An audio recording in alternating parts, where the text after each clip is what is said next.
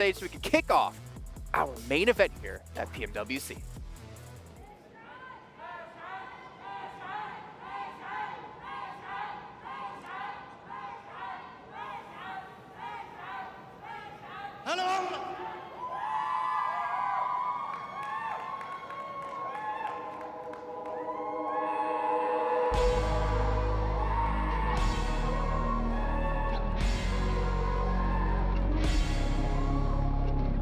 I've said a million things and I swear I didn't mean it. Maybe I'm scratching at the surface of some empathy. If I live 1,000 lives and each one I always die in, I guess my mind arrives that I stay right here right by your side.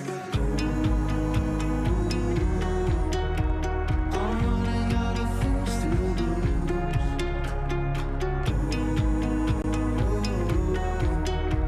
Don't wanna run away from you.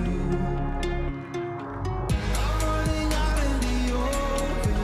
You've always been where I belong.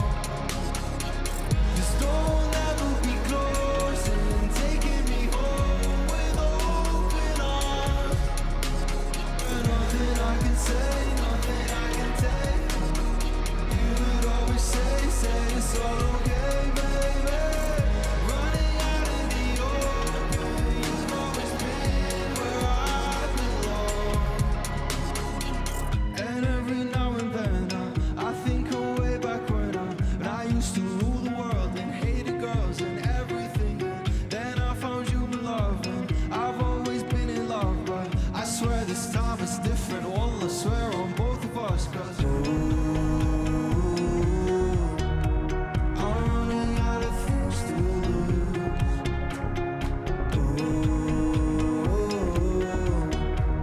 Don't wanna run away from you. I'm running out in the open. You've always been where I belong. This door will never be closing, taking me home with open arms. But nothing I can say, nothing I can take. You would always say it's all okay, baby. Running out in the open. You've always been where I belong.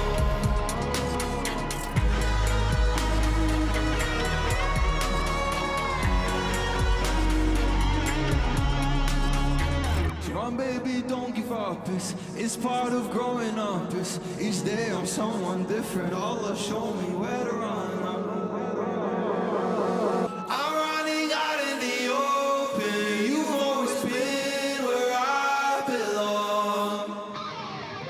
This door will never be closing, taking me home with open arms. But nothing I can say, nothing I can take. You would always say it's all okay, baby. Running out in the open. You've always been where I belong.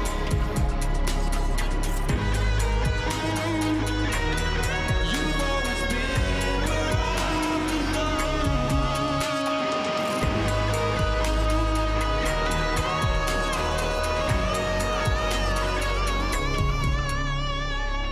Shukran.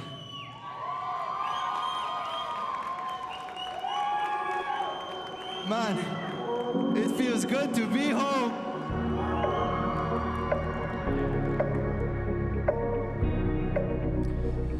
You know, as a Saudi artist, and this I'd like to say to the world, things are changing back home. Everything's changing. And I wonder, wonderful guy, I don't need you for nothing, won't please you for nothing. I wear my armor, a championing night. I don't need you for nothing, won't please you for nothing.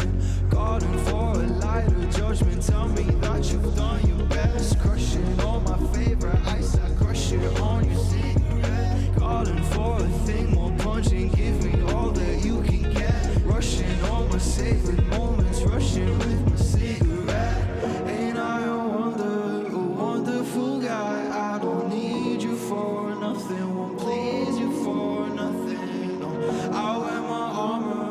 championing night. I don't need you for nothing, won't please you for nothing. Wait, stand up. Know you bad, know you take me too young. Little puff fast, and the years go by, كل سنة.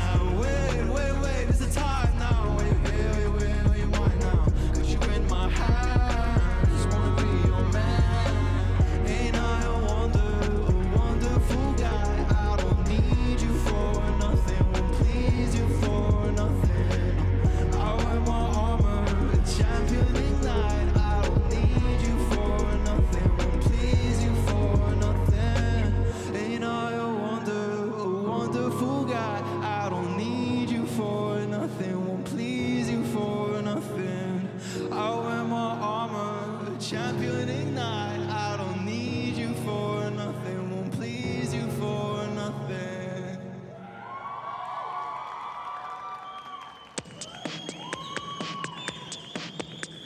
Yeah. So home is changing, everything is changing, and Saudis, we have art now. We have amazing things happening here now.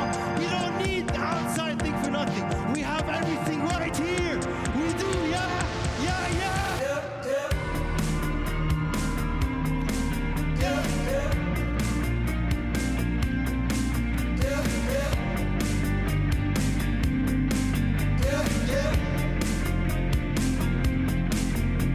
It's gonna hurt, diving in head first.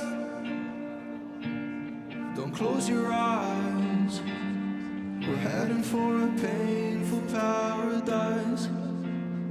I wanna know, how deep does the deep go? Will the air chokes out, your stomach fills, it hurts sometimes, remember still. Feel it now, but feelings go. You'll be just right, it's rain and snow. Keep your head high like snow here, oh. The pain will go before you know. Yeah.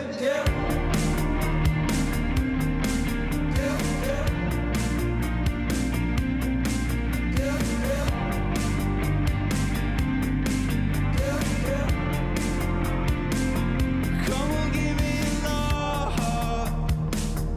Oh, won't you show me how? Come and say I'm enough. 'Cause I don't mean to break down. Yeah, I feel it now, feelings go. You'll be just right, it's rain and snow. Keep your head high like snow here, oh. The pain will go before you know. So know your worth, remember that you come first. Don't close your eyes, we're headed for a painful paradise. Yeah.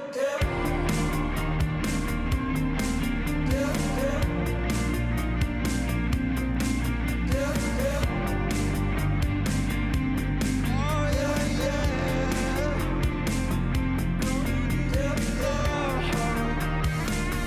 Oh, won't you show me how? Come and say I'm enough. 'Cause I don't mean to break down. Just wanna know, how deep does the deep go?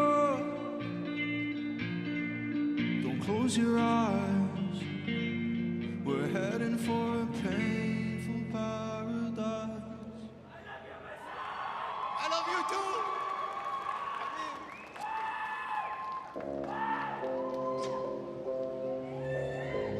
Keep it up.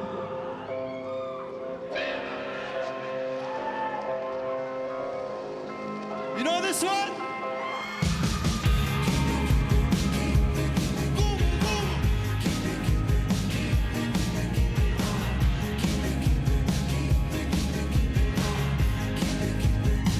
You always tell me fine when you're feeling down. I tell you telling a lie. I see it in your frown. So you don't have to speak. Oh. can tell from a mile. No, you don't have to speak. Oh, please, I can tell from a mile. Does it get you high to know you're on my mind? Does it make you cry to know we had our time? So you don't have to speak. Oh, please, I can tell from a mile. No, you don't have to speak. Oh, please, I can tell from a mile. Keep it up.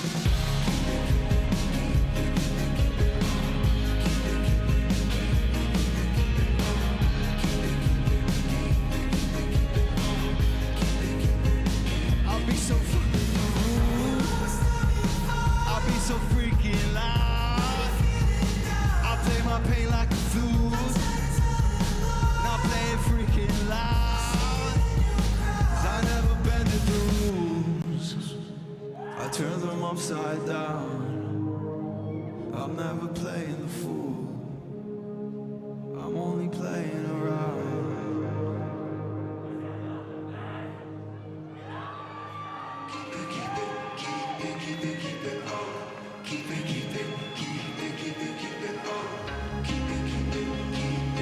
Sing it with me.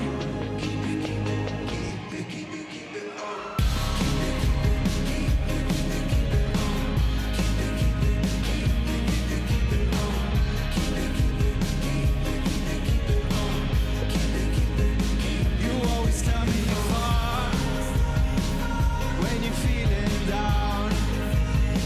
I tell you telling a lie. I see it in your frown. Thank you so much. I love you. I have one last song. Winner, win.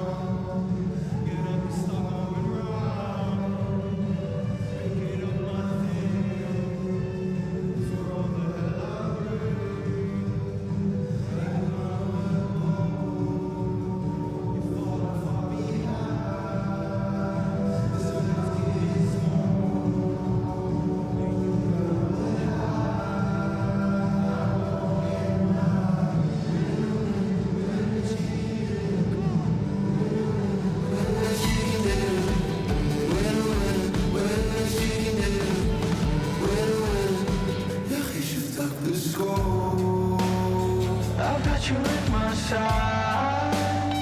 Every bitch I could roll. You got nowhere to hide, and you got nowhere to go. You're falling far behind. The circle's getting slow. You got nowhere to hide. I'm gonna get mine. Where she can do. Where she can do. Where she can do.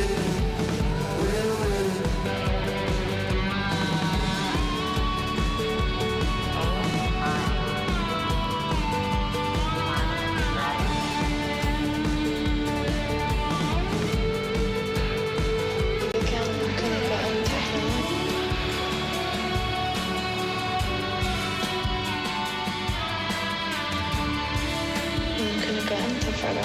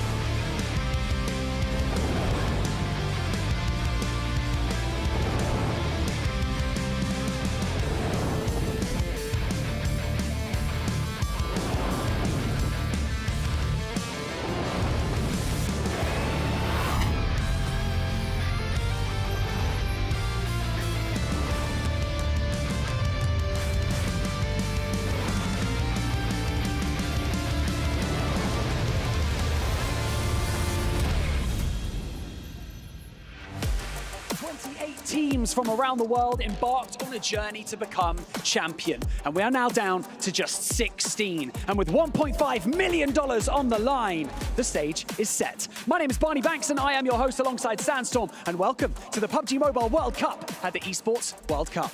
Yes, Barney, we have had the grueling group stage, the strenuous survival stage, and now it is finally time for the main tournament. 16 of the best teams in the world are ready to go toe-to-toe, face-to-face. 18 maps, 18 matches, and we will finally crown our champion. Confidence, adaptability, and chemistry are all elements that our teams have been focusing on for the past 10 days. And now it is time for those elements to be put to good use. The stage is set. So it is finally time to meet our competitors for the PUBG Mobile World Cup main tournament here at the Esports World Cup, starting with Power Esports!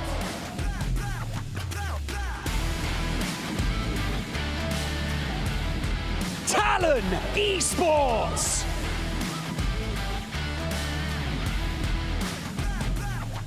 Alpha 7 Esports!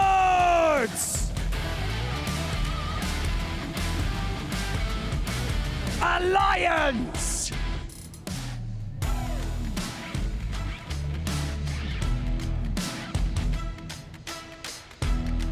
DRX!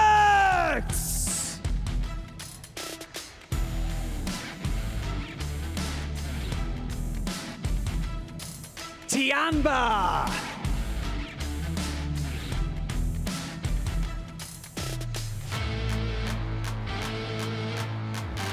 For Miracle Vibes!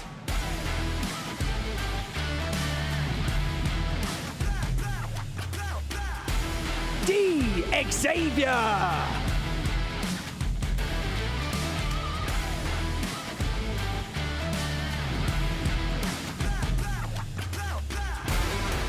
Istanbul Wildcats! Next, Ruya!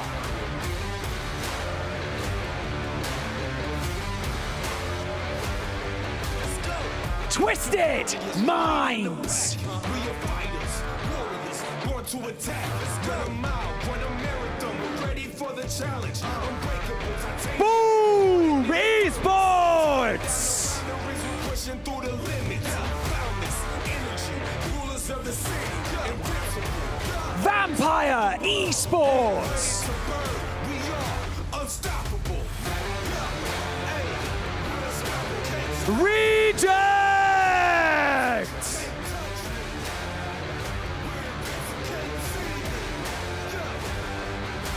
Starting up a riot, we are starting a fire.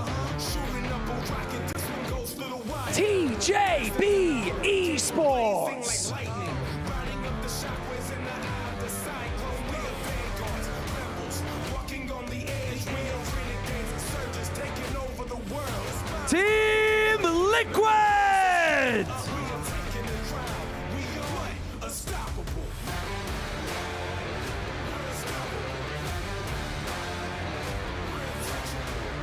Alola IHC!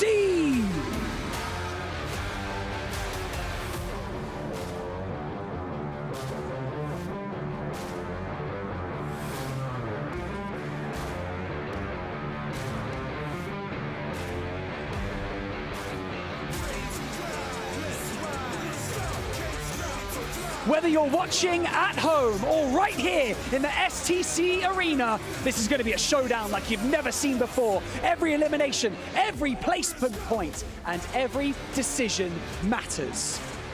Keep your eyes peeled for your favorite players. Grab your popcorn because it's time to pop off. Ladies and gentlemen, let's get the show on the road. The PUBG Mobile World Cup main tournament begins now!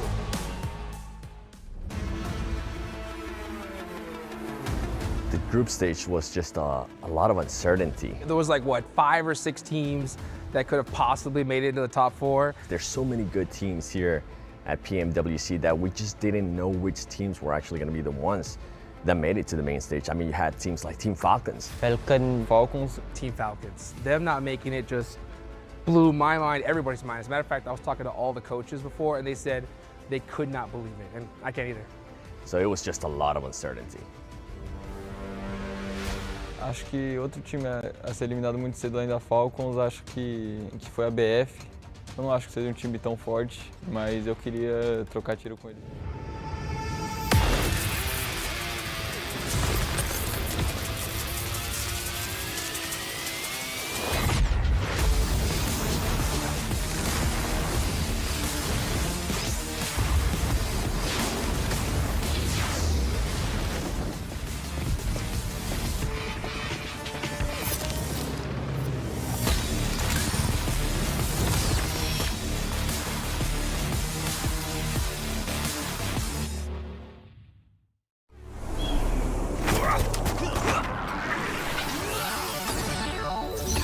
Ready, set, go.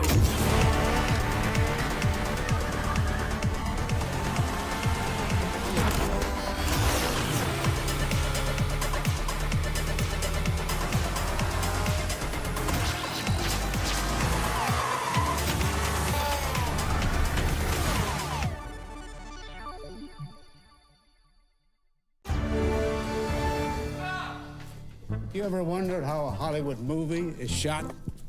On a Sony. You review it on a Sony. And how do you make that sound epic?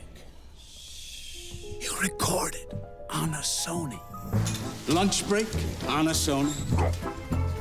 So why wouldn't you watch it on a Bravia by Sony?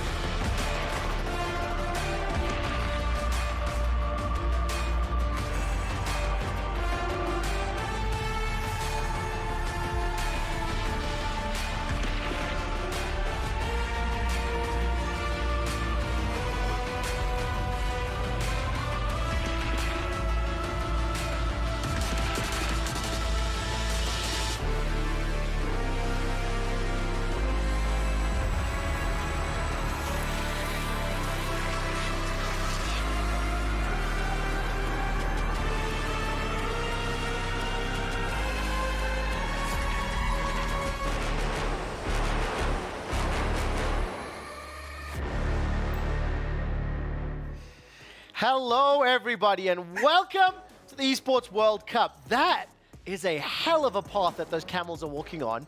And what a great drone shot. No, can we see the camels? How do I go there? I want to go with the camels. Did they make it to the final circle? I don't know. Nevertheless, you can see on your screens right now, we have 3 tournaments continuing. Good afternoon, good evening, good morning, wherever the hell in the world you are. Welcome to EWC Central. Things are heating up here on the second day of week 4, and we're nearing the halfway point of the entirety of the Esports World Cup for this year. I am still your host, Quickshot, and I'm joined once again by Jace, by Big Mac, and by Double Toby. Jace, how are you doing? How excited are you for knockouts in MLBB? Definitely excited because it's super hot. The competition is just heating up. Looking forward to see who's going to end up in the semifinals. Can you tell it's 45 degrees centigrade outside with all the terminology we're using? Yeah, it's hot, it's warm, it's spicy. Big Mac, really you add extra sauce? How you doing, my man? I did today. I had sauce with my rice, and it made it taste better than plain boiled rice. And Toby, how are you doing, my friend? PUBG is finally back. And not just back, we are on with the grand finals now, so it's going to be a great day. What's it actually called? The main event. The main event. That was a good delivery. I like that. I love that. Where's that deep voice? I want more of that. We've been hiding that for 2 weeks. That all day if you want to. Oh my! You are so much more attractive right now. I'm sorry, I don't mean that offensive. Anyways, obviously you can tell we're having a lot of fun, and we've got a great show for you planned today. Let's take a look at what the schedule is happening. For Overwatch 2, it is the round of 12. We'll explain what that means in just a moment. Mobile Legends Bang Bang, the Women's Invitational, will be running all of their quarterfinals today, semifinals and finals tomorrow, and the PUBG Mobile World Cup is starting the main event day 1. 6 matches, 3 days of matches, and we'll crown our champion for PMWC. By Sunday, we'll crown our champion for Overwatch 2, and on Saturday, we'll be crowning our champion for MLBB in the Women's Invitational. As we always do at the beginning of every Central broadcast, is get everybody at home up to date. So we're going to start things off with the EWC Catch-Up, powered by STC.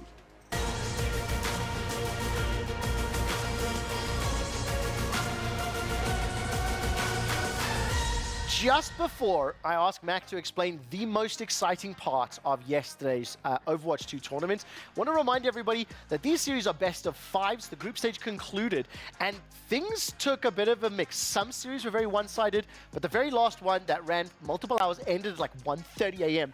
It ended on a bang. Yeah, Group A, B, C, and D all had their moments, their storylines. A, B, and C were less exciting than the end of Group D, which was the final game played on the A stream yesterday. And that's essentially going to be Space Station and Fnatic. You'll see here, these are the final moments on the final rounds, on the final map. And essentially, there was a 3-way tie. So if Space Station, if Fnatic wins, then it would be the 3-way tie. But Space Station needed 2 maps to change how close it was. Essentially, the round differential is what broke this up, but because Fnatic won and they had 1 better map differential than the team that ended up getting knocked out, which isn't even in this series. Look at the screen, look at the screen, look at the screen, right? So on the screen right now, Fnatic are the blue team. They are pushing, right? Yep. They are in overtime, and they need to close this out. They were down a point. They used the entirety of that overtime on, what did you say? The final points of the 5th map of the final of the day. Like, it literally went the entire way, and it ends up giving us this bracket. So what is the round of 12 very quickly? So round of 12 is essentially, on round of 12, the teams that came second in their group get to choose, depending on a different order, which third-placed teams that they get to play. So then after this round of 12 is done, those teams that are already in the quarters have a similar thing. So Crazy Raccoons are going to get first pick of the winners of today's games. Crazy Raccoon, VP, Zeta, and Twisted Minds, they top their group, therefore they're automatically birthed into quarterfinals. That also means they get club championship points. Just a petition real quick to change round of 12 to octo-finals. Octo-finals, ooh. If we have quarterfinals and semi-finals, it means octo-finals. Yeah, it took me a while to understand. You should know, because you've got the octopus coming out the backpacks. In True. PUBG Yeah, Mobile. Atlantis all the way. Okay. Right, we'll come back. We'll do a deeper dive in Overwatch 2 later on in the broadcast. We have 4 hours to break everything down for you. Before that, though, I'd like to get a catch-up from Reptar, that little rugrat from MLBB. Indonesia's Team Vitality has swept and eliminated the representatives of Vietnam, Xeno Lilies. My name is Redmar, and so far this is what has happened for the knockout stages of MWI 2024. Team Vitality rocked out with a surprising mid laner pick called Guinevere for their mid laner Chinny, though it wasn't completely the reason as to why Xeno Lilies lost game number 1. Actually boiled down to a retribution duel between Vival, the jungler of Team Vitality, and Ramichi, the jungler of Lilies. They forced a 50-50 but just were not able to take it, which meant that Team Vitality was able to punish them and ride all the way to a game 1 victory. In game number 2, it wasn't as close and competitive compared to game number 1. You could tell that even after the draft and in the early portions of the game, that Team Vitality will be comfortable to riding it into a game 2 victory, which they did. So Team Vitality is one step closer to the grand finals to solidify themselves as the best women's team in the world, but either Falcons, Vega, or Net Angels will be their opponents in the semi-finals, which will be coming up. That's it for me. Thank you so much, Reptar. A very stern and serious introduction and update. Obviously, we've already had some quarterfinals results coming in throughout the course of today. Before we dive into the bracket, though, what's your main takeaway when you look at the group standings here, Jace? So just a quick recap, just in case you haven't catch up in MWI. The main takeaway is Group A is a group of death. You have these 3 teams that are really, not say struggling, but they're equal in terms of the matchup. In fact, it was Group A that gave us a tiebreaker out of the rest of the groups. But the rest of the groups, you know, followed my script, so I'm pretty happy, Trevor. Pretty happy. And of course, talk about the script. I actually think we'll get your predictions later on. So for the Mobile Legends Bang Bang Women's Invitational, the bracket looks like this. Vitality have already 2-0'd. I believe we are in the second series with Falcons. Victory Song Gamers in Cloud9.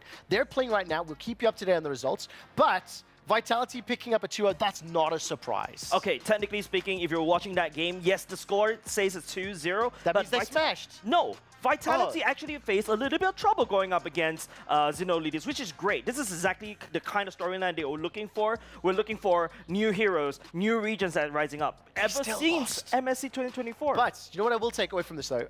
The fact that Vitality actually had to fight to win those series. They did have to fight. It was competitive. They dropped a game in the group stage. They are still the overwhelming favorites to win the entire event. They have won every tournament for over 900 days. 99 days. Over 900! We're closing in on 1,000 Tomorrow days. will be the 1,000 days. Tomorrow. It's over 900! Anyways, let's turn our attention to the PUBG Mobile World Cup. I'm going to get an update from Toby. What has happened until this very moment? Well, a hell of a lot has gone down. The group stage is played through, survival stage is played through. Yesterday, the players relaxed.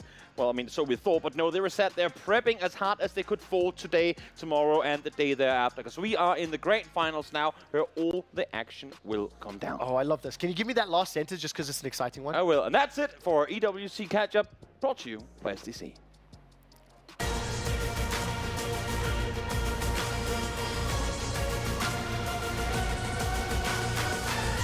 That was good. It wasn't the line I was hoping for, but I know prompted me just before it. It was like, the finals, start right now. There was pretty hype. It's all good. It's all good. I read the thing that the Arrowhead also. It's my job. It's my job to read. It's your job. My job to lead. Let's stop. I'm going to stop myself right now. Okay. We're obviously going to have a good show ahead of ourselves because there's a lot of giggles and silliness in the group.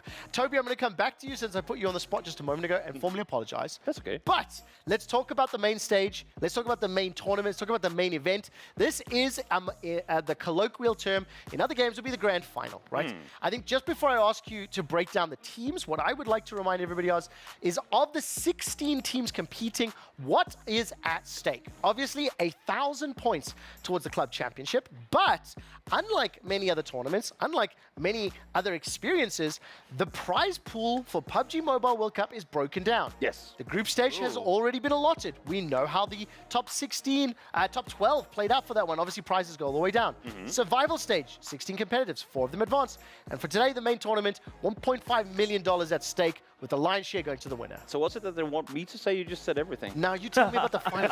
This is the boring, this is the like formalities, you know what I mean? I tell you what, who's participating, Oh, Tobias. well, let's get right into that. We have, as you said, 16 of the best teams in the world participating. They're actually playing right now. The very first match is about to come to an end, and here you see them. Our 16 teams that will be playing in the main event of PMWC. Alliance Tiamba, they made their way through with flying colors, finishing out the group stage in the very top, and them, alongside the other 12 teams that make their way through the group stage, are joined by the 4 teams in blue that you see that qualified through from the survival stage 2 days ago. IWNX, DRX, TJB, and Twisted Minds able to snatch the last few spots that were available in a very, very close fight in the survival stage. Quickly remind me, so what was everybody's predictions for winners? About a week ago, you weren't here, but Suns fan, I think, was...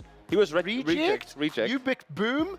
I went with Alula, IHC, and do you remember what you went for? I think I went Alpha 7. You went Alpha 7? Yeah. Ooh, interesting. So all 4 of our respective, you've now adopted Suns fans. Oh, you're reject now. He's not, yeah, so I'm forced to swallow reject? Yeah, yeah. You are indeed, yeah. You're the reject fan. Don't worry, they made it in super easily. You shouldn't be worried It wasn't at all. The reason I like to play along with this is that for viewers at home, you at least know where our allegiances are, and we'll be leaning some bias. Let's talk about teams that did well, though, coming into the tournament. But where are some of your expectations? I think if we look at some of the teams that, again, as I said before, came in really, really strong out of the group stage. The last games they played, Alliance, Tiamba, phenomenal. Sat a clear cut above the rest. I mean, over the top of the likes of 4 Miracle Vibes and Team Liquid. We went deeper into both Alliance and Tiamba yesterday and how they were set in like the sub-20s in the global rankings, and yet came out and really impressed right out of the gates. I think that was incredibly impressive to watch. If we look at the next slide here, some of the teams that also came in from groups, I think the 2 main teams to mention here are Reject and Vampire Esports. Now, Vampire Esports, the reason I'm mentioning them is because, of course, they have the storyline of having won this event the previous 2 times. They want to go the triple back to back to back. But with how they performed, how they just 4 points up managed to sneak their way in, I'm not sure they have it in them to bring it home. The thing is, though, I can see, like, Jays is panicking here for a second. Why do I have to inherit Suns fan Reminder that for the main event in the PUBG Mobile World Cup, obviously it's 18 matches in total. 6 today, 6 Saturday, 6 Sunday. It's the accumulation of all the points across the 3 days. So it is a hard reset. Oh, yeah. And for Vampire, they are looking for the 3-peat, despite the fact that they have not lived up to anybody's expectations. Like, every single member of the On Air Talent team before the tournament began, Vampire, 3-P3, back to back to back. Prove it. Step up now. This is when the time matters. No, it's true. It's completely true. And I think it's interesting, too, because we see it, and we talked a bit about it yesterday, how you have certain teams that won't come out like right out of the gate swinging. They'll take a couple of days to figure things out, to see how the lobby plays, and then they're just better off of having gotten some info to play off of. And I think Vampire is like that too. They rarely ever have insane group stage performances, but they'll come back in the finals, offer the info that they've accumulated, playing much stronger. Let's very quickly take a look at those survival stage standings as well. 16 teams went in, 4 qualified. What's your takeaway other than the fact NRX absolutely obliterated this? I mean, I think the fact that we look at IWNRX and DRX in the top, if we look, I mean, just remember back to the group stage leaderboards we saw just before, they were both dead last. Like literally last place for DRX, 3rd to last from IWNRX. IWNRX honestly didn't even have to show up for the 2nd day of the survival stage. They played such a phenomenal day 1 that, I mean, okay, they got 71 points. They would have needed, what, another 9 on the day. But they played phenomenally. If they can bring just half of that here to the grand finals today and the next 2 days, they're going to be top 3 for sure. Crucially as well, on Wednesday, Team Falcons were eliminated from the PUBG Mobile World Cup. And on Thursday, I then poked the head of APAC to say, that means the club championship is more exciting. I didn't see you poke him. Don't lie to the people. Okay, what was your I was just going to ask, so at what point do the club championship points start coming in? I know it's in the main stage, but where do you have to place? Top 8. Top 8. Top 8. So it's not even, like, you're not even guaranteed for making finals. You need to still finish the top half of finals. And looking at the teams here, I mean, I talked to the talent that are broadcasting the show right now. They're saying this is one of the... Who are your top 8? Who are your top 8? You know what? I'll show you. I'll show you instead of just thinking of them. Here they are on your screen. 4 Miracle Vibes up there. Boom. Your representatives. I think Boom is a little bit of a scary one because while they didn't overall play well, they had that 20-elim match. And I'm like, okay, that's the Boom that we know. I want to have them up there. Tiamba, I wasn't initially going to pick, but they really impressed me through the group stages. They took out some of the heaviest hitters in the competition. I think they can thrive for that momentum. And speaking momentum, I think IWNX are going to be able to finish up there too. Alpha 7, my pick to win the whole thing. The current top team in the world. Can I tell you something really quickly? We are in the first match of the main event for PUBG Mobile Cup. Team Liquid, one of Toby's top 8 teams, has been eliminated in 14th place. It's okay. Wait, is it happening right now? This is happening right now. This is the replay. Oh, no. Give me a quick. I'm pretty sure this is live. If you read, Liquid's dying right now. Yes. They definitely are. They this is definitely are in amazing. trouble. This is Chief try to peek on over, gets the knock on the first one. There's only one more on the other side, but this is the issue of this map. And it's. By the I was way, just gonna say that's the third party. the first squad that was eliminated was IHC Alula, which is the team that I predicted. No, it was Power. Was it Power? Eliminated Oh, before I'm them. sorry. The second team to be eliminated was them, Mr. Pedantic. Well, I mean, if you want to get the facts in there, you got to get them right. What? Well, Well, I'll tell you what then. How about you introduce the live look in? let's do that. Let's take a live look in at the end of this first match of the main event, as we now see 10 teams still left alive. IWNRX, again, the winners of Survival Stage, chilling as hard as can be. And just to quickly brief you on the map we're watching, it's Sanok, it's the tropical vibes all day long, which means that because this map is a smaller one, you'll have teams much closer to one another than you usually would. Look at how dense this is, and that's a big part of the reason why we saw Liquid die just before. But now, without me talking anymore, let's hop on over to the casters. Go Boom. Actually, no, it's a spray down from the off angle. The two players moving on forwards. They've split DXavier on their hold, and now Boom look to open the door. Paragin on the inside looks to hold with the spray down, but it's not there. And now Lamborghini, last hope for DXavier, has a challenge from a DPS, and he is not up to the task. Yummy able to put him in the dirt. A DXavier fall to Boom. Boom Esports with a critical finish right there. That's 4 points for them. Now they're starting to get warmed up here. We still see a couple squads that need to get moving. I'm looking at you, 4MV, Tianba as well. Twisted Minds with a beautiful couple knocks right there, but he's gonna go out just like that. Still, points being spread pretty much across the majority of these teams. Boom with 4 players. They're now starting to extend their presence against Alliance on the northern side. Not too much to worry about. I'll take that back actually as Bombit goes down. Gets flushed as well for Boom. Playing on as 3. Alpha 7 and TJB currently, the 2 teams with 4 players alive. Take that back. 4 Miracle Vibes still have 4 on the eastern side. But 4MV, only the 1 elimination. Taking a knock as well. Trying to carry themselves forwards. Move up from the cover of barn.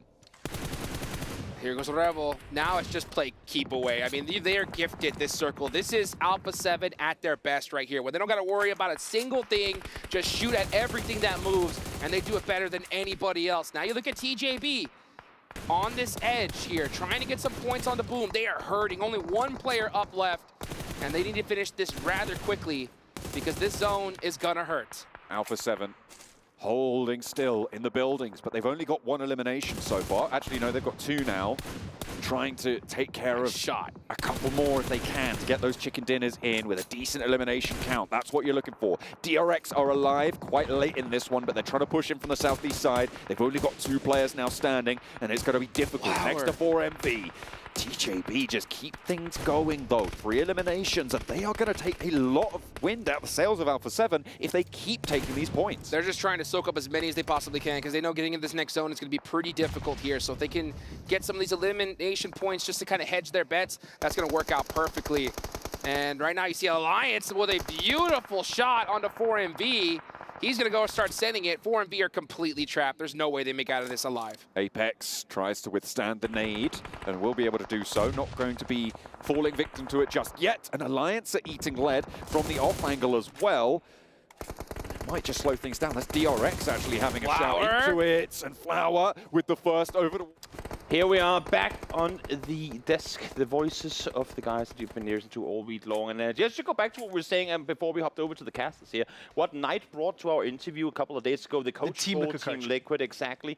You have to be able to finish your fights quickly on this map. We're seeing right now multiple teams get eliminated because they can't. These teams are forced so close to one another that if you're in a fight that lasts for realistically more than 20 seconds, a third team will come in right from behind, and that's where they steal those points you were looking for. Yeah, I'm looking at Alpha 7's positioning. Well, feels like they're really strong, right? Yep.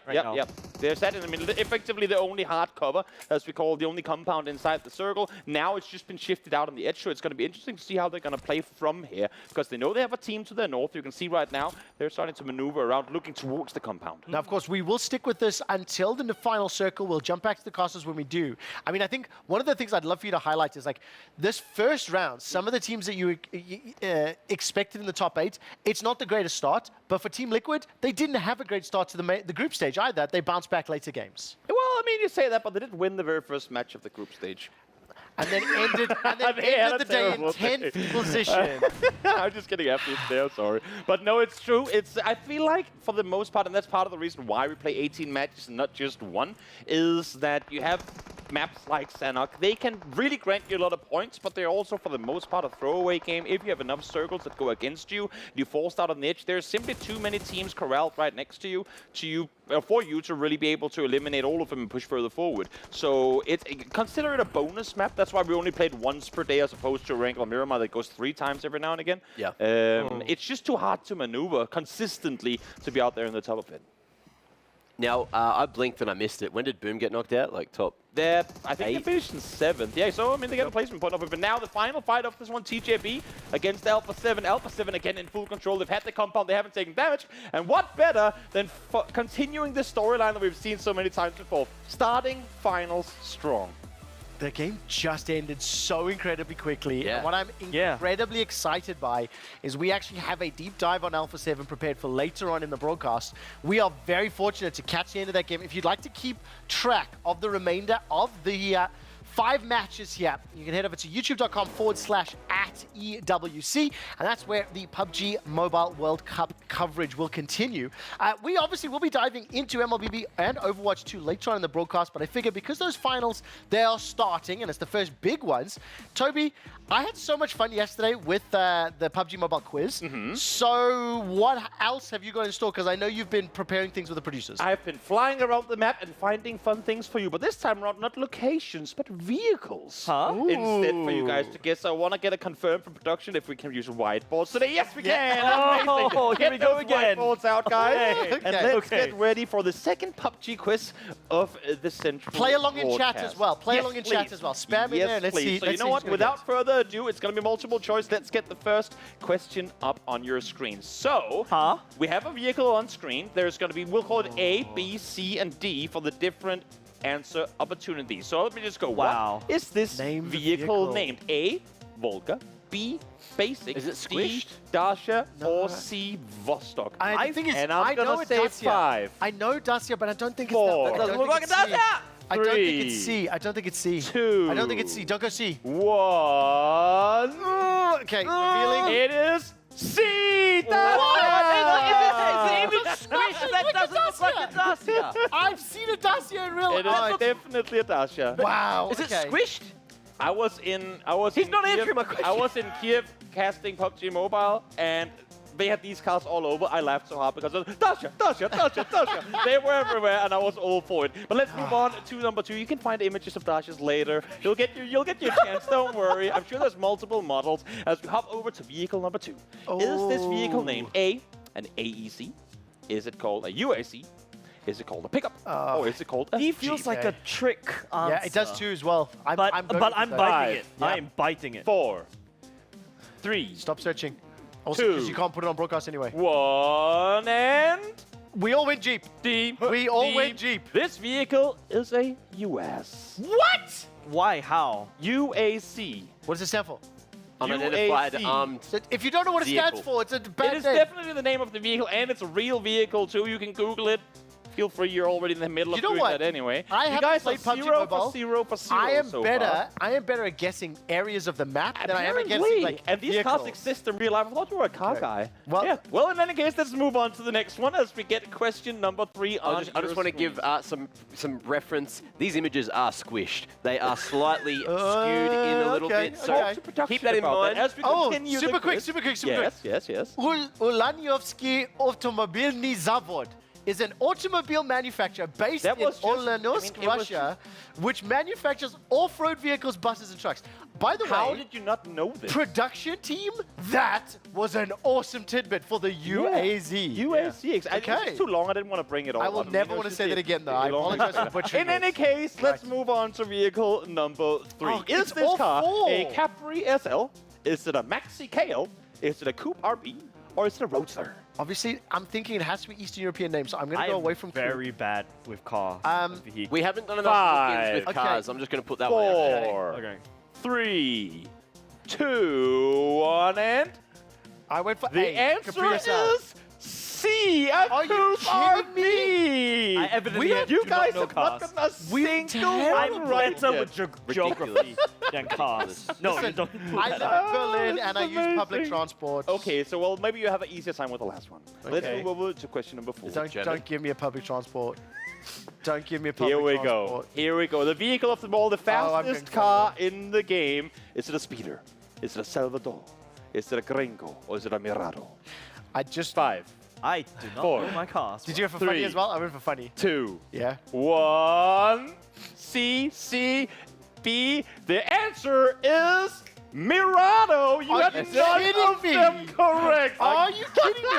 Honestly, I got none right. You Just had been way too none long of since I them played right. PUBG. just based on odds or percentages alone, we should have accidentally stumbled on one. Yeah, we sucked. We had a 25% You were chance of getting right. terrible. We did bad. More like Can you say what was C again? Say it again.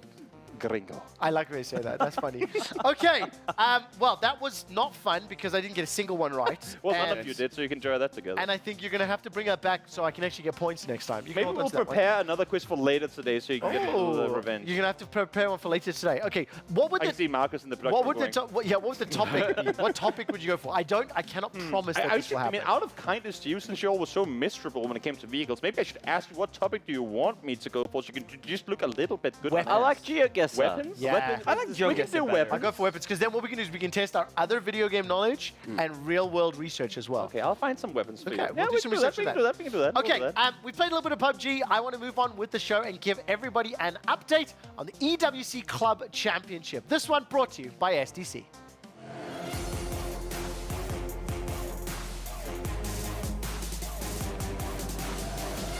Now, of course, anybody who has been watching Central for a few days will know that Team Falcons are still the undisputed leaders in the club championship.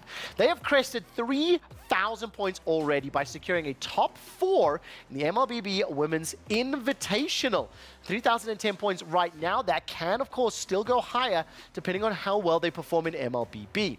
2 other teams that are close to or in the running for the top 10, Team Liquid and Twisted Minds. They are looking to score in the PUBG Mobile World Cup. Reminder, they need to place in the top 8 at the end of Sunday's 18th games to be able to be included on this leaderboard. And of course, Vitality, who are not yet on the top 10, they did secure semifinals in the MLBB Women's Invitational. That means that in the top 4, they've got 700 points to their name. If they actually win the tournament as they are expected to do, it'll be 1,000 points. It'll get them right near the top of that top 10 and put them in the running for a bigger chunk of that club championship prize pool. Finally, Overwatch 2 still has pretty much every single partnered club available alive in the tournament. They have not yet started their brackets in that round of 12. So Fnatic, Gaming Gladiators, Team Falcons, every single one of them has the opportunity to either pull further ahead if you're a Falcons fan or catch up to Falcons if you're trying to knock them out of first place. We will keep you up to date with all of the updates, the eliminations, and who's climbing into that top 10 leaderboard throughout the course of the next 3 days. That does it for the EWC Club Championship update brought to you by SDC.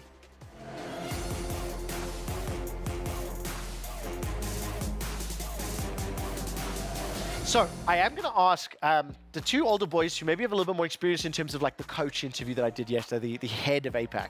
How brutal was it when I said to him, I hope your teams lose? This is Team Falcons. The reason I say that, it was in the context of having a healthy race here for Club Championship. But was it a bit on the nose? No, he was fine with it. Yeah, So okay. as long as he's fine with it, it's fine. If he was like, yeah, asshole, then of course it's a problem. Now, what do we think about Team Falcons' chances when we do look at Overwatch, Team Falcons' chances when we look at MLBB? How do you reckon they're going to pop off, run further down the tournament? Well, for MWI at the very least, I don't expect them to really pass the semifinals because they're going up against Team Vitality. And that was in a the lot of people semifinals expecting already. them to be 1 and 2. The bracket didn't go their way. Correct. The knockout draws did not go their way. So yeah. I actually just turns out we actually have the Women's Invitational for MLBB. The playoffs are happening. Those games are underway right this second. Jace, do you want to give us a prediction? Yeah. How did it go? So as the MLBB expert myself, I also have a little bit of predictions as well. And I loved the last time when we did something like this where they added another additional inverted commas. But here are my predictions. As of now, Team Vitality and Xeno Lilies followed my script a little bit. Okay, 2-0. Falcons Vega and Net Angels followed my script.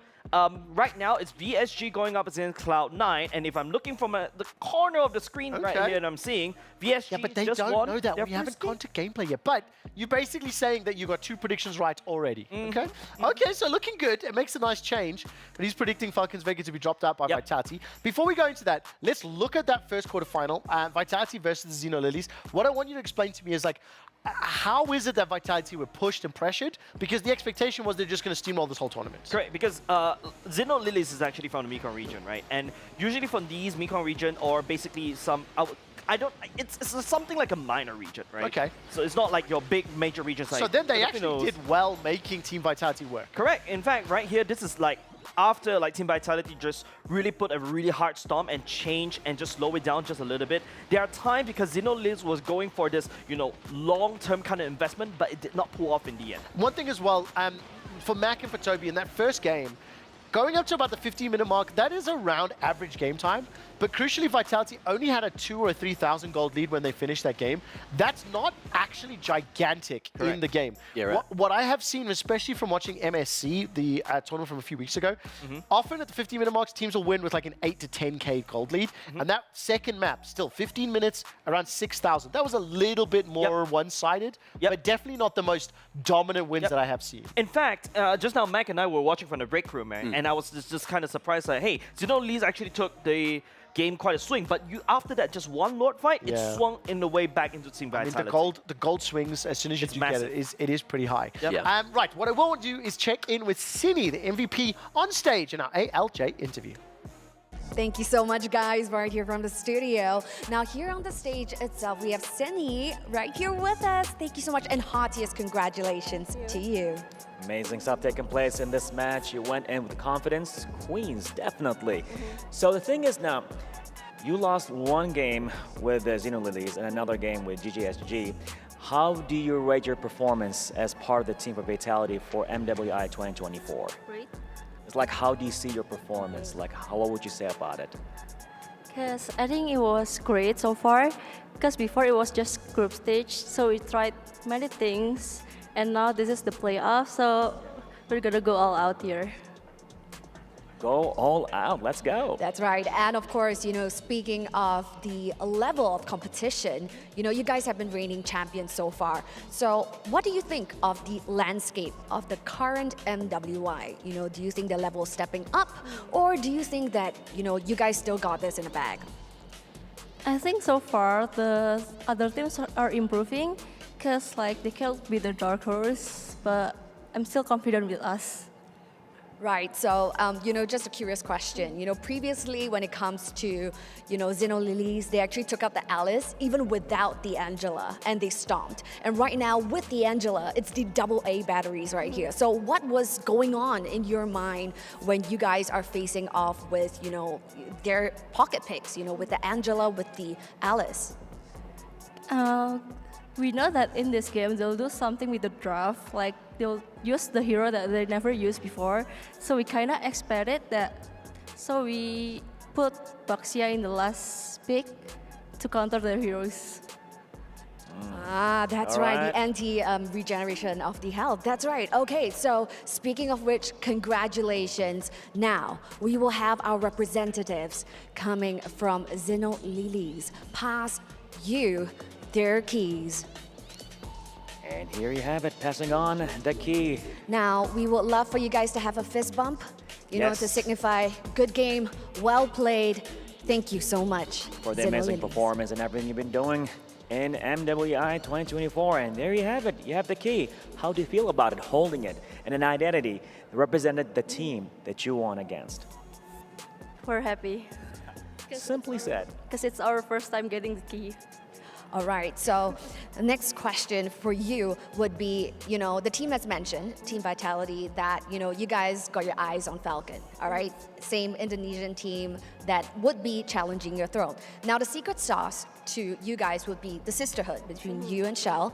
But of course, at Falcons, they also have sisters. So, you know, what do you think gives you that competitive edge over Team Falcons? I think that we're the stronger duo. Yeah, that's it. What a fantastic end to that interview from Cini.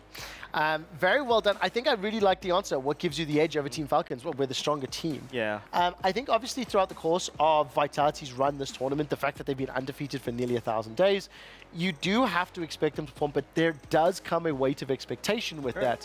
The thing is, that's also true for Falcons. They're playing in Riyadh, representing their the organizational home, so you kind of have to think that might be the final, theoretically. Yeah, and I think when they actually released the brackets, right, everybody was on the social media was just saying, oh, we won't be able to see an Indonesian versus Indonesian grand final thing, because that's basically the thing that we always want to watch. Is we want to watch an Indonesian versus Indonesian, Filipino versus Indonesian kind of grand finals, right? So yeah, that part of the fairy tale is already crossed off. So what we can hopefully expect is Omega Empress did a really wonderful job and end up in the grand final. However, my predictions is against them. Interesting. The thing is, I think your predictions went sideways absolutely terribly. Come on, for it's MSC. Dude, right? okay, MSC is a historical. Nobody expected. You were wrong. That's what matters. I'm glad Can that we I'm focus wrong. on one thing? Okay, that's good. That I I'm do actually glad appreciate. I'm wrong. What I do, I'm hearing Copia from. What I would like to do is just briefly say, obviously, goodbye to Zeno Lilies, as well as mention the fact that Team Falcons, they beat Net Angels. Before we dive into that second quarterfinal, the teams that have been eliminated, the teams that are going home, what is the sort of key takeaway here? Because we've spoken about the teams that have won so much. I feel like the key takeaway is that the level of competition. You know, when I was doing a lot of research about MWI preparing for the show, we're expecting, okay, because Indonesia have their own league on its own already, so they should be more established, more experienced. But you got these rising regions from the other side. They're slowly catching up into, for example, Team Vitality. Don't forget, Falcons Vega qualified because they're second place against Team Vitality in another qualifier. Right. So that's why it's massive, and we expected something like this to happen, especially when, you know, two Indonesian teams, of course, they should be going in. But now we're also seeing the rise of other regions as well, especially like Victory Song Gamers, which did a wonderful job against Cloud9. You also start to see Net Angels actually, you know, starting to also threaten Falcons Vega just a little bit, but they're still A-okay. Gaming Gladiators took one game away from Team Vitality, like you always like to harp on top of me. So yeah, I'm really glad that level of competition is rising up. Okay, let's talk a little bit more about how Falcons were able to pick up that win in the second quarterfinal against Net Angels. As we break down this clip, reminder that they will be facing Vitality in the semi-finals. So what are we seeing here? Help the boys on that sofa understand, because I obviously understand everything. Okay, so boys, all you have to do is look for big circles and big ultimates, right? So right now, Team Falcons Vega on the right-hand side in the red team, they're from Indonesia. I'm seeing circles. Yeah. Yep. And immediately you see a shutdown. So that's there's another circle. Green circle, yellow also, circle. by the way, yellow circle. take a look at the game. 11.5-minute game time, Correct. 4,000 gold lead, and Team Falcons are already pushing in towards the base.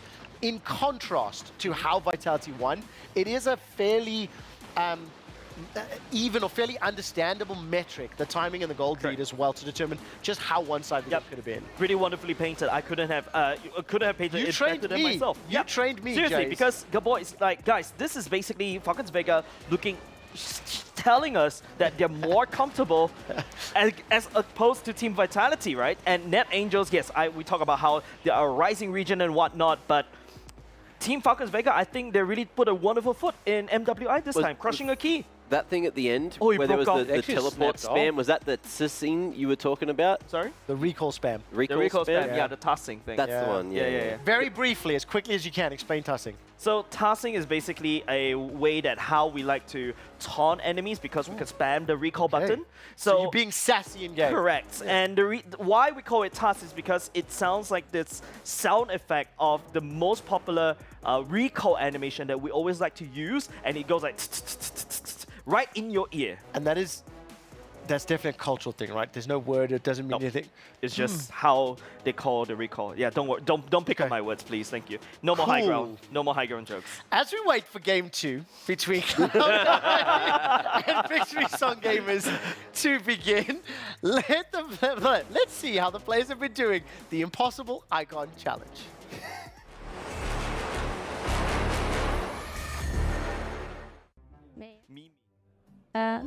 First pay. Mia. That's Xavier's ulti. no, that's Mia's Oh, first skill. Second skill. It's an item. The blood wings. Blood wing. Крылья королевы. Lions. Крылья королевы. Крылья королевы. Black Wings. Yes, Black Wings. Atlas second skill or first skill? First? Lalo second skill. Atlas. It's второй скилл Атласа. Второй скилл Атласа, да. What is this? Atlas ultimate. Even I don't know. I'm a wrong one. I don't know. I go. Yeah, but we forgot the name. Paquito. First Paquito. I think first Paquito. Maybe. Because. Ой, это Paquito. Второй скилл усиленный. Paquito. Paquito third skill. And the item that gives HB, I don't remember its name, but it's half immortality. Ой, это пояс, да. Защитный пояс. Защитный пояс. Arizbell. Oh. It's the new emblem. But I can't remember his name. Temporal region. Yeah. Это перк. Какой-то. Какой-то перк. Кубик. Quantum charge. No. This is the new talent. But I don't know what's the name of it. Florian. What about Florian Bessem? Yeah, это Флорин? Пассивка Флорин. Yes. Пассивка Флорин. Oh my goodness. Florian is... Burst is Fury. Brisker Fury? Yeah, Brisker. Крит Берсерк. Я Берсерка. Базака Fury.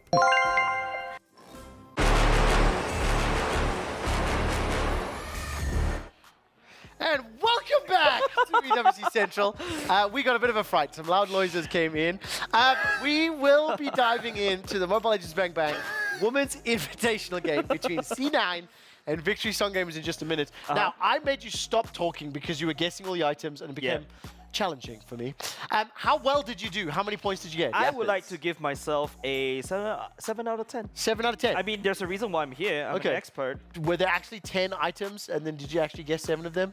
Correct. I think it was like 4 or 5. I thought it was only 4. Yeah, I don't think he was paying that much attention. I can do items, all right? Well, I will say this. Obviously, while we're going to be preparing, let's talk about the teams, right? Cloud9, Victory Song Gamers. Who are the favorites and who has the expectation from the community to actually advance? Okay, so here's the thing, right? So between Victory Song Gamers and Cloud9, the community, I personally feel they're leaning towards Victory Song Gamers. Interesting. Right? Because we are taking account about, the successes from Team Spirit, which is basically from the same region. And before that was Days Vault. There were the dark horses in both MSC and also M5, which is the previous World Series. But however, I think the North American fans were really hoping, this team, Cloud9 females, will be able to just triumph against Victory Song Gamers. However, they faced the first obstacle, which means they're already given one game over to BSG. Very quickly, just look at the character portraits, the heroes. Which team do you think should have an advantage in the earlier stages of the game? Hold on a second. Before I answer that question, Trevor, second player from the left-hand side, Zaya, that Hylos is not usually picked. So remember we had a conversation about the different meta between the male and the females. That's something that's really standing out. Now, going back to the question earlier, Victory Song Gamers has definitely have a better later game in my opinion and they also have decent early game. The mid game is where they will struggle slightly. So we shall see whether BSG can snowball out of control during the mid game, denying Cloud9. I believe in Shia. Go Hecarim, go! Let's tune into the casters. Julian already does quite a bit of damage alone. You pack in some extra percentage. Again, a knock-up. Oh, the damage coming from Synchro. They might actually be going for this. She has to flicker. Decides, nah, not yet. Nicolette on the Ling, though. Trying to go for the invades already. Already ahead of Kiowe, actually. Just in the first minute, but Kiowe will be able to just pick up level 4 as well. But yeah, man, like Leo said, now the Lunox gets a lot of value. Same goes for game number 1, right? The Esmeralda, the Ruby, and the Hylos. I guess now Exaya has a Vengeance, so there's another way to actually turn the damage back around. In game 1, it was the Bulwark Now it's the Vengeance.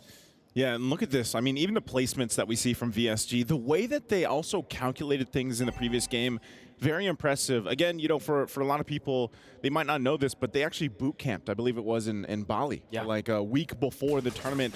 And it shows them, you know, that experience that they gained, however long that was for that week.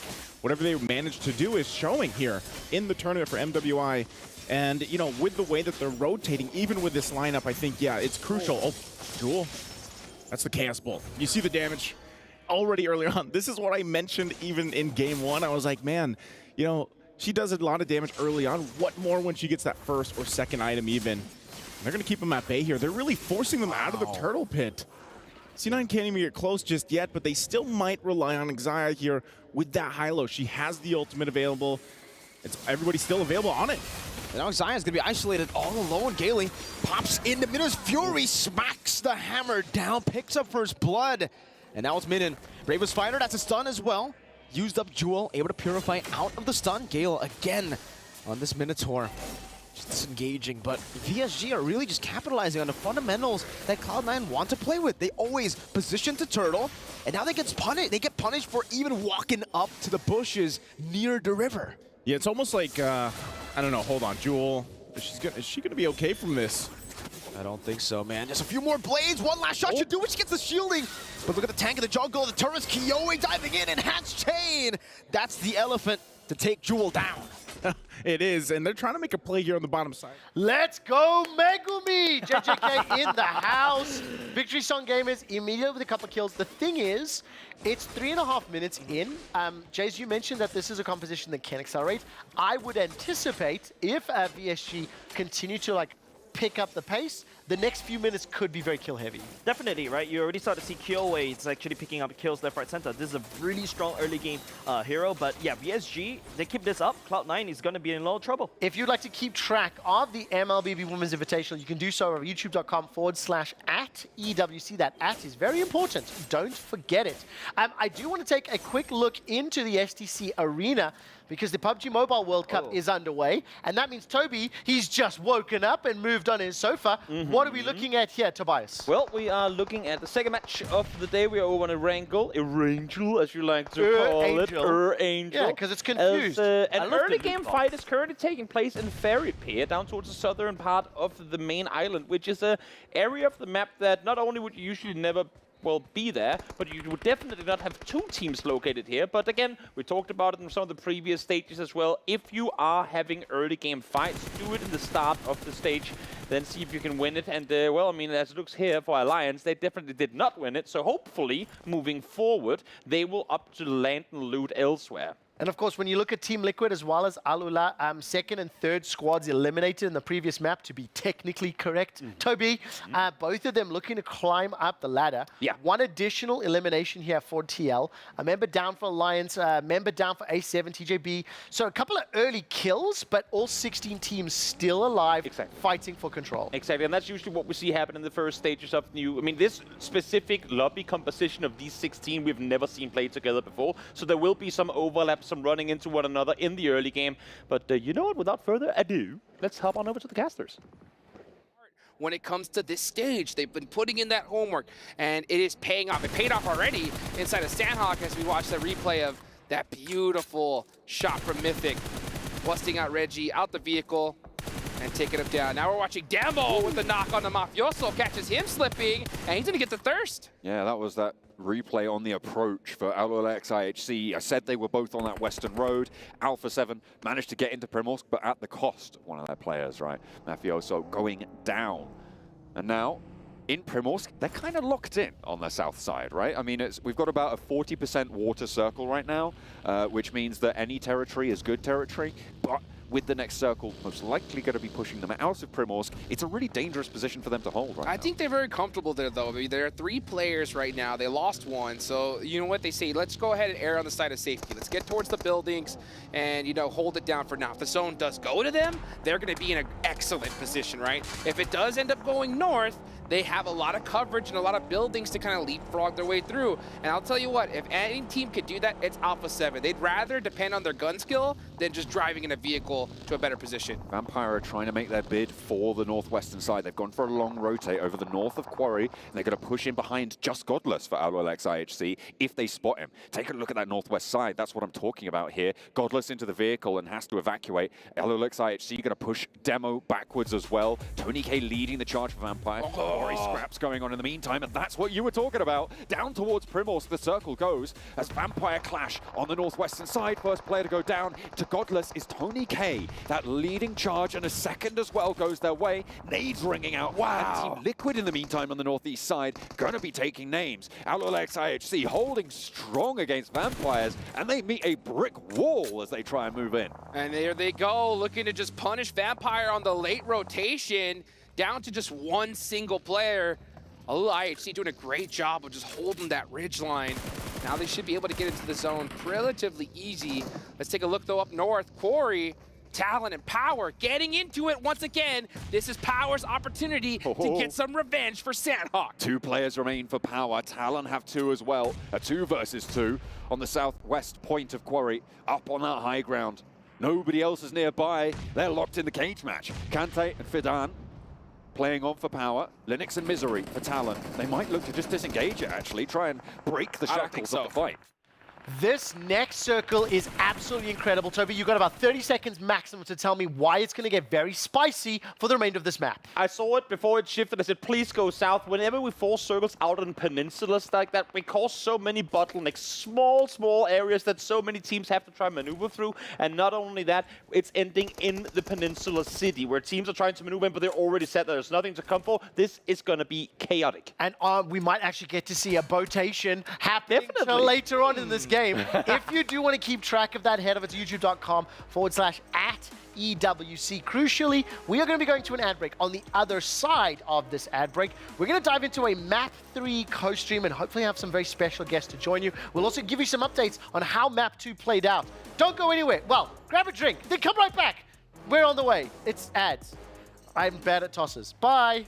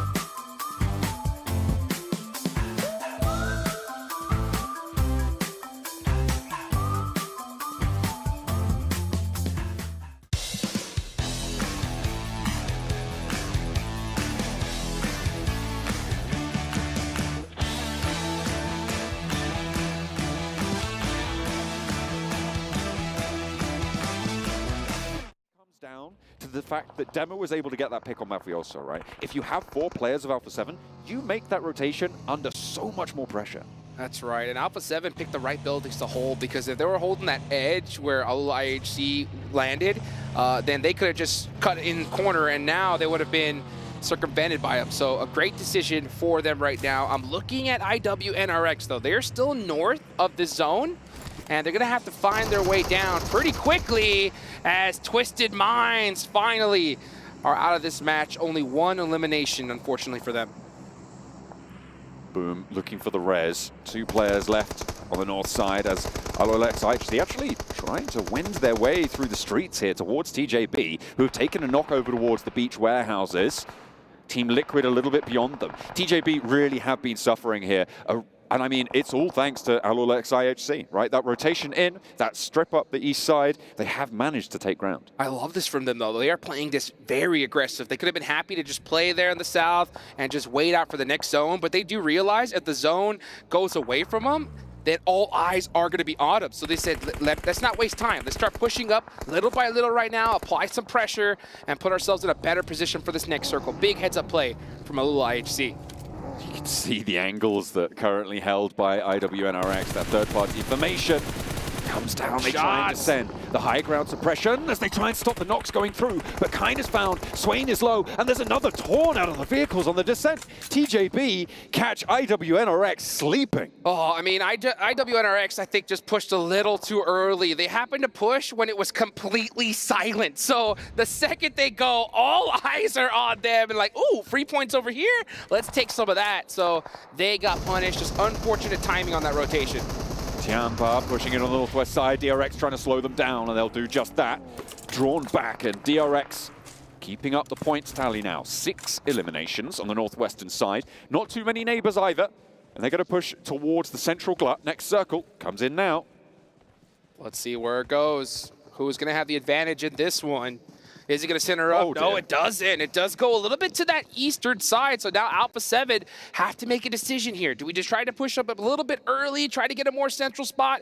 I don't think so. I think they're just going to hold it now, forced to play, clear out their backs, and then deal what's up front a little bit later on. Team Liquid as well with a decent position on this, but they are going to be having to be the break point for the waves of teams coming in from the western side. Alpha 7 potentially turning their attention there, but DRX is the main threat to Alpha 7 right now. You cannot move if you're Alpha 7 until they're gone, or until they make their move first. And yeah, I think even bigger threat's going to be Alula IHC. They were so smart to push up more central a little earlier on, especially with this rotation, and you can see them putting pressure onto teams.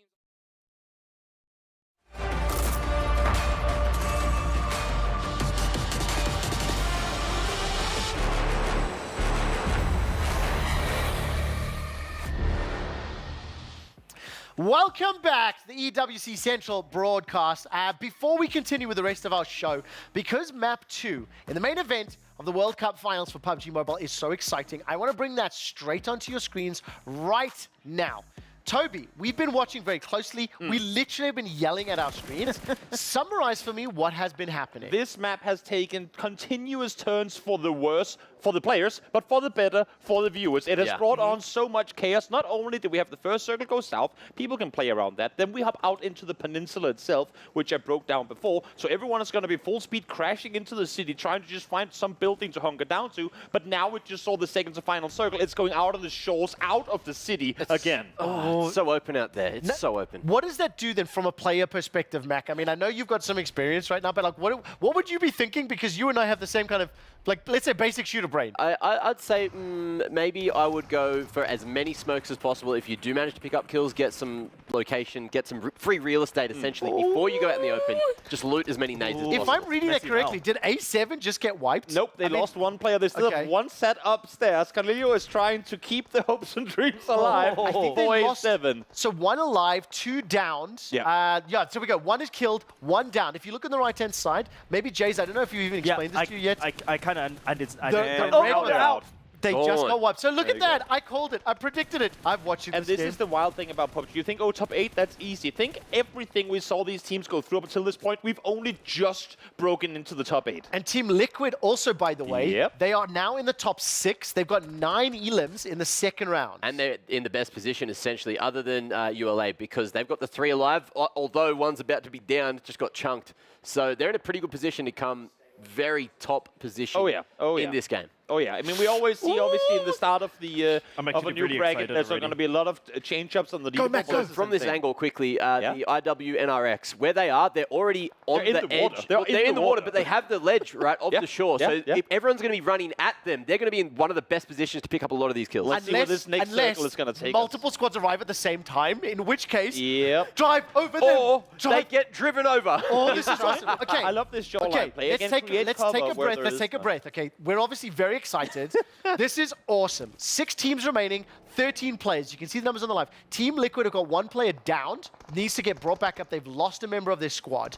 But I think more importantly, the teams that are still alive now, with the exception of TJB, they're going to close the points gap between round 1 and map 1 and map 2. And this is also where we have to keep in mind when it comes to these urban endings, because we're playing in third player perspective, it's so hard to push buildings. You have players got to do window peeking and behind wall peeking. It's so hard to maneuver through here. So the fact that so many teams have kept all their players up to this point is incredibly Also, Mac, Boom, 5 elims. They've got 7 placements, 7 points from the previous one. Placements up there. Alula were the only squad IHC that had all 4 members alive until literally I started talking. One of Well, them they still do. It's just knocked. is knocked, right? But I don't know. I can't see where the placement is. He's on the shore. He's on fast upload. Here comes. I mean, Yumi, one of the best players in the world, is about to 1v2 Liquid. Let's see if he can get it. They're trying to get the angle around the side. Yes! No! Found the first one, to but the he face. will fall down. Chief down to so low HP, but able to stay alive. Crazy. But again, keep an eye on how many active players are around. Oh, yeah. IHC got their 4th member up. 4v2, v2, v1, right? For the remaining squads. I mean, Team Liquid are still in there if they can get up the knock player. Xavier has a player in the water with literally no health. He cannot heal while he's in the water in the Pacific. no. He's hiding behind the boat, and everyone Do the knows where boats he explode? is. Do the but boats explode if they you shoot do, them? they do. But no one's gonna waste their ammo trying to take him out. So he's just gonna be there. I hope you're for- wrong. I hope. So what's the name of that car? Was that the UAZ? That's the US. Yeah. US. Yeah, look at me learning. Yeah. Monster truck. I like the position for IHC here. They have 2 guys on the, in the warehouse exit, but this is a perfect overview. But they also have other 2 players on the other side of the street. So a nice 2-2 split to maintain full control of the road. Effectively, right now, that road is a river. And them getting a player knocked here, there's no fear in it. They know they have their opponents at a distance. They can easily go for the rest, so they can take some of these aggressive peaks to try and deal with their opposition before they're going to be forced to move Also, themselves. keep your eyes on the right-hand side. TJB, despite the fact they got 15 points from the first game, only 1 elim this time round. Yep. Toby, would it be funny if the circle actually inches towards the water? It can still, I mean, we still have 1 more circle shift left to come. It actually goes to the shoreline. It's on It the beach. actually goes to the shoreline. Okay, okay, in case you've never watched PUBG before, look at the top right-hand corner of the minimap. You can see where the circle has just shrunk. It's going to be pushing everyone towards the shore. So, Xavier is just jamming. He's swimming. He's looking for fishes, hanging out with the reef sharks and chilling out. He doesn't have a lot of health as well. No, he has literally got 1 health to work with. It's now for the next thing we're going to see here is IHC trying to group up and push forward, but they have TJB, Xiaoxiang Bao in the very center warehouse. They are the team that you need to defeat. They know they only, I mean, they should at least be aware that they're only 2, but also look at TJB. They only have 1 elimination in the entire game so far. So yes, they will get placement points, but not necessarily a ton of points total off of the team. IHX have to win this round. I'm being that firm. It again, 4 on 2 on 2 on 1 on 1, right? So of the 5 remaining teams, 2 of them with 2 players, 2 of them with 1 player. They're the only full grouping up squad. now as well. The question is, could they get third party? You know, if Definitely, they get definitely. Okay. Oh, If they miss the Xavier player push further forward towards IWNRX and then get backstab, we've seen solo players come out of nowhere because the opposing team doesn't keep. You can see none of them are looking to the right now. They're all facing the other. I don't think they're aware that there's a player behind the boat. I will warn any headphone users for the next 2 minutes, things will get loud at the drop of a hat. This is incredibly close, and I mean this is why I love PUBG. Listen, I'm much. converted. This is hype as hell. No, I'm so on board. Imagine this if all these teams were playing in the final match of the tournament for the win of the whole thing. They are in 3 days. They definitely are. They definitely are. On a map like this, in a position like this, it's just so much easier to watch because it is flatter and there's just a couple of obstacles. On sure. stand-up They before, need to when it was deploy all smokes hilly and rocks and stuff everywhere, you didn't get to see anything. If you're IXC right now, you deploy smokes on the entrance to the warehouse. You want to isolate so that you can push Look at the forward. time, though. Here you It's go. 5 There's seconds the for the smoke. circle. There's the smoke. 3 seconds for the circle. 2 seconds for the circle. I'm looking at DX actually. Perfect DX is smoke. definitely a good Perfect player smoke. to watch as Isolating. well for me. Okay, wait, where's the circle going? Who's it pushing towards? It's pushing dead Alula? center now. Yeah, so it goes straight to the It's going to center. end pretty much on the warehouse. So the fact, the way that the IHC just played this, you can see now isolate TJP forced to play the other side. Oh, They have that's to the back third- off. They have to allow them forward. That was the third-person view you saw in perfect action. Exactly. As soon as TJB turned around the corner, you could see They're outside. mollying as well now, perfect. Molly. They're isolating. They want to play the outside of the warehouse on the west side because they know with the elimination of the last particular player, they have all the space in the world. But they still have to keep in mind that there is a DX Xavier player in the water that they don't know about. They don't know about him? I mean, they still none of hiding them right are behind looking the that boat. direction. I'm None of them are watching looking him. at him. Oh my, this is just spamming. Normally, if you're grenade! 4 guys Whoa, alive, you're sorry. going to dedicate a guy gonna get a- holding that angle. Does he get a kill here? Does he just like rat in behind them in the? And that's what I'm saying. I mean, if the you're DX high. Xavier, if Power times this right, he could take down 2 from IHC. Has that car exploded? good You're on molly. fire, you're on Nope, fire. it's just on Stop, fire. drop, and roll. They're all playing in front of him. He's behind them now. Oh, did you see him? He's making a move. You see it? They might just have seen him. They might just have seen him. The circle's also going to push him to the coast anyway. Has to- Eventually. Oh, he's He's dead. He's dead. He's dead. He He's went dead back. again. You get a 3rd place. That's 5 extra placement points that you Two just teams claimed as a left. solo. It's now a 3v2. 1 player down. They're keeping it alive. Are they going to get the second as well? Unreal. Come on, Longs IHX. gets the second. TJP are doing It's well. a 2v2. They've been able to There's find no the first, cover. They know exactly where they have to use be. the cars If cover. they If blow that it up, goes wrong, if they blow it up, they're going to get it That's down to unreal. 1v2. 1v2. TJB. He has to get out of that It's shack. 1-on-1. Two It's a players 1 knocked. nade. 1 nade. 1v1. That Where's the could be grenade? it. That Where's the could be grenade? it. Oh! He's running in the open now. This is where you have the angle. The good off angle. That's it. The 2v4 and TJB comes out victorious. What do we say on 3? 1, 2, 3. Winner, winner, chicken dinner. I was about to say booyah. I know you were, but different game, bro. Yeah, That you was baited me into that one. Phenomenal. I was gonna say hold thank you, from teacher. TJB. The fact that they knew what to do. Credit to IHC for setting up the play the way they did with this isolation up in the warehouse. But I mean, you could just tell that TJB knew exactly how to work off it. Play north, take out the team up in the north in IWNRX, and then focus back towards the other side. They never like crumbled under pressure there. I mean, Amazing. look, I'm going to say this. I think the 3 of us all got to enjoy the game because we have been like taught how things work out. So on 3, 1, 2, 3. Thank you, teacher. Mr. Oh, yeah, you Bias. actually give us... No, yeah, let's not do that. Okay, obviously Map 2 has just wrapped up for the PUBG Mobile World Cup. If you'd like to keep track, we will be doing a co-stream of Map 3 in just a few moments. But the stream for the rest of the tournament, youtube.com/@EWC. I would like to also take a little bit look into the Mobile Legends Bang Bang final 3 minutes of the game. We'll take a listen to the casters in just a moment as well. Very quick intro before we check in with the casters. Okay, so basically what I said earlier just now, before we jump into another things, VSG has a solid control in the early game. They snowball in mid-game. Mid-game is where they're super awkward. Cloud9, however, unable to come back, and it seems like there's a fight happening It soon, looks right? like VSG also won the first game in the series. Correct. So if they win this one out, they will be able to eliminate Cloud9. Yeah, Cloud9's definitely going to be eliminated at this rate because look at the goal lead and Oh, look at the wow, kill score. 10K. It's so far ahead. Victory Song Gamers, this is their game. Should we hear what the casters have to say for the win moment as VSG eliminates C9? Yeah, it's grim here at this point. The STC replay, you saw they were off timing on this.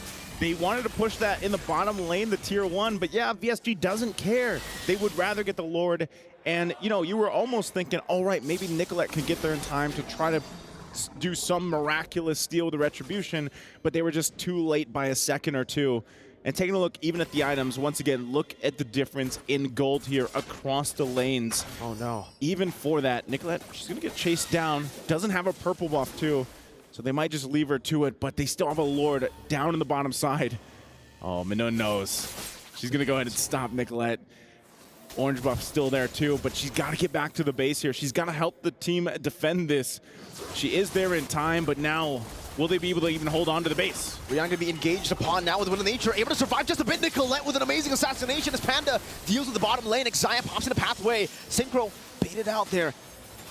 The chaos Good stun over the Jewel, still able to survive under the turret. They are able to defend, but they lose a base turret.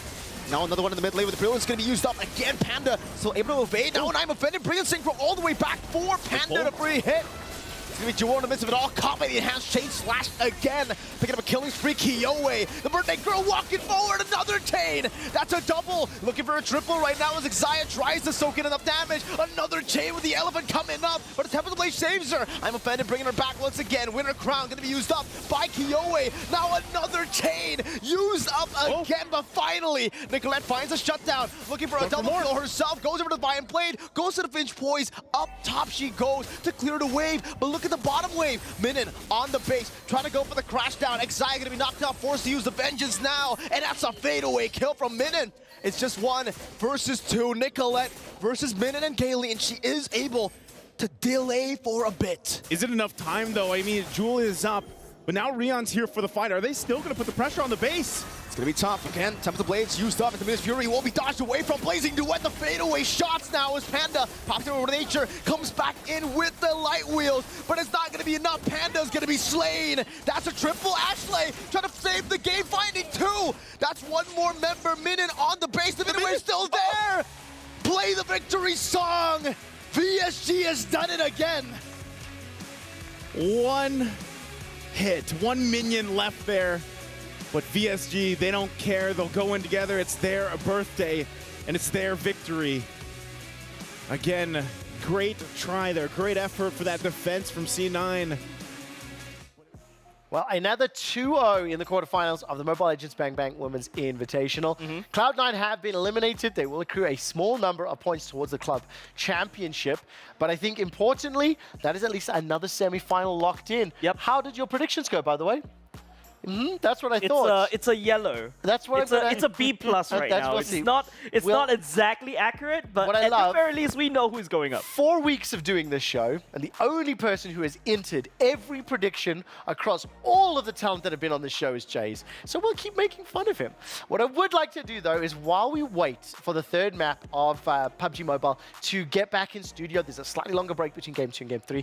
I want to challenge my guests, my experts, to cast one another's games, but using the terminology of their game. Okay. Which is going to be especially hard for Mac today. Well, why would that be? Let's take a look at how or which games you want to do. So, if I understand correctly, we're going to have an MLBB team fight, which means either Toby or Mac have to cast it using Overwatch phrases.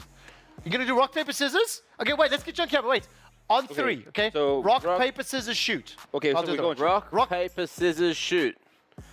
There you go. So you go. There we go. Okay. So I've got MLBB. MLBB team fight using Overwatch terminology. From here? We're going to count it in. Yes. Can we get the big screen? Can we get the big screen for the footage because he's got terrible eyes? While we wait for that one to get set up, let's get the gameplay in 3, 2, 1, go! The ultimate economy is looking really good. We've got a team fight here, and objectives don't matter. We learnt that yesterday. And whoever wins the team fight, which is going to be VSG, because C9 are apparently not that good going in. I see a defensive matrix. We got thrusters going on, the aimbot, the death from above, everything. You know, lots of terminology coming in from all the heroes. I'll take over. Wrecking Ball's gone forward. Tracer's looking for the dash. Look at that long-range shot from Farah, offloading with all the missiles. All of a sudden, Winston, where's he coming from? We need Winston to re-engage. Not going to be there, not going to find it. I got your back, bro. We'll work together on this one. We'll work together. As soon as the knock-up came in, I was like, that was an easy peasy. Like, I didn't see a knock-up. I know you didn't. That's why I'm helping you. I couldn't tell what was happening. I'm trying to help. There was like, initially it was like, yeah, I can see the setup for the team fight. And then I just never saw the team fight. This actually works really well because now you have to do PUBG using MLBB language. All right, so gameplay in 3, 2, 1, go! And we're still seeing Trevor's pretty face, but right now we're already going into the last 4 teams. The circles are closing in, especially you don't want to be there if you're in that feather airstrike, because if you're outside, you're going to get smited down by Barca. Okay, I got confused. You nailed it. Anyways, this is going to be people hiding behind the walls and the shields coming up from the Grok. And now it's going to be Alpha 7. Do you know what I'm noticing? Down because they're gold laners. They're just going to find the targets, but they're hiding behind the Grok wall, which is a little bit annoying. annoying if you ask me. Now it's going to be pot shots being thrown away by the side of DRX. It seems like, you know, it's going to be the orange team logo I can't really see because TJB, that's right, TJB. Lots of smokes coming out, obscuring a lot of vision. That's like a Hellcurt ultimate. Mind you, just turning off the lights, but it's going to be aiming down. Oh, what? Where did it come from? The Natalia strikes again. The assassin hit one. I can't believe that's happening. And now DRX immediately getting eliminated. It's going to be a bomb being thrown over the wall. Hiding behind the tree. You don't do that because Mobile Legends make the trees doesn't really matter. And it's going to be the smoke, but it's going to be the snipe from long range. Alpha 7 takes He this was one. not a maniac. That was actually really hard because of the pacing difference between PUBG Mobile and Mobile Legends back then. Compared to last week when we did this, it feels like the clips are twice as long, by the way. They're definitely up the They're giving us a chance. So in terms of upping the difficulty, Overwatch 2, using PUBG Mobile terminology. Have you got a few words ready in your mind? Okay. Shoot. That's it. Let's go. 3, 2, 1. Shoot. Here we go, back on a wrangle. We are nice mountainous landscape this time around. As finally we see the first player try to make a sneaky peeky rotation, a little flank peg around the side. Sneaky peeky. A little bit of a crate, a little bit of a load out there for you to pick up on the other side of things. As we now go into full melee battle, pants on, pants ahead, as they start brawling it out in the middle of everything. There are no red zones to be seen so far, but the circle still crouches on in. This fight will go the distance all the way to the end, as we will see a winner chicken dinner winner in just a short moment. But who will it be? Who will claim phase 8 of this game? Who will stay alive and surpass the other team as these circles keep on closing in? Rotations now being made by the team as they wrap all the way around the circle to get inside. And there you have it. That's the win. Winner, winner! Chicken dinner. Chicken, also known as? Booyah! Okay. Sorry, our frequency is not safe No, today. we got to catch up. For reference, there is another like 4 minutes after that clip before the win. I'm well aware of that. I Yeah. panicked for a little bit because I know that they keep pushing it all the way to the end. Yeah. And I was like, are the producers seriously going to do that? Yeah, I was just like, I could have done it. 4 more minutes. I could have done it. No one doubted you. I just don't know if I wanted to listen to it. As we prepare for map 3 of the PUBG Mobile World Cup, Caralho and Mafioso of Alpha 7 Esports sat down to play a round of agree to disagree.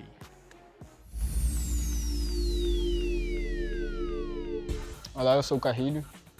E aí, galera, eu sou o Mafioso. Nós somos da Alpha 7 e estamos aqui hoje para jogar o jogo de concordar e discordar com as perguntas aí que vão fazer pra gente. Eu acho que não tem nem o que falar. A gente vem mostrando muito nos campeonatos das Américas. Os times brasileiros são bem fortes na bala e tal. E estão sempre no topo de tabela, então eu concordo plenamente. E a última PMSL mostrou bem isso, né? Com a tabela, onde só os brasileiros praticamente conseguiram demonstrar seu jogo. E não há dúvidas, hoje o Brasil é o melhor na América. Lá no começo não era, né? Tinha a Latam que era muito forte, o próprio NA. Mas hoje acabaram ficando para trás e o Brasil não ficou para trás, continuou treinando, continuou se dedicando e está chegando muito forte. Bom, eu concordo e sei, fico ali no meio termo porque acho que a gente joga bem de qualquer jeito. Num campeonato grande é muito importante quando você tem a safe ao seu favor, porque todo mundo tá ficando vivo até o final e fica muito difícil se você não tem a safe. E se a safe não for a favor, o nosso estilo de jogo, a gente não tem... A gente sabe entrar na safe, sabe? Tipo, independente de qual safe for, a gente vai conseguir entrar e fazer independente dela, a gente consegue sempre analisar a melhor forma de entrar nela. E seja matando, seja batendo em alguma casa, puxando algum morro. A gente sempre dá um jeito e safe pra nós não é problema. Eu discordo, porque... Na real, não, eu vou discordar, porque acredito que no campeonato de alto nível, você ficar campeando muito, você não vai conseguir pegar boas eliminações. E a gente sabe que para um time ser campeão, o time não pode ficar só camperando, tem que correr atrás de kill, porque cada kill que você mata é um ponto, cada pessoa, e eu discordo. Bom, vou no mesmo raciocínio que você. No campeonato de alto nível, os times precisam das kills, as kills fazem a diferença. Às vezes você pode pontuar muita kill, matar muito, mas morrer cedo e mesmo assim você está no topo da tabela. E por isso eu discordo, acho que campear não é uma boa estratégia.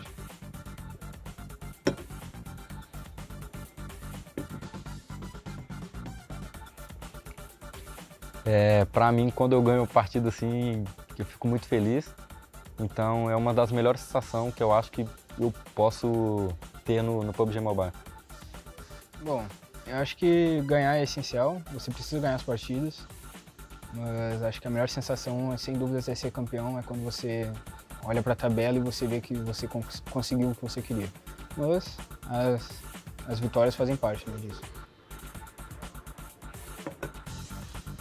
Eu concordo, porque sempre tem algum campeonato ali que dá chance para o time de comunidade, então eles são bem acolhidos entre a galera que já está no topo faz tempo, então eu concordo.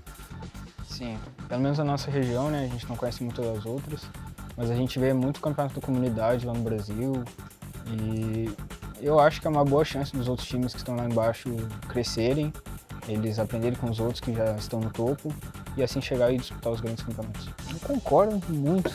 Você dirige o carro mal? Eu concordo um pouco. Tipo, como assim? Dirigir o carro mal? Tá falando assim, tipo assim, não importa você ser muito bom, se você vai bater, você é ruim dirigindo no jogo. Porque eu brigo contigo com o Magrelinho. Tipo assim, vocês ficam só batendo o carro. Não adianta vocês dar a bala que vocês dão e ficar batendo o carro e matando todo mundo. Esse é o meu raciocínio, por isso concordo.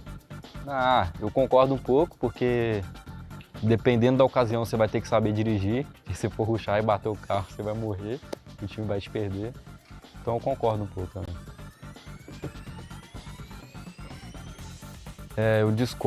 Eu não discordo muito porque em algumas ocasiões a SMG vai se sobressair, porque a DBS, quando ela pega o tiro em cheio, ela mata o cara, mas de vez em quando ela pega um tiro de raspão e o cara, ela tem um delay, né, pra sair outro disparo, então eu discordo um pouco. Como você falou, em algumas ocasiões a SMG acaba sobressaindo, mas são muito raras. E eu botei que eu discordo bastante justamente porque a gente está num campeonato de alto nível e aqui os times não vão errar o tiro de 12. E todo mundo joga com essa 12, então fica difícil, né, matar. A gente, infelizmente, depois de algumas atualizações, a gente tem que se acostumar, tem que treinar com 12, que não era o nosso forte, pra gente chegar e competir com eles. Não nada. Fala. Eu deixei no meio porque eu acho que depende muito da ocasião.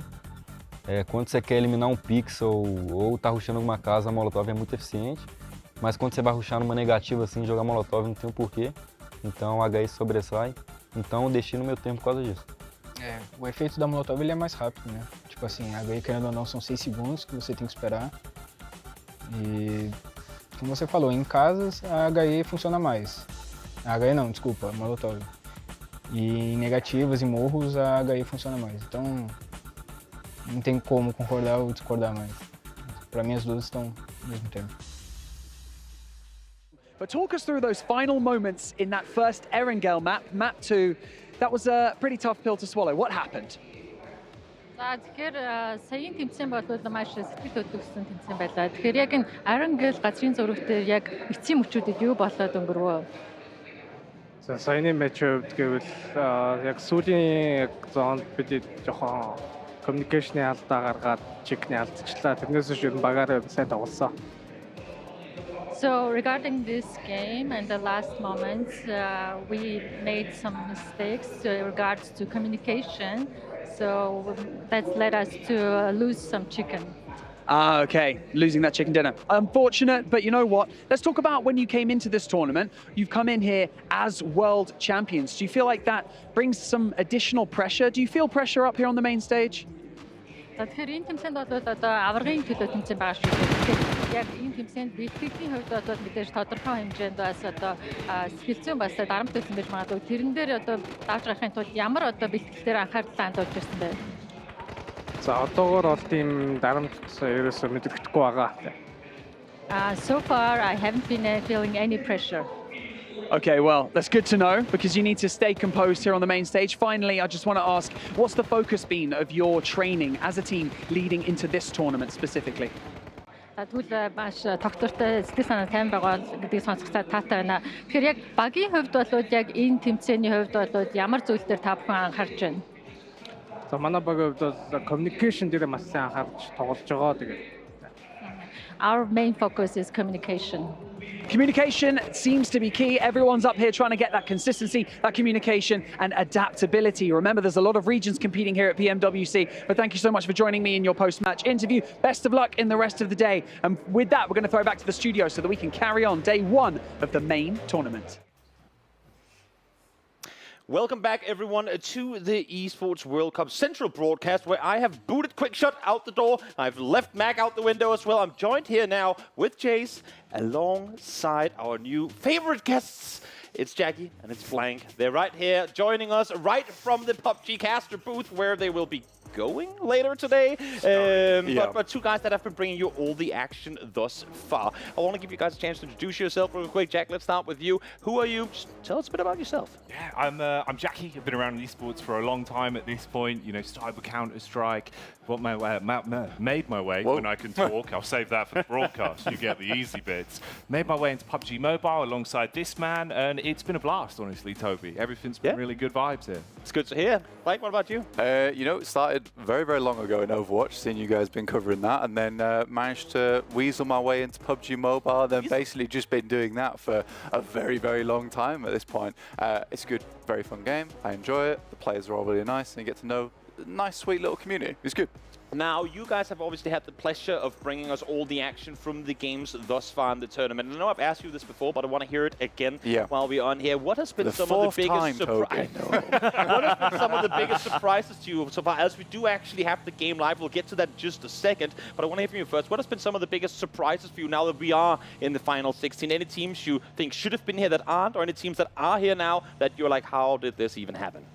I'll let any of you pick it up. To be honest with you, Power, probably a big one, honestly, because they had a very, very rough start to their group stage. They switched things up a little bit and then suddenly just performed extremely well. It was kind of insane, to be honest with you. But I'm very pleased that they were able to do that, because I am personally Al-Haji #1 fan. There you go. This guy for like quite a few years was basically carrying all of the teams he was on. He got so close in PMGC, and again, that was practically him just solo. But yeah, that's kind of the team that I didn't expect to bring up themselves so much, because they had just a huge comeback in day 3 of group stage, I believe it was, to get them into just the main tournament. I was really proud of them. Yeah. Anything for you, Jake? Honestly, the one that surprises me from what we've seen today is Twisted Minds. I was hoping that they would come out and keep the energy they had in survival stage really going. From glancing at what we've seen so far, it doesn't look as good, especially already here. They're down to just one man, so that's not ideal. Yep, I was looking at the same thing as well, right? Like, how long are we into this map right now? About 10 seconds. 10 seconds and you're only losing 3 members? Well, I mean, this is, again, we talked a bit about it. So just quickly bring you guys up to speed. The way that we're going to be doing this is, I like to think I know a little bit about PUBG. We have Jace here who knows nothing about PUBG. So I'll be the guy that guys that ask you more in-depth questions, but sometimes you'll hear Jace go, what is shooting? And then you will have to explain that to him as well. Yeah, exactly. No, this is good. I like it. Now, Okay, it's a fun dynamic. Now that we have the game started, I actually kind of want to throw it over to you guys. Talk me through, obviously not like full-on cast, because you will get to do that for plenty of the day today, so I don't have you expel your energy in this broadcast. But talk me through what you see, some of the talking points that you two have been going over along the tournament so far. Absolutely, man. You got something for this? You want to start it off or do like a little ping pong, or how do you want to take well, look, I just thought for Jace in particular. You ever seen Lucian before, right, from League? When he does the shooty bang bang out the gun on his ult, that's basically this entire game. That's it. There you go. That's all you need to know. Thanks for joining us today, guys. Look at 50% of the game already. Thank you so much. One thing that I do want to ask is, I mean, as you were alluding to as well, Twisted Minds down a lot of players early on. Hot dropping, I know from PUBG PC, is something we often see, but primarily or mainly in the early stages of new brackets. Teams want to, claim their spots. Is it the same case here in PUBG Mobile, or how does it play out? I think for, honestly, this one, there's quite a lot of hot dropping that goes on. People really do gun for those spots quite a bit. Can you explain what is a hot drop? This is awesome. I mean, it's just, this is so great. You're bringing it, I love bringing it down. Right. Thank you. For everybody at home, a hot drop is where you usually, at the beginning of the game of PUBG Mobile, this even happens in PUBG, I think, where everyone's very, everyone's very gentlemanly about this, that they will suggest exactly where they're going to go. They'll pop it up. Some teams don't like to go the gentleman approach. They like to go the highwayman approach, and they will just tell you, we're going going to drop on you until you stop dropping in that area, because we like where that position is on the map. And this actually really does affect a lot of teams very badly, because if you get shifted out of a position that you really like, you end up getting placed like on the edge of the map, and it's the worst for you. It's also like, if you imagine the elongation of a fight, right, where if you're thinking we want to go in, grab some quick points, make out like bandits, if you get in there, suddenly this fight goes on for 4 or 5 minutes, you lose 2 players, only to take out 1 squad. Is it worth the rest of the game resulting in you playing, making concessions, playing with less players, with less utility? So it's a kind of a, you know, live by the sword, die by the sword. So basically, by right, everybody should have their own respective drop. Everyone respect each other. But if this one team decides to be a little bit brazen about it, I will hot drop you no matter what. I'll just follow you exactly. I will duel you with down to pants. The top laner keeps coming into the bot lane. Why is he doing that? Shouldn't he just be split pushing at this point in time? It's just mean. And I think to add to that conversation, one of the reasons that I personally think we see it more in global tournaments than in the regional ones, because some of these teams will have qualified through, let's say, Pochinki as an example. Teams have been looting Pochinki, and now they go up against other teams who might also have qualified through looting Pochinki as well. Because usually they get these hot drop situations kind of sorted regionally, but then when you come back to the global stage, it's just the same thing all over again. You want to really make sure that you get your proper position. But I want to ask you, how, I mean, for what team, how important is it to get that specific spot? Or can they also easily play out of anywhere else? Do you want me to answer this one? Well, just any of you. I mean, well, look, right? Look, are you coming in? I'm coming in. Go I'm for coming it. in. We're warming up. He's aggressive. I've barged in. Right. I've pretended like you could answer that question, but no, you can't. Are they dating or casting? Why not both? Why not both? Yeah, exactly. Why not both? The thing is that basically, when you get pushed out of the position, it's really not good, because you've so what we're seeing right now, this is a very important stage of the game, which is the rotational stage. Usually people aren't doing this and getting very aggro, but this is a grand final, so people are getting pretty potent with picking up elims early. But the base nature of it is that in that rotational stage, you really need to know exactly which teams you're going to be rotating in with, so moving through the map. So if you know, well, this team moves over here, they're going to give us space on that side. If you get moved to a different place on the map, all your planning that went into the game is just out the window at that point. How would you plan for a game like this, especially when you don't know where the circle is going to be at? How do you plan for this? I suppose a lot of it is more so with these teams as well. We've noticed even at this event, kind of the mentality of playing for the stage, planning for the stage, is a bigger piece of the in-game prep that they're doing. Because to a degree, there's a lot that you can benchmark, a lot you can look at and think, we want to avoid this team's rotate, right? The path they take, avoid that. This is an uncomfortable area of the map we don't want to be caught in. Stuff like that, where you know there's bad cover, bad rotation points. But a lot of it also goes down to sort of, you're playing different regional teams in an event now where some of them have experience on a big stage. Some of them might not have the best experience on a stage like this at the STC Arena, where that seeps in early. Maybe you want to bully that team. Maybe you want to try farm points off of the team you see struggling, and then try and distribute, all right, are we playing good enough to switch up our play style? Do we roll with this kind of mentality? There's definitely also some mental warfare going on between these teams. So you'll see it, like you'll see a team do a camp on a rotation, or you'll see a team hot drop in the first game. Just, I mean, you're not planning on doing it for the whole tournament. You just do it that one game, so that now for every other game this other team is playing, they'll have to think, are they coming for us again? Yes. Like, there's the just asserting dominance in the brain of your opponent. It's so beautiful to watch. So how I understand is, if you invade jungle me once in game number 1, game number 2, I'm expecting There you go. And in the worst part is, you don't even invade jungle, and I overthink and over-prepare. I waste time and experience. Exactly. Okay, I mean, we had the pleasure of having the team with Coach Knight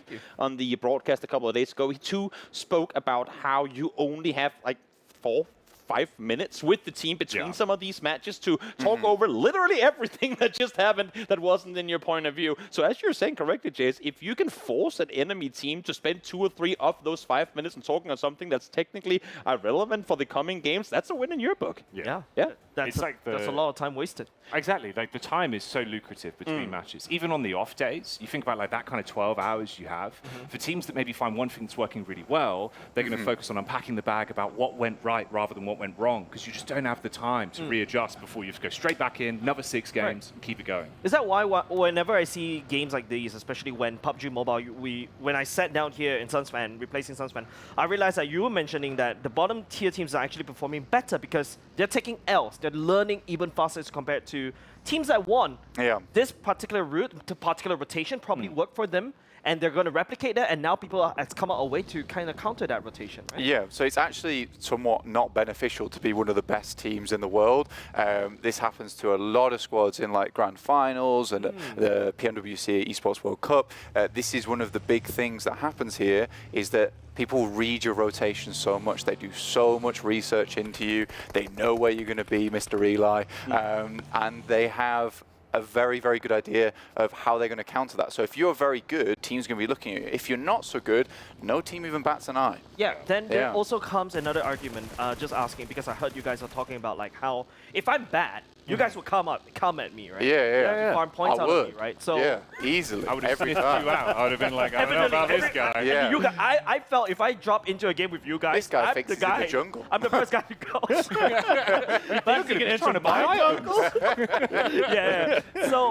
So it also partially, like, as a weaker team, you do have a little benefit, but also a lot of pressure because the top tier teams will come to hunt you down. Yeah.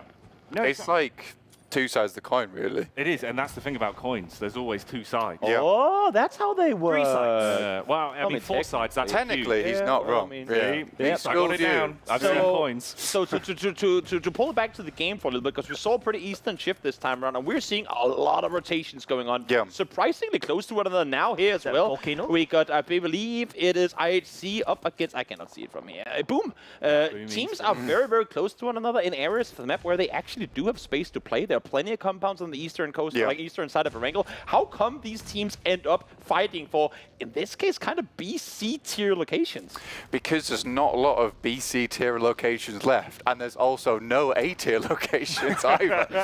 So you go for what you can. Struggle. The struggle. So the main difference between PUBG PC and PUBG Mobile, for instance, is that we play third person, PUBG PC plays first person. In a situation like this, it's a lot easier to get away with playing in the field in PUBG PC, because people typically can't see you straight away. But because you've got the third person advantage, a ditch like this means that you can't use that to look down and see where people are hiding when they're prone. So a ditch becomes really, really valuable in a zone like this one, which is why people are trying to fight for it. I also find it interesting that Alula IHC are actually fielding Alex for the last 3 days, because I have been crying out, like, where is Alex? He was one of the best players from this team. And this might just be like a bit of a surprise pick, honestly. I like it. Noob question, right? From what I learned from other battle royales, because I was you're doing speaking to great. a few people. Thank you very much. Yeah. I got very good teachers everywhere. You guys as well. Do people go for high ground?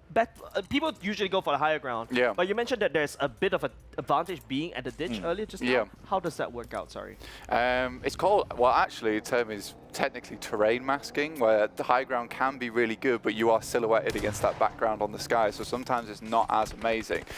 So there are certain times where high ground's good, certain times when high ground's not so good. In a situation where you can take a very high ground and then also have a lip to play around, like a plateau, we call it Everest in this. I don't know if you've seen it so far, but that position is really strong. A lot of times you can't play those positions unless you have 4 or 3 players. That is the big one to be aware of. As soon as you go down to 3-2 players, you're kind of limited on playing high grounds because you don't have the angles to hold those positions. So high ground is kind of, it's an interesting one. It's not the be-all, end-all moment. It's also like situationally as well. So you imagine if you're kind of in a ditch, you've got 2 teams fighting either side of you. You know, like you buy your time until you want to gank, right? And you're like, that guy looks weak, someone else has already kicked off a fight. Yeah. You peek up, you could third party that. Maybe steal away some points, because if the other team's done the damage to open the engagement, but you hit that right shot at the right time, get that last hit off, that's yours. That's your elim. I want to ask you, I mean, now we talk about PUBG and how the game has a plethora of various weapons you can use, and despite that, it's all M4s, it's all UMPs, and it's all shotguns.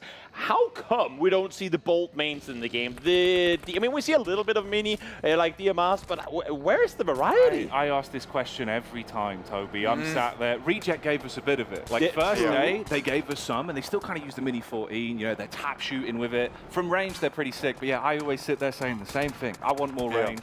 Blank disagrees. He hates them, despises snipers. But it adds, I mean, of course, to the conversation. We've talked about this extensively before, where in PUBG Mobile, because you're limited to the phone that you're playing on, the view distance is only 400 meters. So as long as you're shooting at people within 400 and people aim as well as they do in this game. I mean, I see 390 meters sprays with M4s. I'm like, how in the universe are you able to do this? You can ask Mac. He tried to play the game the other day. He was poking people with his M4 and he could not hit them. I mean, it's... The thing is with Mac, though, I feel like he would just crush the phone. Like, you know what I mean? He doesn't know his own strength. It's just... He definitely squeezed the phone pretty hard. That is true. But to narrow it back into the game as we're watching, I guess like we're getting into the more hectic part of the mid game. As you said before, Blank, there are only so many spots up for grabs, so now you have to contest things. I've seen a name pop up a couple of times, and they keep popping up to me. Flower from TJB. I know of him. I know he is a capable player, and we're seeing it here too. But has he always been on the radar for you guys too? Because I feel like Chincha Bao, I barely even saw them qualifying for this event. Where did he come from? So the thing is, a lot of people coming into this tournament didn't really have high hopes for China because they've sort of fallen off just a little bit. PEL is still very, very competitive, and Flower was always a very good player. But yeah, I don't think anyone really expected TJB to do this well, but they have just went from strength to strength. Now, the big thing is that usually Chinese teams don't do as good at the beginning of these tournaments because their settings in their retrospective tournaments are very different. So even in just terms of the map and the way that they play is different. So when they come to a big tournament like this, was international, people usually say is that group stage, that's figuring out how to play the game again on an international stage. And then they can start to wind things back and make these big plays. So China's always a weird one because either they just do badly throughout the entirety of it, or suddenly it comes to that main tournament, the main stage, and then they just absolutely annihilate everyone. But yeah, Flower is a really good player, and he has been on people's radars. It's good to see him. It's good to see him. Definitely. To answer that question, do you have any players in particular for the new viewers out there, like, look out for this guy? They're phenomenal. Do you have anyone in particular, like 1 or 2 players each that you think they're looking to be MVPs by the end of it? You've got your #1 favorite. You've been rooting. Is he the one that just went down? Was that Mythic? The new king. He's not. Come on, you love him. I do love him, but he's not playing in the main stage. No, I know, but you've got to give him props, even bro. here. He is good. Is it he is real good. He is really good. Is it Tub? No, it's not. It's Freezer. It's Freezer from Brute Force. So he actually only just started playing this year for at least in the big tournament for Brute Force, and he came here to the main stage. And I think it's nerve-wracking on the stage. For sure. Especially if you're a new player. And technically, he did better than his entire team, which was super surprising. But really nice to see him there. Also, for anyone watching the games just for the main stage, my pick would be probably Mythic from Team Liquid. Did he? Well, that's He did have 6 eliminations in the previous match, so it adds thank you. You'd have to look at him right now. Well, what makes anything so good to you? What is it that he can do that others can't? Well, I think he's probably one of the few players in the game that actually plays a very good aggressive play style. Some people really fumble it when they go for these aggressive plays, and then it gets really hectic. But I think he plays alongside with his team very, very well in those moments with the DBS, which you're seeing on screen right now, which has been a terror for the entirety of PUBG Mobile's history. Now, what about you, Jack? Any favorite players and individuals that you're really looking for? Well, this is why I was so surprised about Twisted Minds kind of slowing down from the sheer speeds they had. I'm a big Ratto boy. Now, this guy does live up to his name. He's one of those where you'll see him on a high ground position, so far away from the team, playing for the timing. Just sitting there, watching everything go on, and then strikes. Exactly. I love that. It's so good to watch. Like, it's really fun the way he can control the map as a solo, where you're like, he's either just going to lose it all or do something incredible. Now, I want to ask off of what we just saw here. I mean, DRX, full speed, pedal to the middle, just crashed in to the opposing team up there. Where has this Korean aggression come from? I feel like both D+, DRX as well, to some extent, very passive team. Korea as a whole passive region. Have they just gone, screw it, let's go for it, or what are we seeing? It's such a change of pace because D+K was known as the team that played center, and that's sort of where that mentality came for Korea. But yeah, I think they're realizing that they're going to have to start upping the standards to the main stage here in terms of international tournaments. I'm really happy to see it. Is it? Sorry, just a quick question because it's okay, bro. That's why you're here. You're 5 years old. Yeah, go ask. I'm explaining. I'm 5 years old. Okay, so I'm 5 years old. I'm thinking about how, like, okay, there's differing regions with differing playstyles, right? You also mentioned that how South Korea, this team decided to ditch away their playstyle being passive. Is the meta of PUBG Mobile right now, is the more aggression, the better, but you need to execute that aggression better? calculated aggression, really. Yeah, controlled chaos. Yeah, Okay. yeah. Because the thing is that you can't really play this game without aggression at times. So you would. I think the games where D plus Kia or the taunts with D plus Kia has done really well is that they've picked central position and the circle's gone to them. But at some point during these matches, teams have now figured out that if a team has a really good position, you can be aggressive on top of it and win that fight. You can just take it away. And if we went back even to the survival stage, if you guys tuned into any of that, that is basically IWNRX's whole MO. It's just a case of that position looks quite nice.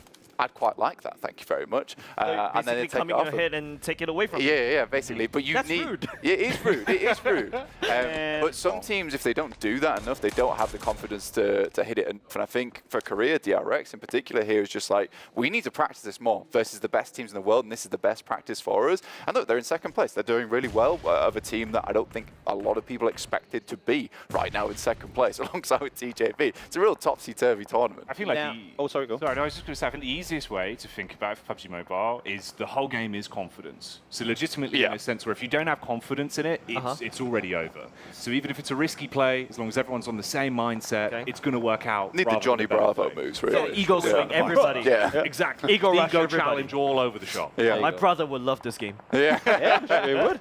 I'm sure he would. Now, I want to ask you, because the four of us on desk have, or in the couches, have all picked our team each that we want to win. I picked A7. Jace actively picked Reject. We're Reject. We have Quick Shot picked IHC. Yeah. And then we have the Mac Man from Down Under. He picked his Downtown Boys in Boom. So I want to hear from you like a bit about all of these teams. A7 off to a good start. We know what that usually means for final day of grand finals. Yeah. But where do you see them finishing if you were to predict? I'll give you like place these four teams that we've just mentioned where they're finishing by the end of the tournament. Not again. We did this for media day. We went maybe in. It should be easy. Oh yeah, I know, but we upset everyone with our picks. That's the problem. We really did. Yeah. But now you get a redo. You get to redo. So Okay, in my that's picks, fair. I said Alula IHC wouldn't do well because Alex wasn't playing it. But now made he's here. me mad. Now he is. It made me very there we mad. go. But if they're here now, yeah, I'd give them a solid second place, honestly, at this point in IHC time. finishes second overall. Yeah, I'd give Alpha 7. I'd love them to get a first, and I think that you are kind of on the money there with a first place for Alpha 7 if they keep playing like how they are. Well, they will up until the second. Remind me of the other ones. Reject as well. Reject and Boom. I inherited Reject. I did not pick Reject. Okay. I did pick Reject. Oh, Yeah. there you go. Now you want to pick it anyway. You can no longer be ashamed of It's your fine. pick, okay? We can do this together. Okay, I pick Reject. Why do you think, though? So Yeah.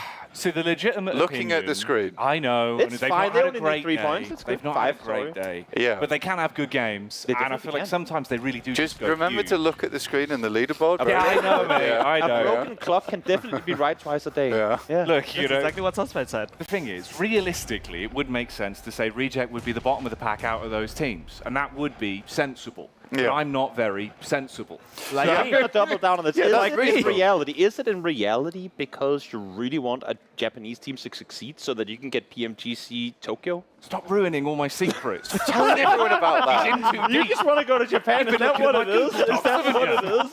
God, totally stop. We want to talk about this. He's got a whole itinerary booked in. I'm going to have to cancel the flights. Booyah. Well, I mean, we are going to break down Alpha 7 a bit later today. And right now, Yeah. I mean, they're looking in form, but they always are on the first day of grand finals. Yeah. And I want to give you guys again a chance to maybe not so much Alpha 7, but some of the other teams too. I mean, Alliance, we just saw eliminated, played an insane group stage. Surprised me. How did you react to seeing Alliance out of the first place of the group stage? Well, I think that honestly, for Alliance being first in the group stage, I think they played like they deserved it. Yeah. So it was not a case of a team getting circles all the time. It was a team really taking advantage of the positions that they could grab. They were kind of bullying a lot of other squads. And I think sometimes you do get a group stage first place member or team where they're like, oh, wow, they just got so lucky, didn't they? But I think for Alliance, they actually just played the game really well. Yeah. And I would love to see Alliance in a top 3, but it requires them playing to the standard they played in group stage. And we know for a fact that a lot of teams do actually really struggle when the pressure comes through. So I give you that team. I want to go to you now, Jaggy. IWNRX, completely, sorry to put it this way, craps the bed in the group stages. Yep, that's Third fair. to last, did nothing. Then you go, oh wait, we can get eliminated now. Ruin the Let's sheets. wake up, Yep. start playing. What's the turnaround? A, and B, how is that going to transition into the finals? Well, see, that was the confusing part. Again, it looked like you have that limited sort of 12-hour slot, roughly, right? You go back to the hotel, you unpack the bag, as I'd put it, where you look through all the mistakes, what went right, and I think the main mistakes were that they played very sluggish. Well, that too, but sluggish, nowhere near quick enough to punch. They saw opportunities, but didn't go for them. They were kind of slow on rotates, slow on fights. They came into survival stage and just went, I'm just going to do it myself. I'm going to take every hit I can, every fight I can. And got to the point by the end of survival stage, they were legitimately playing such tactical PUBG Mobile that they would bully the teams that could break into top 4, bully teams that might have a chance, and play targeted, just smart PUBG Mobile. It was cool. It was really sick to watch. Basically, going off your analogy, Mr. Toby, they went to the laundry. They went to the laundromat, and it was fine. They definitely did. It worked out. So what I'm learning today is as long as you bully everybody, you win. Exactly. That is one way to look at it. It's probably not going to be the sales pitch moving forward, but we can rephrase it. We'll work on a title. We'll work on a Okay, another one I learned is you win team fight, you win. That's good. Surprisingly enough, that's true for almost all esports we are learning. You don't need objectives, just shoot people and you can win. I mean, that's clearly working for some. And now, as we see here, I mean, of course, we've been a bit in and out of the match so far. We have just a couple of teams left, 3 at that. We have, I believe it's Talon sat dead center in heaven. You learned that yesterday because you were playing the quiz. Sat in heaven. Not Hill and House. then you have DRX again, question mark, making final circle. And Alpha 7 4-man strong. Who do you favor in this match? Right now, I'd probably favor Alpha 7 just with We're the way... shifting off the mountain too. Yeah, exactly. So I think for Alpha 7, though, personally, the angles that they're taking, they have a lot of space to work with, and it's likely that with this fight, this is a bit of, you'll know this one, but... This is not for me, this is for the viewers. This is more likely for DRX and Talon to clash first, in which case Alpha 7 can jump on top of that after, which is why they're keeping themselves out of the fight as long as possible. So I do really like this. I think if I was to predict what would happen next, it's likely that Alpha 7 is going to try and force Talon the way of DRX. You know what, boys? Because we love talking to you guys so much and listening to your voices, I know you're about to go into 3 games of cast, but let's be fair. You're working for 2 hours and then you're off again. So I want to give you guys a chance to warm up, to get into the groove, because you're going to be running out of the seat here, straight up to the booth, and then moving into the next game. I want to give you guys a chance. Just do your thing. We're going to lean back. We're going to watch, enjoy the show, and let you bring us these final 3 teams. Well, here we go then, Blank. Strapped in, final 3 teams, looking to scrap this one out. The fists are primed. Got to swing with the full power of your body into this one. Talon up on top, perched like some sort of animal, maybe an owl, who knows? A creature of some kind. Nate goes down, though. Not sure he's grabbed that one from. Must have opposable thumbs, this kind of creature. With talons as well, of course.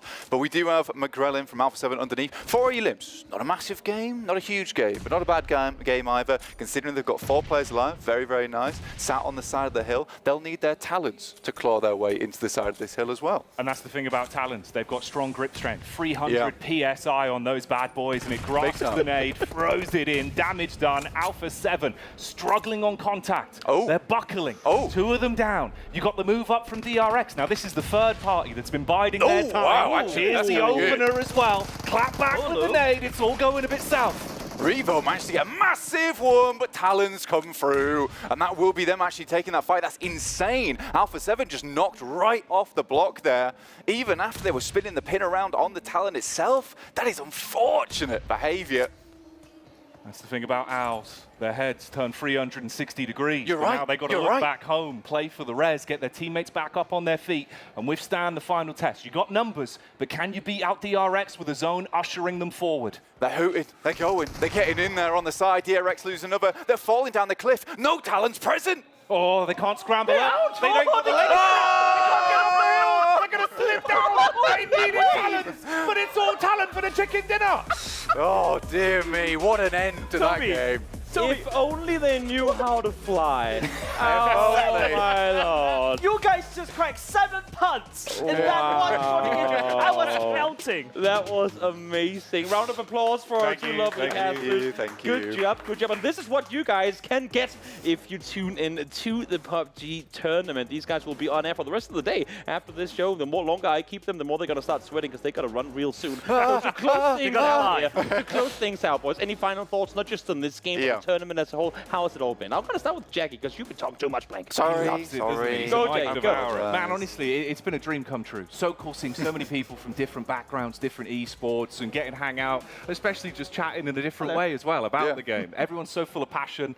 It's a great time. That's all I can say. And I get to look at Mac, which is always nice. Yeah. I just have to echo Jackie, and also that I'm glad that Quickshot's not on the couch right now, because he would be bullying us all with his T-shirt choice and shirt choice. He looks fresh. It's He looks awesome. fresh. It's very annoying. So I was glad he wasn't here, so I can still look pretty cool. There you go. Now, I want to ask you one final yes/no question. I've been hearing from others, and I've been saying so myself. This is arguably one of the most stacked finals we've ever had in global PUBG Mobile esports. Yes, no? I've got to leave.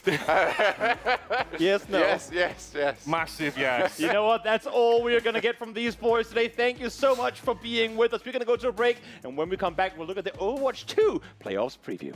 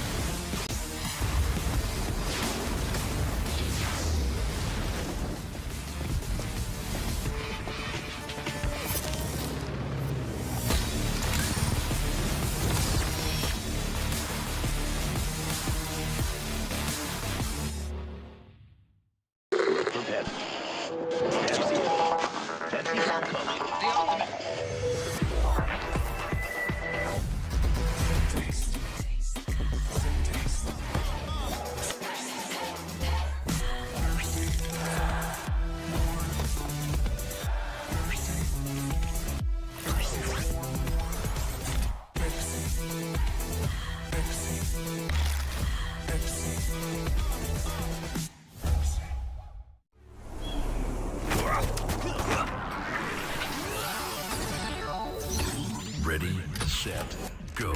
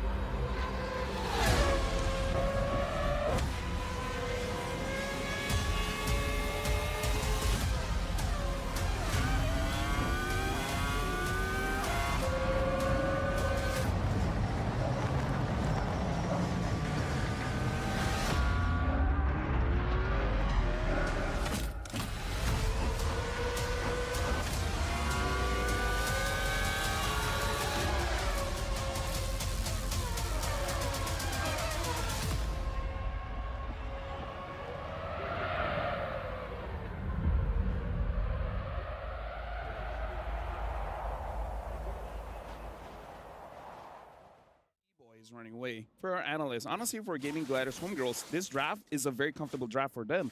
Fafao can carry with the Claude. The Baxia is basically Queen Zero, and Chiboy on this miniature, like you said, it's the pick. So honestly, besides the Jushin, this is basically what Homegirls has been using for months, maybe even years now.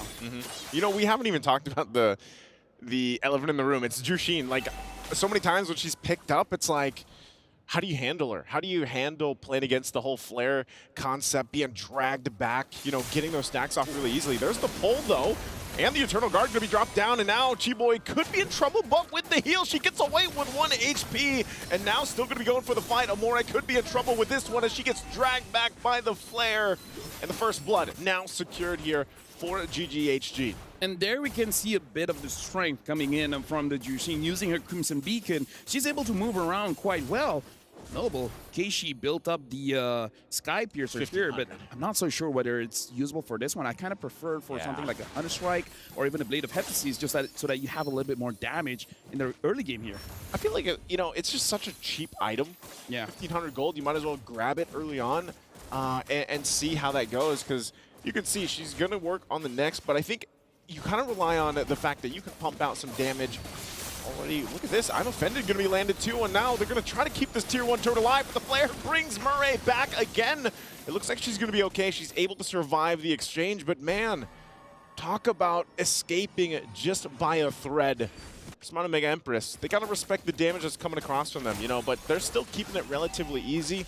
Going back to the point, even with Keshi picking up the Skypiercer first item, they should have relatively good capabilities of managing the damage, you know, early on, especially with Amore. She died earlier on. She was the first blood, but you can't count out, too, the Eternal Guard utility. And that's why they're going to go ahead and start up this turtle. Second objective for Smart Mega Empress. They'll go ahead and try to cap this one out, even it out, but the fight is going to go. But Keshi will already secure the turtle. I'm not sure if they still want to fight this out. Eternal Guard going to be dropped down. Look at the damage and the knockups. Quinn able to get a kill, but Chiboy also on Amore. It's only 2, make it 3 that fall for Smart Omega Empress. They couldn't get anything out of it. GGHG might have lost the objective, but they win the team fight. This is where they really use their utility. I kind of feel like that's really good, because right now we're going to look at the STC replay and look at Honey throughout this entire fight. This is so rare that we see a mage being the pick-off hero. She's the one that can isolate a target. Like, look at this. She was even able to go to Keishi and take him down. Like, the amount of crowd control coming in from the Jushin as well as the Minotaur makes it so that Smart Omega Empress, they don't want to commit to the fight, but they didn't have a choice. This is just like, I don't know, Odette 2.0. Yeah. You know, a different kind of Odette.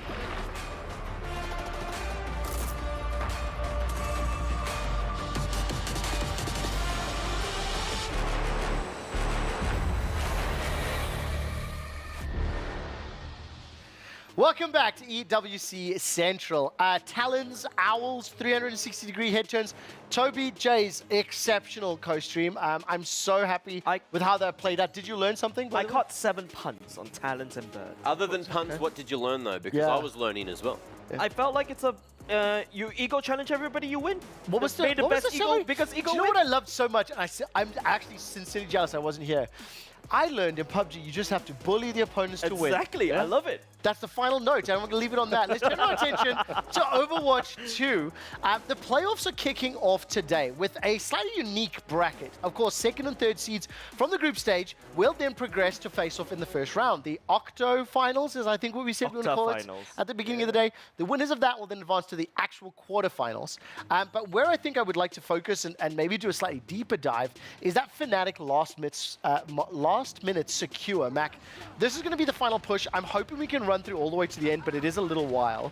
Just set this up because Fnatic were on the verge of elimination. They were just not playing well. Like, yes, they had to win to make it through, and if they didn't make it through, Space Station had already made it through, but Space Station obviously were trying to win anyway, because if they got the win, I think they were going to be a higher seed against Nightmare. It's weird. I had a look online. There was only 1 round difference between all 3 teams, and I don't know what was the decider in the end between Fnatic and Nightmare. Which bot scratched his butt the most? I looked back at that clip yesterday because I was like, does he actually? He doesn't. He doesn't. He doesn't. We will get trolled. No, I think it's headcanon. I was waiting for that all day yesterday. Okay, so let's focus on this really quickly because that was not the end of the push, right? Yeah. How much longer did it go for? It went for about 4 minutes, and there was a lovely dive. You know, what I found out is that the Fnatic tank is nuts on the Doomfist, and if we get to see more of that, I feel if there's an option to bring it up when he plays it, if he plays it in these playoffs, then we need to have a look. Doomfist as well is a spotlight tomorrow, maybe. Maybe. So does anybody know? Does anybody know Mortal Kombat? There's the guy Jax with the metal arms. Okay, right. That's all I know about. I'm trying to think of another guy. No, it's somebody with 1 rocket arm, so 1 giant arm that's bigger than the other. Yes. And he uses it for mobility and literally does like a Superman dive, smash on the guy, knocks people away. You know what Eichenwald? How there's that big castle. It's a big, tall castle. It's a big German castle. Jumping up over the castle and then flying across the map. So he's very, very mobile tank, can hit really hard, figuratively and literally, but he is also, can be squishy at times depending on the composition. But when you're playing those dive comps that we were talking about, he excels. Now let's talk a little bit about some of the other teams because we had the pleasure of watching one of the Crazy Raccoon series with Jake. One of the members of the broadcast team is on the analyst desk. He straight up lied to us about that robot. But they went 9-0, undefeated throughout the course of their 3 best of 5s. Yep. Not a big surprise. When we look at the playoffs bracket, just a reminder that all of these games are best of 7s, right? Yes. So this is how the bracket is played out. Crazy Raccoon, I think, are the tournament favorites. Have I I understood that correctly, Mac? 100%. Everyone I've spoken to said that they are definitely the favorites because they are the major champions and they're looking to just hold on to that title. Of course, what did you predict? Who did you predict to win? Because I believe we have a completed prediction bracket, or at least a first round. So from this point, remember, the teams in that next bracket get to choose who they play. So I had to just come up with an idea of who they would play if those teams won. And as you can see Making excuses already, I like it. Oh. Instantly, I might have wrote GG, but I did put Space Station to win this first round. So instantly, my prediction is somehow wrong wonky already. and wrong. Yep. But either way, it was expert. So just for the record, okay? when Mac was asked to fill out his prediction bracket, I explicitly said, bro, it's really hard to read. Could you format in a way that makes sense? No, apparently you can't. This is on you. This is on you. What I will say is, it is unique. It is unique. The fact that the teams that won their groups and are seeded in the quarterfinals, that they will be able to select their opponents is going to be very intriguing. That will happen today, is that right? At the end of today, or is it tomorrow? It will be after today's games, I guess. As soon as they're all done, then the reseed will happen for the next Let's day. double check that one, because I think reseed or selection, Yeah, they it's do not mean reseed. different things. I'm just right? calling it a reseed, but it is just a selection of opponents. You've used the wrong word. It's like high ground in MLBB. Can we use the right come terminology? on. When you bully That people, joke is dead. When you bully It's still a people, you win. reseed because the players get to choose the What I seed will in say- order. What I will say is very quickly, let's just take a look at the Gaming Gladiators taking on Space Station. As we are talking about Overwatch, you can see that this has just begun. Yeah. It is the first to 4, but there are 5 game modes. So do you have to run through all 5 game modes before you can get back to the beginning again? It'll be an interesting question to find out for later on in our broadcast. I think you would have to. You would have to get through the 5, and then you'll be open to pick any of the if you lose, 2 remaining. Yeah, if you keep losing, you at least then get to prioritize like one of the game modes for you. Do we see anything interesting in terms of the hero compositions? I see Genji's in there. Lucio, is that a Doomfist? I can't quite see far enough away. That's no, it's more- Baptiste. Oh, Baptiste? Yes, yeah, I'm I thought pretty you were sure. talking about Morga. Either Yeah. way, it's Morga against Ramatra in terms of the tanks. And some of these teams, I have a feeling it must just be a comfort pick, because when I was watching back all the top teams, all the the Falcons and the Crazy Raccoon games yesterday, and when they were playing maps like this, it was usually just the same meta thing, just going for the divas, just going for everything that seems really strong at the moment. So yeah, each team just has their identity, and you can see that's why you've got 2 different comps going into one another on this map. Yeah, Mac, I remember there was this conversation yesterday that these teams are limit testing with weird and interesting heroes, right? Yeah. But looking at this one right now, are they really at least try-harding already? Well, you're in the playoffs now, so you have to. Okay, so this is legit. And these are the 2 teams that arguably would have been tryharding the whole time. It's the Koreans, the teams that were right at the top, who are already in tomorrow's games. They're the ones that would have been trying to save their strategies and compositions. So if I were to want to learn Overwatch 2 right now, I would play these heroes. Well, you play whatever Do you know what? want. Do you know what? I would need to see your aim, and then we'll have a conversation Yeah. around What you're what's saying going to is, be. Case, you can be the healer. Yeah. You can be the healer. Exactly. Because you can be really good on heroes that have projectile. You can play Junkrat and have the highest sensitivity in the world and still be effective because he just shoots a grenade that bounces The everywhere. thing is as well, like if you play a support hero like Anna who's got a sniper rifle, you do still shoot people. You have to shoot people with healing bullets. Just believe me, it makes sense in the world, okay? You also shoot people with tranquilizer bullets, and you can shoot with real bullets. You need to have good aim for that support.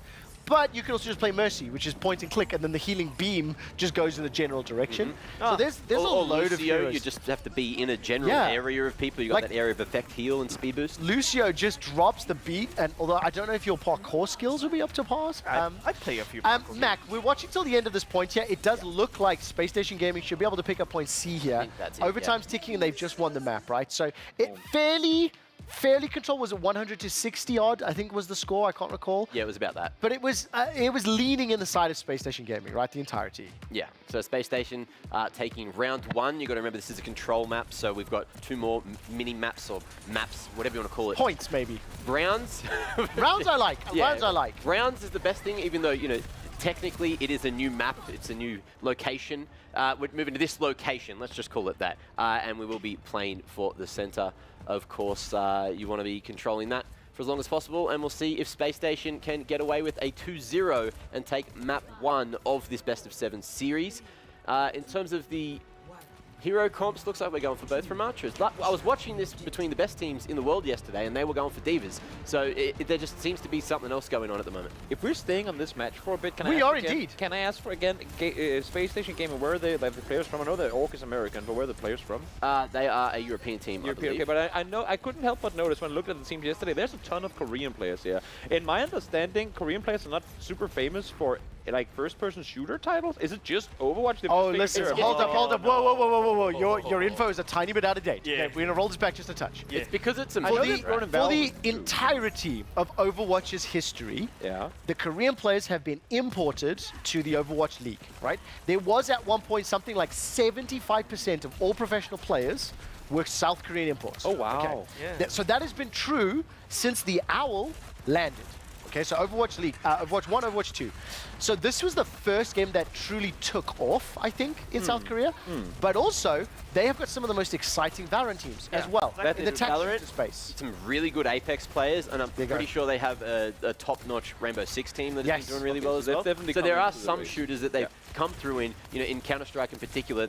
As soon as Valorant came out, we lost all Korean. And they won World Championship PUBG last year. In the same way, when you look at Counter-Strike teams, if somebody's from the Nordics or the Eastern European regions, you just know they're going to be better than Central Europeans and Americans. Look, it's true. In Counter-Strike, there are communities and there are games that run very deep. I think these are the new generation of online players that are kind of revolutionaries. Specifically in Overwatch, it is dominating or like quite maybe suffocating for other countries just how many good players there are that come out of South Korea. Now, 3 players on Space Station Gaming are some of the best players in the tournament, so you'd argue that they are probably going to be heavily favoured against Gaming Gladiators here. And that's straight from Avril. He gave me a nice list of everyone that we should be watching. Sparker was there for DPS, Hardy was there for tank, and Funny Astro was there for support. So keep an eye on them. We're on Food at the moment, who is from Gaming Gladiators. Got a question for you, Mac. You'll have a little bit more familiarity watching this than the rest of us. Do you want to throw to casters like towards the end of the map so we can hear the hype? Well, it could just be right now, right? If they don't get in, so do you want to listen in? Do you want to listen in? Let's have a listen. All right, producers, let's hear what the casters have to say. But now everybody shielded up. He gets in on top of Crook, just looking to try to zone him out. The Immortality Field, however, buying some much-needed time. And at the same time, it's going to be Sparker, Landon, now Hottie, all falling to the wayside. The break here onto the dupe. The cleanup comes through, and that's going to be 100-0 in response. Game and Gladiators taking us the distance. And that's just a sound barrier difference. FD God got to hold that for the entire round. Nurse, he actually had the sound barrier for a while, but as I mentioned at the beginning, discipline coming through from these players on Gamer to not blow extra ultimates. Only one ultimate required from level 1 Crook to come through with that window, and then you get to cash in the sound barrier right at the end. We play through the annihilations, we play through the duplicates, but guess what?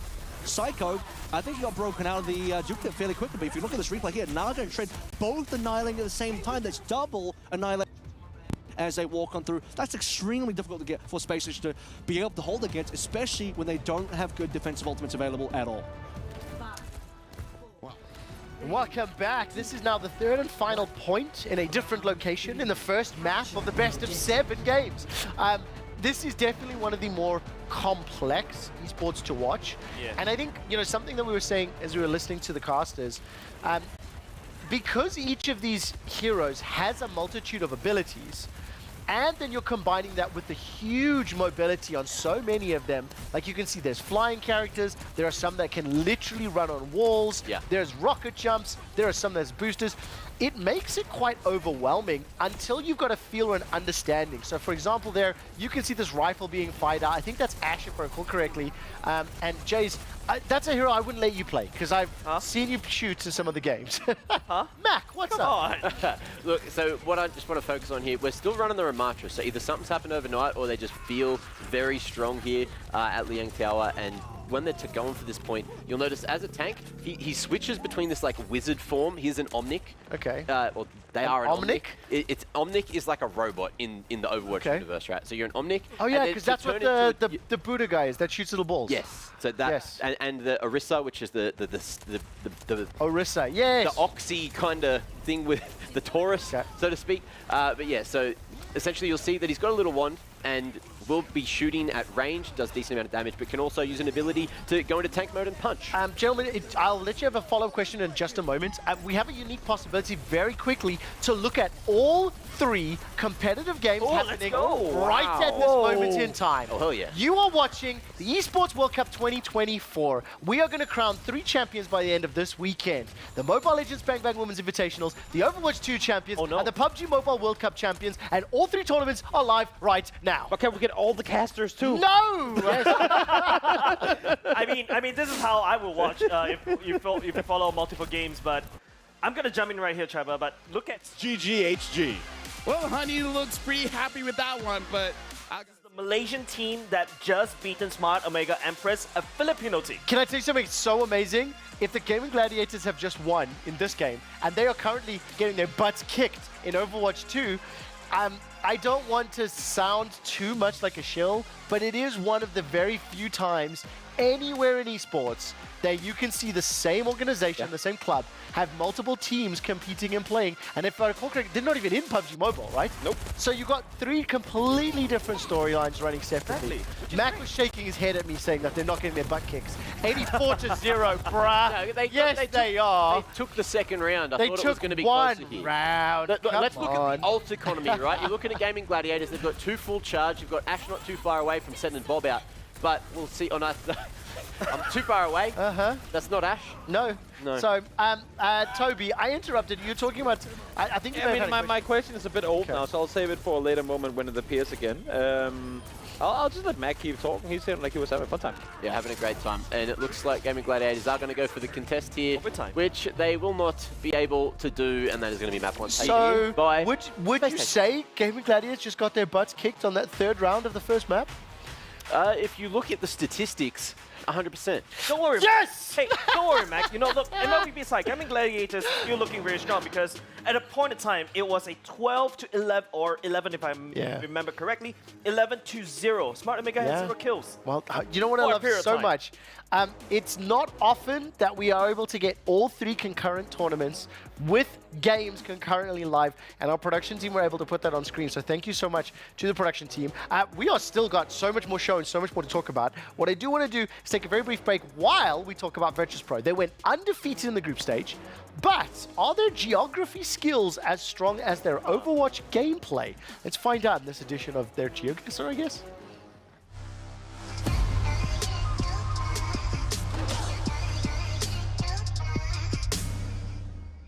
Hello guys, this is Virtus.pro backline Gala and Kenail, and everyone. today we're gonna do some geography Overwatch. Riyadh. Okay, nice, you know. Okay. Sería por aquí, ¿no? Más o menos. Around here, I would say. Ilios. You know it? Yeah, that one is really easy. Okay. Oof. Do you know it? It's like Australian. Australia, but I don't know which part. I just put it around in the middle. Do you know where is Dallas? No, not really. Seems like America, but...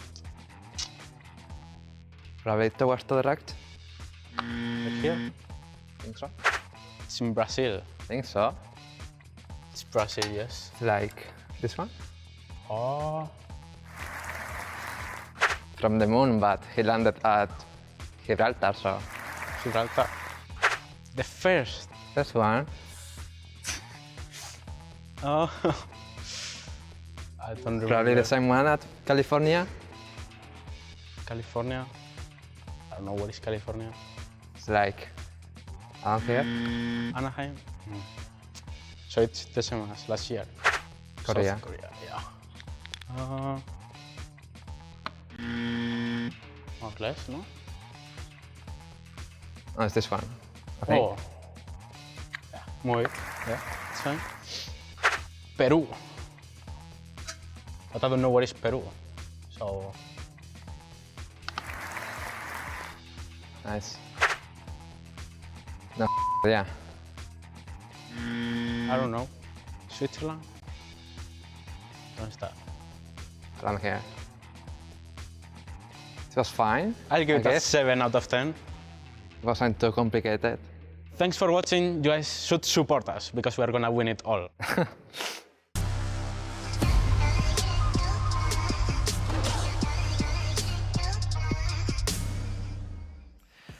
That was both enlightening, enriching, and a touch embarrassing, but very good content. I particularly liked the way that the segment ended with VP saying that they're going to win it all. Uphill battle. Good luck. Toby, you're chuckling there a little bit, having some fun? I just accidentally broke my eyes to see okay, well, what listen, our focus. friend Can we Mac focus? is currently Can doing. you not ruin other people's ideas? What we are going to do, while there are still 3 concurrent tournaments ongoing, guys, focus. Focus, please. Oh, okay. While there are 3 concurrent tournaments happening, obviously we will keep you up to date with the results. We'll keep you up to date with exactly what the implications are for the club championships. But what we do like to do is continue to teach our viewers. So as Overwatch 2 is the main focus, Mac will be teaching us more about the different roles. Today we're going to talk about some of the different players that play those roles. So Mac, DPS, damage per second, what does that mean? And who do we need to be aware of when we look forward for the rest of the tournaments? I was drawing a world I map know you 'cause I were wanted not to be doing a your part of job, the that's game. why I talk slowly. You didn't draw my part, my hometown at all. No, well, I was getting to it, you know? I was trying to remember what the world looks like. We have a job to do and a plan to Well, bring them up! Bring them up so I can go to the next bit. We got a whole bloody graphic here to look at the 4 best players here in the DPS role. And you'll notice that we do have the heroes down below. It is not their signature heroes that are listed. It is actually just what they've been playing this tournament, which also will enlighten us slightly as to what should be played towards the playoffs and is in the meta at the moment. Now, if you start on the left there, you've got Alpha Yi. He is playing for Zeta Division at the moment, and we'll see him tomorrow. Most of these players, all these players actually, we'll see tomorrow because they already made it to the quarters. So, eyes on Lip as well, you know, the current reigning world champion, just won the major as well with Crazy Raccoons, and he is going to be more towards that hit scan kind of thing. You can see Alpha Yi, he was going for the projectile-based ones. You got your Pharah, you got your Echo, and Tracer is hit scan, but majority of it, he was just like flying around everywhere yesterday. That's the main thing. Very, very up in the air. And then we move over to Proper, who is a player from Falcons, yet another Korean here, coming through to make up the trifecta. And that's Ash, Cassidy, and Tracer. So another hit scan player. But Proper has been around for a pretty long time now. What's up? Yeah, I'm just looking at the heroes earlier just now. Looking at Quartz from Twisted Minds. Cassidy is something I'm definitely very familiar, even though I don't play the game much. Widow is the sniper woman, right? Yes. Oh. Yeah. I'm rooting for Quartz right now. Okay. to put it in perspective, I think the other 2 hit scan players also picked Widow, but it's a pick you play at the start of maps or on very specific maps where you can get those really long lines of sight and just pick people off with headshots. But usually you wouldn't play it for the whole map. You'd change after the first like 15, 20 seconds, unless it was working really well. Something that would ask, how different are the players' signature heroes to what they are playing right now? Okay. It is something we discussed during rehearsals, and it's one of those things where the meta will have an impact. We've discussed the fact hit scan is the ability to point, click, damage is dealt. You're not going to wait for bullet velocity, rocket travel time, things like that. Quickly as well, before we do that, just because we didn't touch on Quartz, he is the only one there that isn't Korean, but he did win Saudi Esports Federation Awards Best FPS Genre Player of the Year last year. Wow. So he is very sharp, and I believe they won the World Cup, the Overwatch World Cup, which was at some stage in the past. But moving on to the question you were saying, what was it? Signature heroes. Signature heroes. All right, beautiful. We will start with Alpha Yi. We'll go left to right again. So Alpha Yi's signature heroes are Genji, Tracer, and I believe that one is Echo. So usually we'll be playing those. I tell you what, because we don't have the notes immediately, we'll come back to this when we talk about it a little bit later. I just have to go want to between the contrast. tabs. That means it's not ready. Now, if you wonder what kind of content to film with the best Overwatch team in the world, well, the only correct answer for you is... You're about to find out.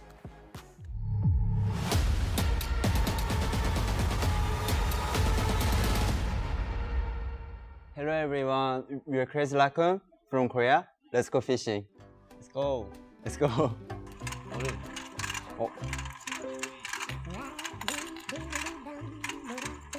아 뭐해? 아니 이거 안 벌리잖아.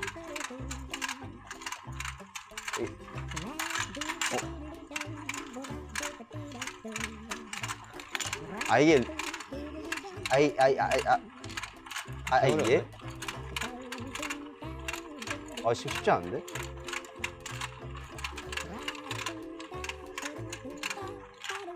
되게 어려운데? 그러니까 이게 입이 그 입들을 랜덤으로 벌리네 애들이.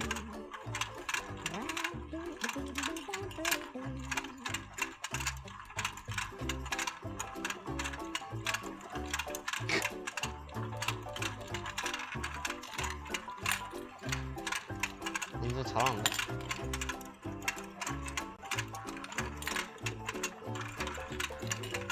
지금 왜 이렇게 많이 잡았어? 네가 못하는 거 아니야?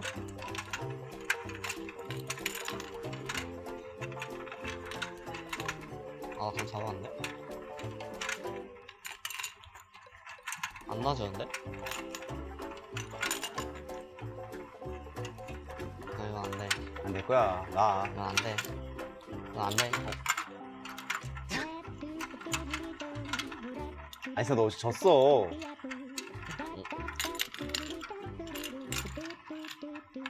하나, 둘, 셋, 넷, 다섯, 여섯, 일곱, 여덟, 아홉, 열, 열하나, 열둘, 열셋, 열셋. 몇 개야? 8개. Me, 13, Kisan, 8. I win. Thank you. Crazy Knuckle number 1. Thank you guys. Thank you.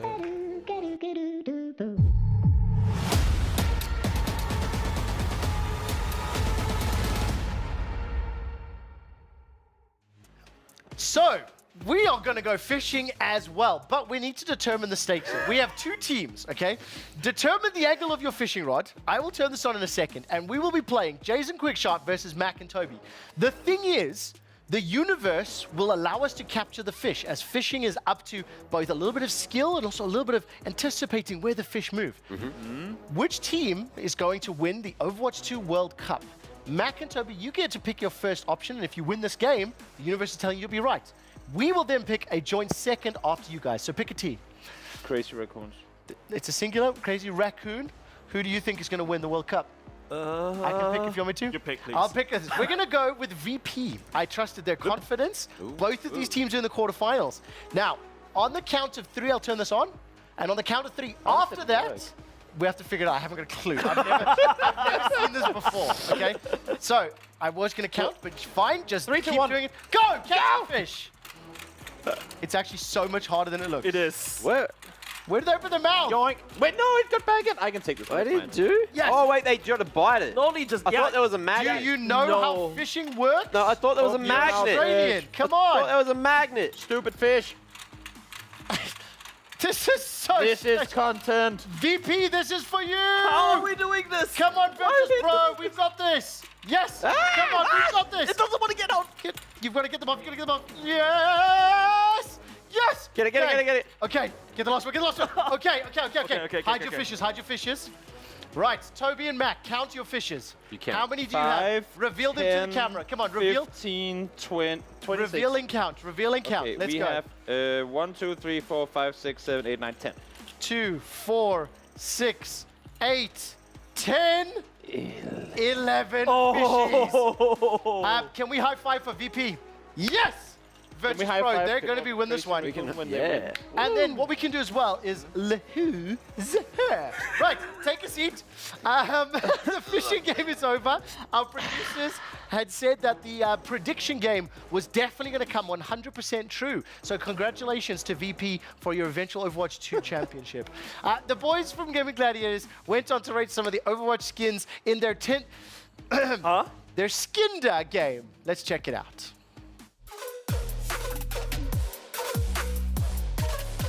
What's up, everybody? It's Puckett, and we are about to play Overwatch Skinder. I brought in the boys from Gaming Gladiators, and we got FD as well as Naga. Now, I want to start with you guys off on a really easy skin. You just tell me hot or not. We're going to keep building up until we're at the very end. You ready? Okay, sure. All right, let's jump in here. First and foremost, Funky Baptiste. We going hot or not on this one? What are we saying? Do we have to agree? No, you can each have your own opinions. Hot, I think. Hot?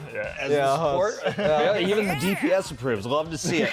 How about Surf and Splash Torbjorn? Yeah, hot or not? Yeah. Even hotter. Even hotter. The hottest Torb skin, arguably? I think so, yeah. Yeah, top three, top three.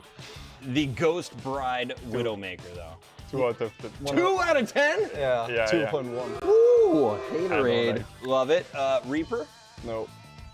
You don't 5. even like his red feathers? Yeah. Nothing. Not 5. 5 right in the middle? Yeah. 3. 3. Oh my. It's so clunky. So what? Clunky. How about the Kiriko skin? No, I don't like. I think it's one of the. It's okay. 4. 5. 4? 4, yeah. 5. 5? She's a meh. All right, moving on. How about the Scion Hanzo? Yeah, I think Thumbs it's up. one of the Yeah, best, one of the best in the game. Is probably. it the tie that sells Yeah, you? yeah, it's like the suit? You know, the suit. like a real banker. Man, looking crispy. Yeah. Oh, this one is actually good. The Polar Hog. Yeah, I think it's one of the best. Yeah. Yeah. One of the best? Top yeah, tier? I love the face. It can the most. fish as well. Oh yeah. There's an emote with the fish. Very good fisherman, the Polar Hog. We're coming down to the wire here. We've got Aviator Farah. Yes. Hot. Hot? Yeah. I mean, you can say not. No. Not? No, it's the best like Farah skin. 3, One of them. We're going 2. 4. 4? Yeah. Okay. Yeah. Right in the middle-ish. Naga, you said hot? Yeah. One of the best Farah skins? Yeah. What? But there's I not never that saw many. you- No, I don't think I have it. Yeah, so One of the best, but I didn't buy it. Yeah, I mean that's. Sigma, we got the Flying Dutchman. It's fine. It's like the guy from SpongeBob, you know? It is. Yeah. You don't know the. I was thinking the Pirates of the Caribbean? Yeah. I like the SpongeBob answer. What are you ranking them 1 out of 10? 7, I think. 7? Yeah. Okay, that's high praise for a Sigma. 5. Flying Dutchman. Mid. Overgrown Bastion. Boring. Yeah, boring. I Boring? Think, yeah, they could have Double done, boring? Yeah, they could have done it like way better. The boys from M80 would be so furious with you. They love him. Well done, Reinhardt, and well done to you two gentlemen. Thank you very much. That is FD, that is Naga, and they're going to win the whole thing for Game of Gladiators. We hope.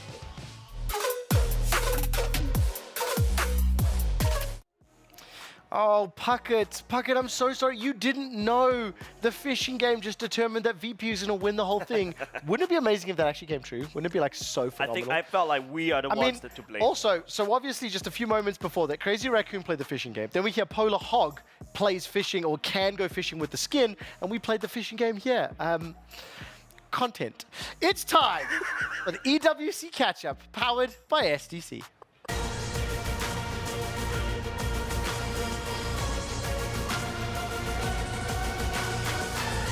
Now, very crucially, the PUBG Mobile World Cup is still underway. We may catch a glimpse of the end of map 4, I believe, in a moment or two. Before we do, though, let's find out what's been happening on the ground with Jinero.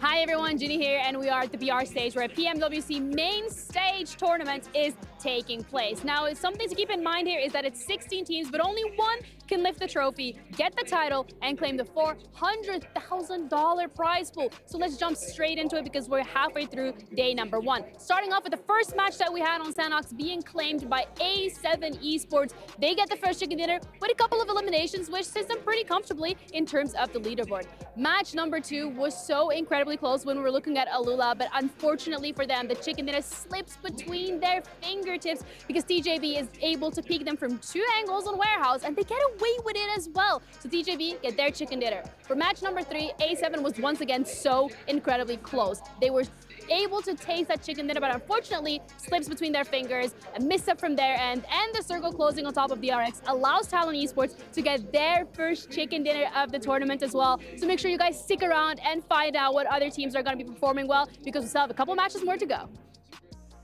Lovely breakdown there for Gennaro, and as you were saying, Alpha 7, TJB off to phenomenal starts. It's insane to me to see 3 games in here that we have 2 of the 4 teams that came through from survival stage currently sat in the top 3. Alpha 7, we expected them to come off to a good start. We'll do a deep dive into how they've come to be a little later on in the show, potentially tomorrow. But for DRX and for TJB as well, that's phenomenal. First place, 39. Second place, 30. And then you go all the way down to about 7th. And there's less than 10 points separating them. Yep. That is one single map that can determine 7th from 2nd at this point in time. Yep. We'll keep track on those results as the day continues to play out. Mobile Legends Bang Bang, we have a bracket update for you, confirming that I think 3 of the 4 semi-final slots are filled already. And the 4th and final team, that series will be determined in just a few minutes' time.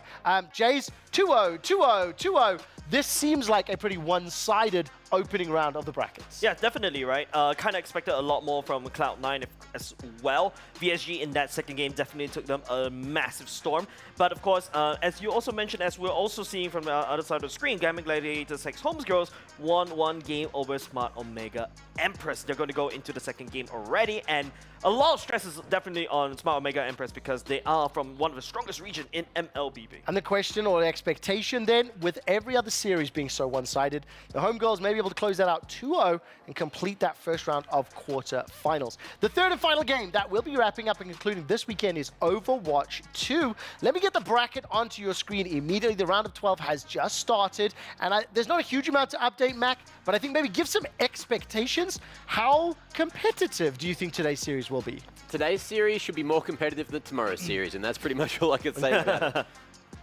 There we go. That was the update. Definitely thought we were going to get a little bit more there. But nevertheless, we will check back in on Overwatch 2 throughout the course of the next 2 hours before we wrap up the day. Overwatch 2 will also be the series and the game that runs the latest into the day. The series can vary in time. That does it for this edition of the EWC Catch-Up powered by STC.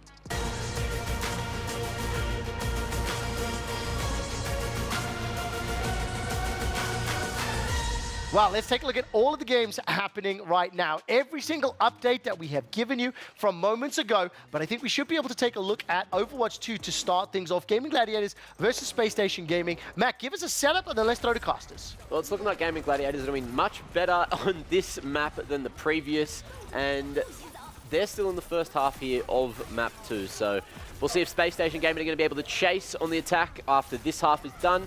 And we'll see how it ends up going, and let's hear from Avril and Helios.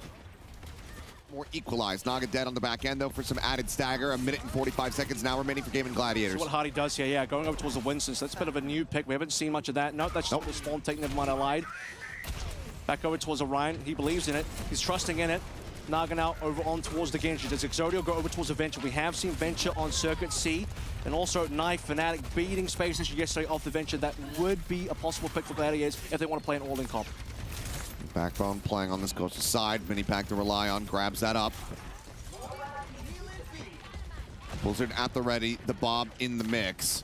Gaming Gladiators waiting for these ults to come up. It's going to be Crook to get that first, but okay, Exodio just finding some headshots. Is able to take down Sparker, looks for Landon as well, and force out the Immortality field as Naga comes in, swooping forward with FD God. Exodio going to be traded out, but it's going to be a big trade up in favor of Gaming Gladiators. They look to continue this push, and they will be able to do so as the kills continue to spill forward. There's actually a two-man hit squad coming through from Gaming Gladiators on the flank as well, so Exodio gets the opening pick on the Sparker, but had that not happened, FD God and Naga on the big flank would have also have found Sparker somehow, some way. Certainly they did find Landon, and now the push finally goes through. I was going to mention to you, Achilles, the payload distance was not very good before. It doesn't open up the map for Gaming Gladiators to really play for the high ground, specifically not as a full 5. But now they've really been able to open up the map. Looks like challenging for that high ground in the pool area outside, as Hardy did swap over towards the Sigma once again. Now Space Station hold all the ultimates, and the time is not good for Gaming, so Gaming basically have to do it now. This is the last push. Going to be an overtime push if they can make it to the end. Backbone for now just holding close. Wall coming up, looking to keep them delayed. Dynamite taken away at the May, but ultimately he's going to be okay as now Amp Matrix invested here on the high ground. Sparker looks to play around that. And they force Gaming Gladiators away from their own Amp Matrix. 5 seconds now remaining. Sound barrier about to be online. Can't play up against the May, though. The May Blizzard is going to be super important in the last fight. Landon going to be taken out. Beat for beat now going to be coming through as Bobs get flying out. Backbone sends out the Blizzards, able to find Exodio, but then quickly gets traded out. Ult here from Tread, only really able to find the Bob, which will end up falling, but Hottie pinned into the corner, and the Bob wreaking havoc, and they've actually pushed back against it. Blizzard be damned. That opening pick is everything for Gaming Gladiators, as they will make it to the end of Circuit Royale. And look, Aaron said complete.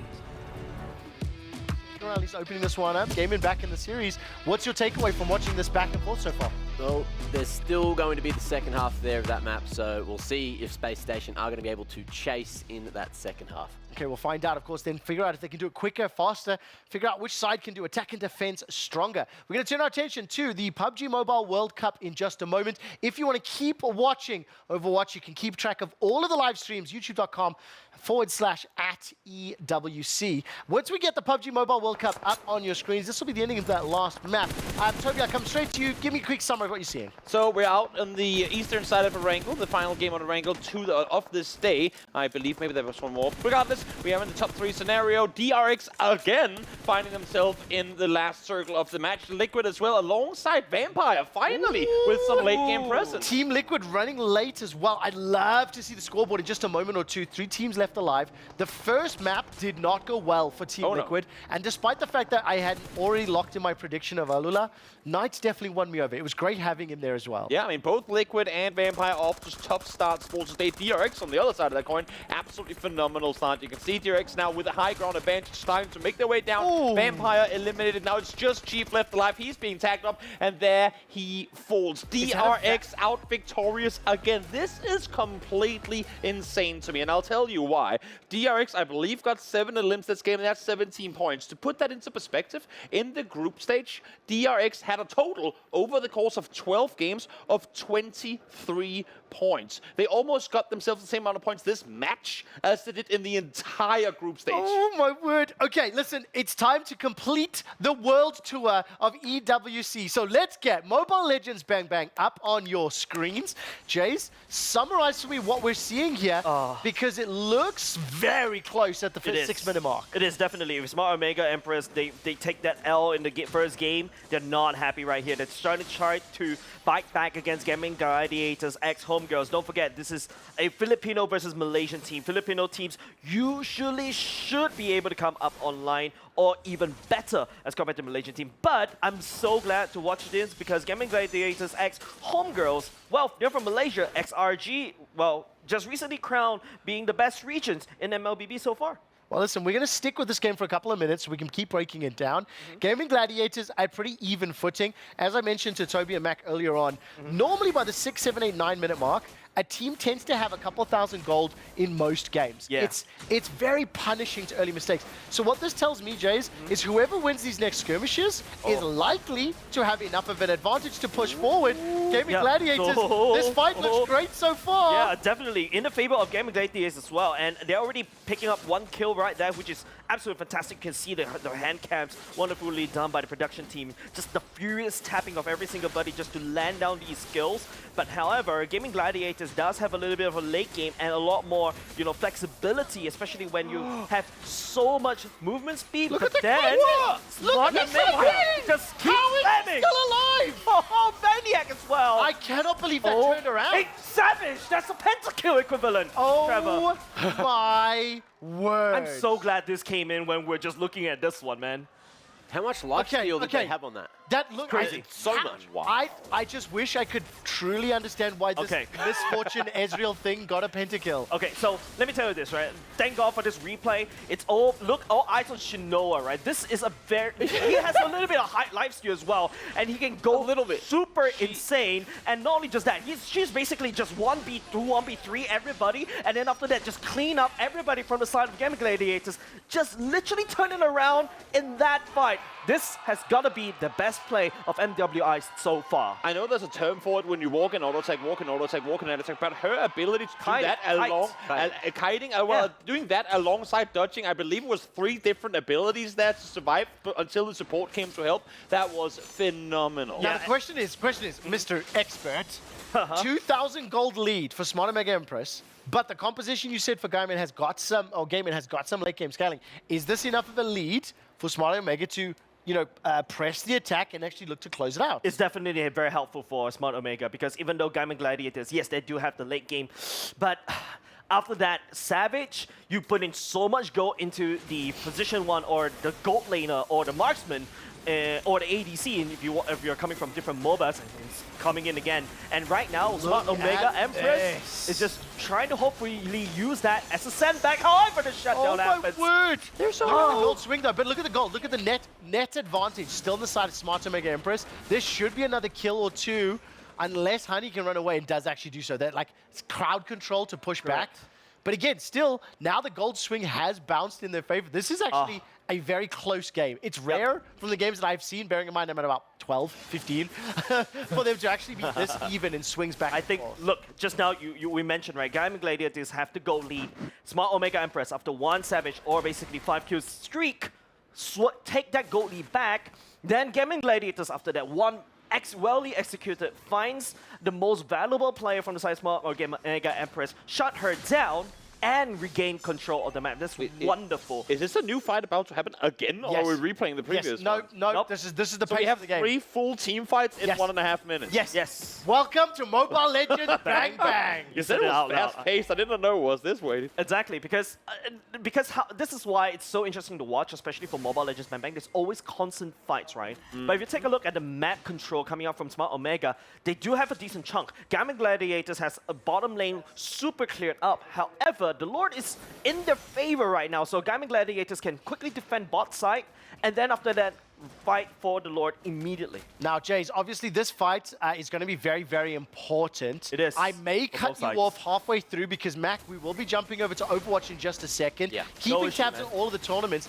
Jays, take away, how important is this fight for Smart Omega Empress to hold on to their leads? Yeah, because this is definitely right. They need to get this one game. They're one game away from getting eliminated, and they cannot lose this They've one. got it. Okay, they've won that fight. Let's jump over to Overwatch 2. Mac, pick this one back up. The F1 car's about to park in the bay. And I think they are doing it right now. No late contest coming through from Gaming Gladiators, and it looks like it's just all about the survivability. They've dropped the beat. They're trying to take this one straight head on. Gaming Gladiators are losing numbers, and they won't be able to contest. So Space Station come through with a full push, but we're still not done because both teams have made it to the end. So what happens now? We go again. We go again? We go again. This is the escort game mode. This is the escort game mode. You just go, and then you take another turn, and then you take another turn. So that's why this kind of game mode takes forever. Okay, so look, we've got a quick replay here. Mac, break this one down for me. And what are we seeing that we didn't catch on broadcast? Brian has a big hammer, and he's hitting a lot of people. Looked like it was a full team wipe, and he was just holding left click, which he's going to do again,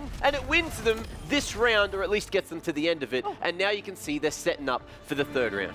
I like that.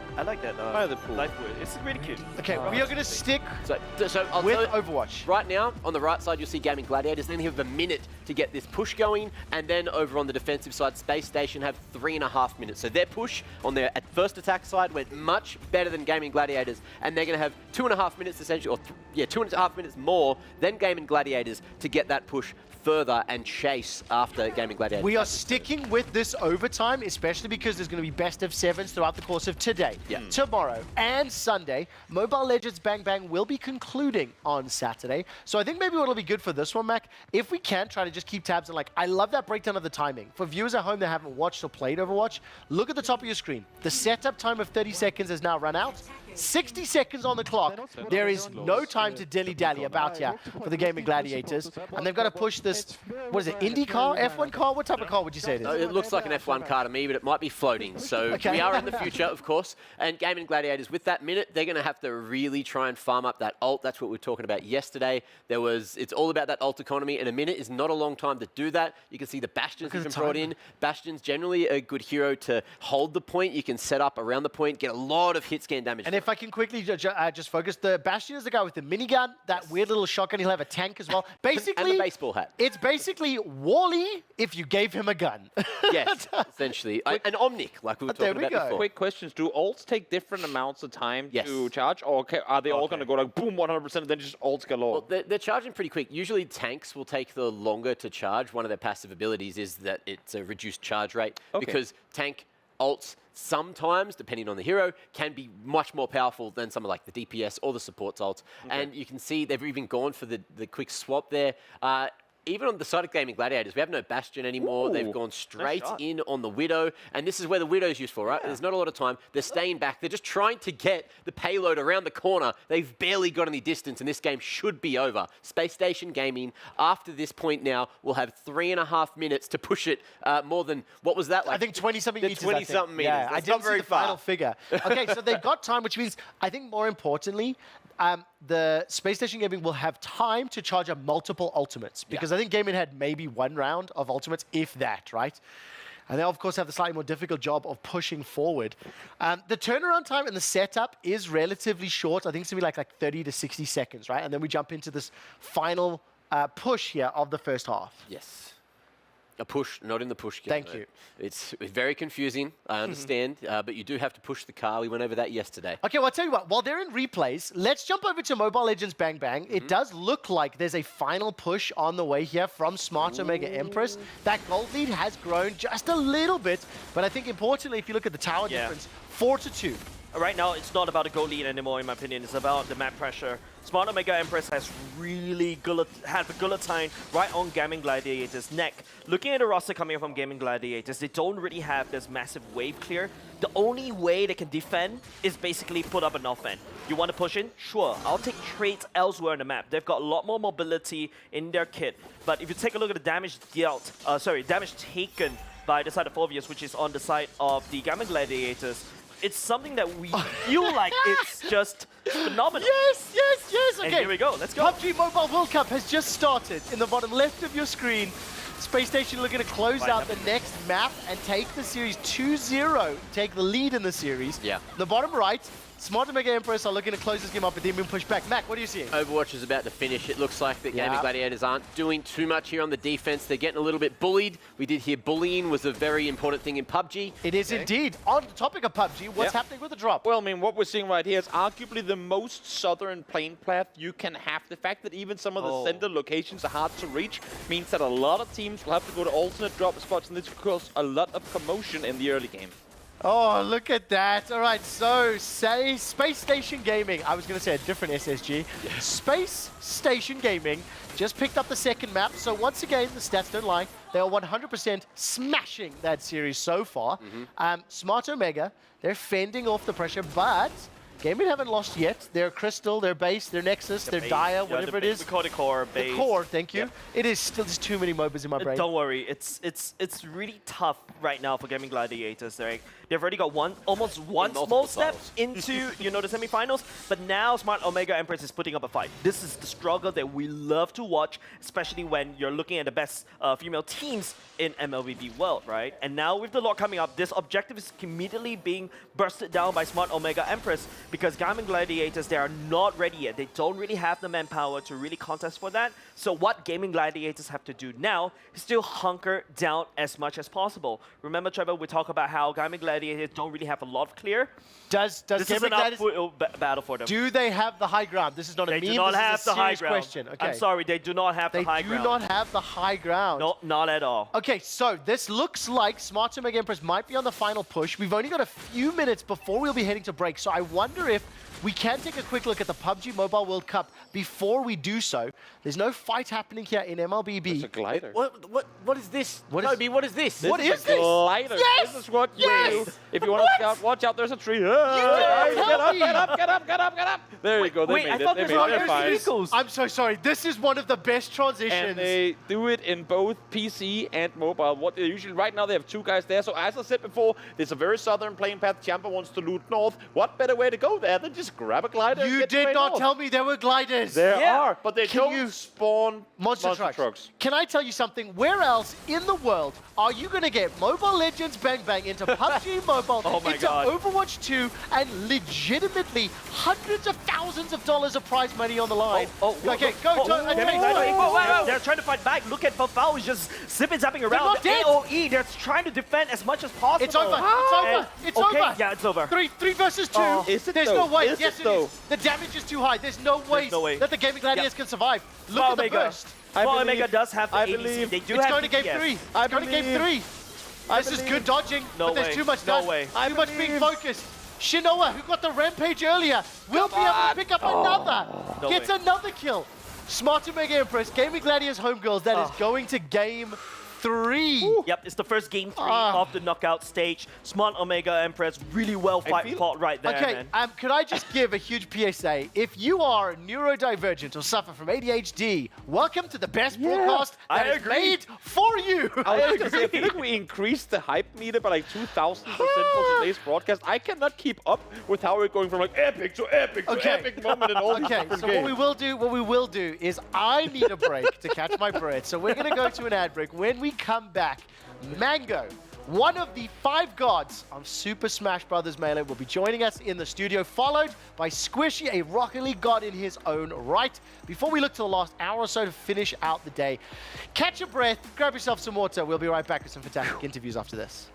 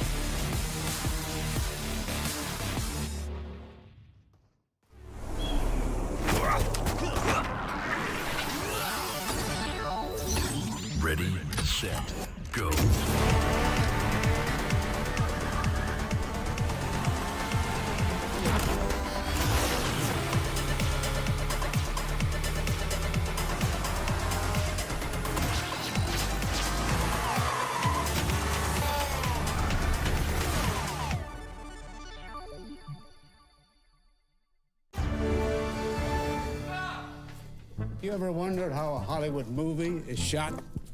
On a Sony. You review it on a Sony. And how do you make that sound epic? You record it on a Sony. Lunch break on a Sony. So why wouldn't you watch it on a Bravia by Sony?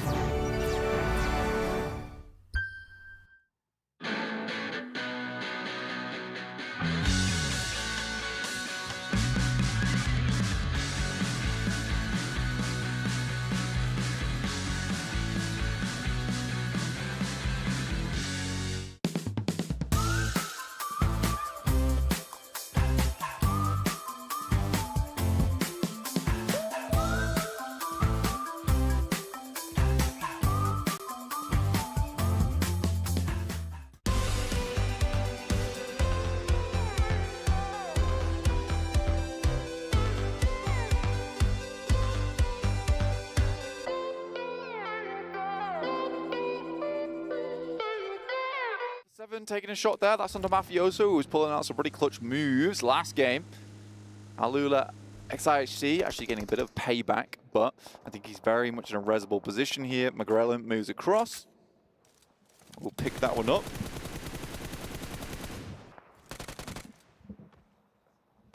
Okay.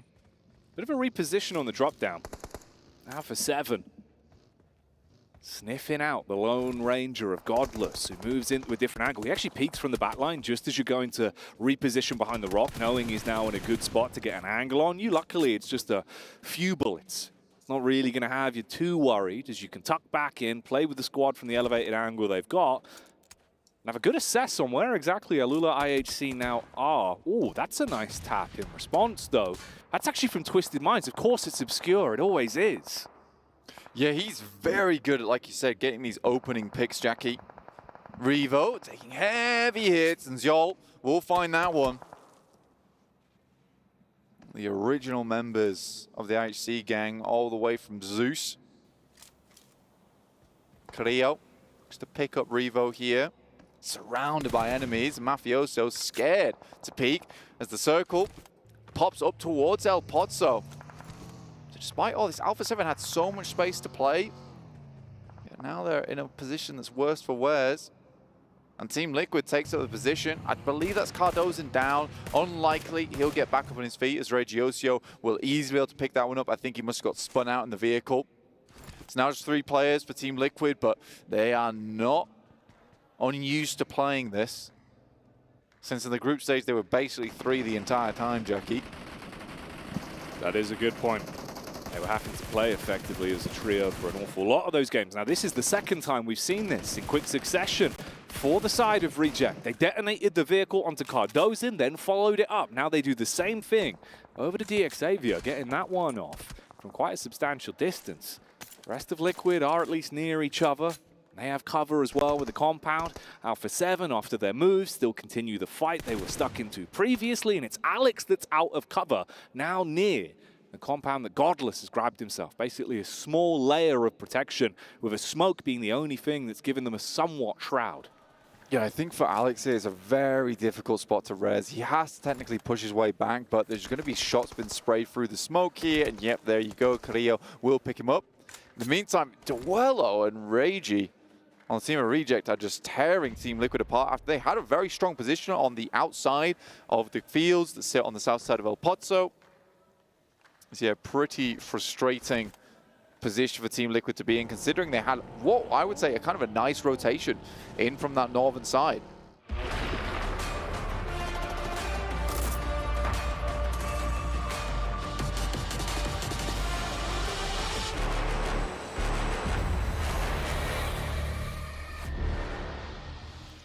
Welcome back to EWC Central, the broadcast that covers every single game, as well as interviewing very special guests throughout the entirety of the Esports World Cup. My name is Quickshot, and I'm still your host, and will be for the entirety of the event. Just before I introduce a guest who is very special to my heart, somebody that I've been a fan of and I've been watching for over a decade, actually nearly 2 decades to be quite honest, I'll give you some of the accolades. These are the things that I personally have watched and enjoyed. He's one of the 5 gods of Smash Melee. 2-time EVO champion, 2-time Smash Summon champion, champion at Genesis, DreamHack, MLG, and those are the tournaments that I watched. I simply do not have enough time to list through the rest of the accolades. It is my pleasure to introduce Mango to the EWC broadcast and team.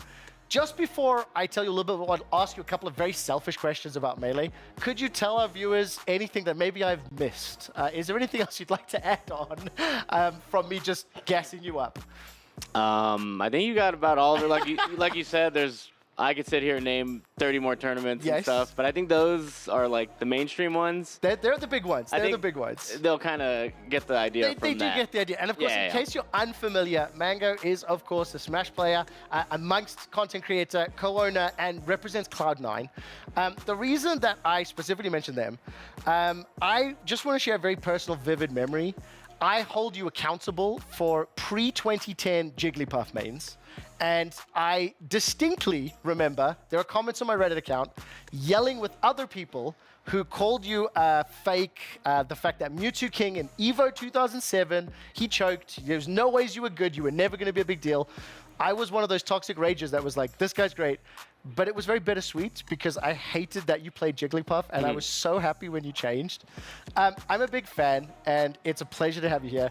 I want to talk about Melee, talk about Smash. What's your opinion on the scene and how things are going? I know it's been a tumultuous 5 to 10 years. I think Melee is like in a pretty good spot. We're not like, I think we've always been a very grassroots community. We're very small, you know, we don't get the sponsor, the dev support that, you know, I see everyone here getting, which is like really cool to see. And I think we're not doing as good as we were a few years ago, but we're still doing great. And I think the fact that our game is almost 25 years old is still kicking. We still get, you know, 20, 30, 40K views when we have a big tournament, and like we still get a few hundred entrants. Our big tournaments can still break like 1,000 entrants. I still think we're doing great. Yeah. People like to dwell because things aren't as great, but I'm like, you remember back in like 2007, 2008. Oh yes, it was very different. I used to play, you know, in garages for like, there's 25 people there, and I would make $80. So like, those are the dark days. Because like, EVO just finished, right? And later on at EWC, we've got Tekken, we've got Street Fighter. Obviously, the FGC and let's say the big stadium events, let's say the big finals and EVO tournament, even the final games of the final weeks of EWC is fighting game community. As somebody who's been around and seen the blow up and is here and sees where it's going, is this something that excites you? Is this something that like it opens new avenues? Because I know the fighting game community has always been quite grassroots, and I don't want to say hesitant, but like a little bit resistant to change.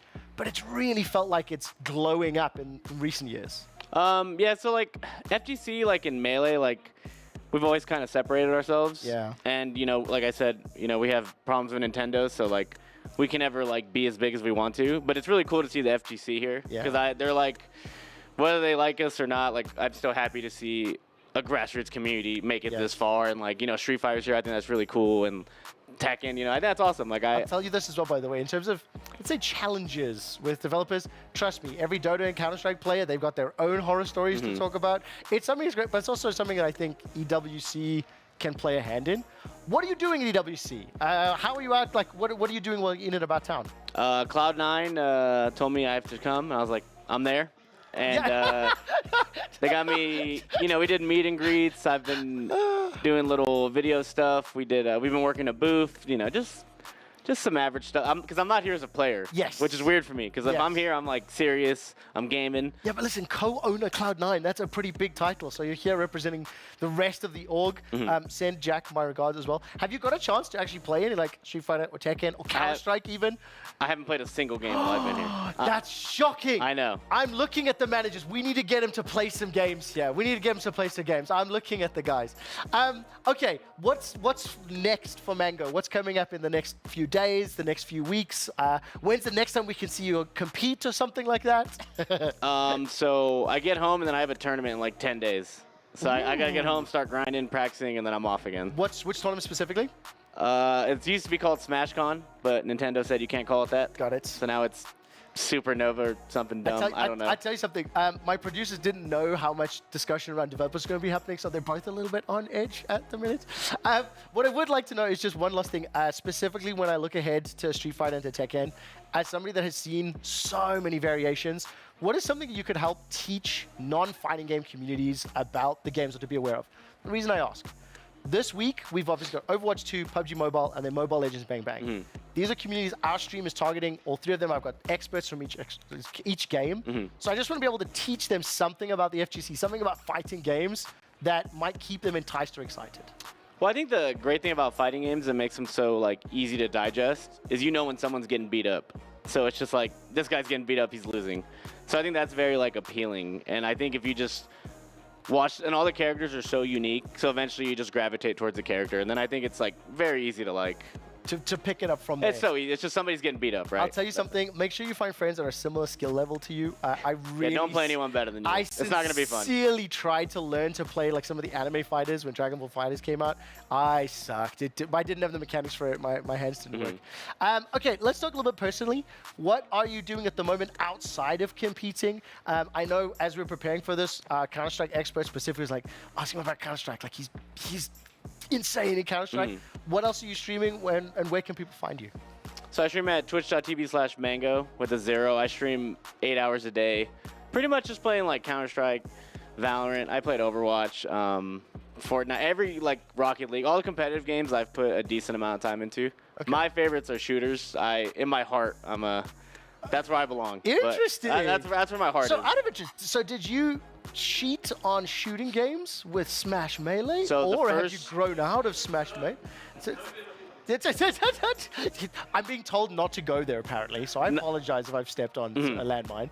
No, I grew up a CS kid. Right. So that's my first, I think CS was the first game I played when I was like 11, where I realized that you can be really good at a video game. Yeah. And I was like, wait a minute, I can just be way better than you. So CS is what hooked me in, and then I got stuck on Melee. I'll tell you something it offends me how good you are at different games because I don't have those skills. And secondly, as a long-time viewer, the fact that you come from a CS background, that explains why I was drawn to you as a fan, especially in the early years. You had a very different public persona to many of the other competitors. I'm a shooter at heart. I'm just, you know. It bleeds through. Yeah. I'm going to put you on the spot. Can we bring up the Overwatch gameplay that's happening right now? I'm not going to ask you about the teams. I'm not going to ask you about the players. I just want to ask, like, Overwatch 2, the 5v5, the pace of the game, how much are you enjoying playing it in comparison to, like, all the other shooters that you played? I do like Overwatch a lot. I think it'd be a little hard to watch, but I think if you know what the characters are, you can kind of get it. I think it's way more fun to play, and, like, I love booting up Overwatch for like 2-3 hours and just... I'm presuming you're a DPS and not a tank player? So, okay, that is a common misconception about me. Oh, yes! Okay. I'm a support player in every game I play. Seriously? Okay, actually, to be fair, that does explain the Jigglypuff, like, yeah, right I'm a at the support beginning guy. of the career. Deep in my heart, you put me in the back line. Like, okay, so who would be your main if you were to be forced to be booted up right now? Oh, it's fine. You don't have to. We'll bail out that one. I'll think about that one. I'll think about it. Okay, Mango, I just got one last thing. We'll get Overwatch off the screens. I'd love for you to just give a shout out to any fans watching, anyone supporting Cloud9, and anyone that may have a similar affinity to Melee as I do. So, message to the fans. All my fans, I hate it because I tell them I love them all the time. I do it. My fans have always been there for me because I've been playing for 20 years, and like you said, I have fans who've been watching me since like 2010, 2008. Okay, well, I'll tell you what then. Since we're not going to speak to fans, what message do you have to the Cloud9 co-owners, supporters, and club championship about how well your other teams will do at the event? I'm rooting for us. Like, we finally got points on the board like yesterday. I was pretty happy because, like, to me, like, I usually, whenever C9's playing, I get way more excited because, like, I have a like sports tie where I'm like, let's go, like we gotta win. So it's been nice. I love Cloud9. Again, I've been with them for 10 years. So I'm like, I'm a veteran in like everything, you know? So it's like, they're like my other family. You know, I love C9. They've always taken care of me. I cannot see you wearing a different jersey. Personally, you'll forever be C9 in my heart. Also, I hold you personally responsible for every Jigglypuff before 2010. I'm very glad you moved away from it because I hated Jigglypuff. Mango, this was very special for me. Thank you so much for taking the time. Just before we get rid of Mango, we're going to jump to PUBG Mobile World Cup. We're going to listen into the casters for map number 5. A bit of a split, but they're taking a ton of damage on contact. The vehicle goes bye-bye, and so do two of them, falling down to the ground. Buckling now as DRX are full focus on fighting through Twisted. The M249, too much to handle there. As bullets rattle onto the floor, and Twisted Minds similarly look like they're going to be hitting the floor soon. Ratto Boy cleaned out. 2 players left alive, but directly moving in towards DXavier's purview. A dangerous opposition. Talon themselves a nice split themselves, but it's Alpha 7 who I've been looking at this entire game. They've had so much information, so many windows to play, and they've been vaulting through all of them. But it's only versus all of the players from TJP. So far, one's down. Pulls the pin on the grenade, that's dangerous. Swings back and forth, Zara takes him out finally. That looked bad though. You could see the thought process, but the timing on it from Reject.